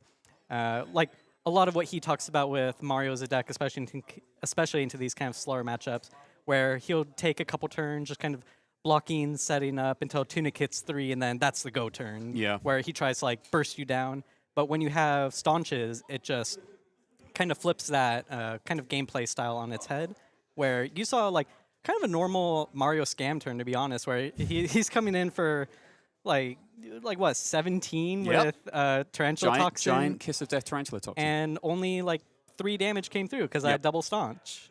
Like, it's just crazy to buy you that time. And getting to that end game where he either dies or he gets fatigued. And I know I'm coming up to the 3rd staunch, even if he hadn't gone through all 3 Tarantula Toxins at that point, because I think that's kind of the most contentious part of the matchup are those turns that you take huge amounts of burst damage, which I just felt that Staunch, or I found in my testing that Staunch just helps to really mitigate and smooth over the game without relying on your clashes to always bail you out. Yeah. I'd say another strength of that card is also actually into Arachne Huntsman, now that it's more of a represented matchup. Like I mentioned, for Riches of Tropaldani, it bails out a non-blocking card from the hand. In addition to, they're running like Scale Peeler and Spider's Bite. They're not running like Nerve Scalpel like you saw Azuri running as like a default dagger package with Spider's Bite back in the day. So it's actually funny. I played against a fellow teammate, Haley Neighbors, today, where she actually was on Nerve Scalpel in both our last round of Swiss game and our top 8 game. And like it was funny how it messed with the math. Like, not too much, but mess with a little, like, if they have a cut to the chase, this is 7, but I got hit by Nerve Scalpel. Yeah, I can so only it's block only for 6 here unless I pitch 2 blues. Yeah, I get you. Well, with all that talk of Victor, is there anything you'd like to shout out? Anyone you'd like to shout out right now before we wrap on coverage?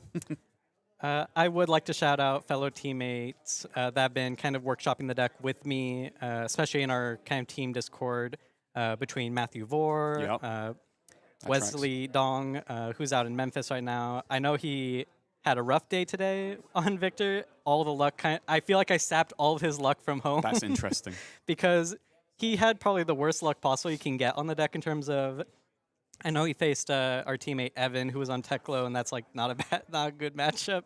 And then like right before, he played against Iris Prism, which is like completely out of nowhere. That's like a 0.1% deck. Like, nobody's playing that. You should not be prepped for Iris Prism. He preps so much with our friend Austin Summers on the Prism matchup, and he's like, all right, I feel so prepared. I can body any Prism.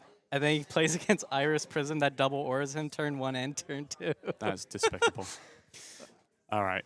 Well, with that being said, thank you everyone for tuning in. Thank you for TalkDeck for hosting us, Fab Foundry for sponsoring us, and everyone out there for watching us today. Have a nice evening.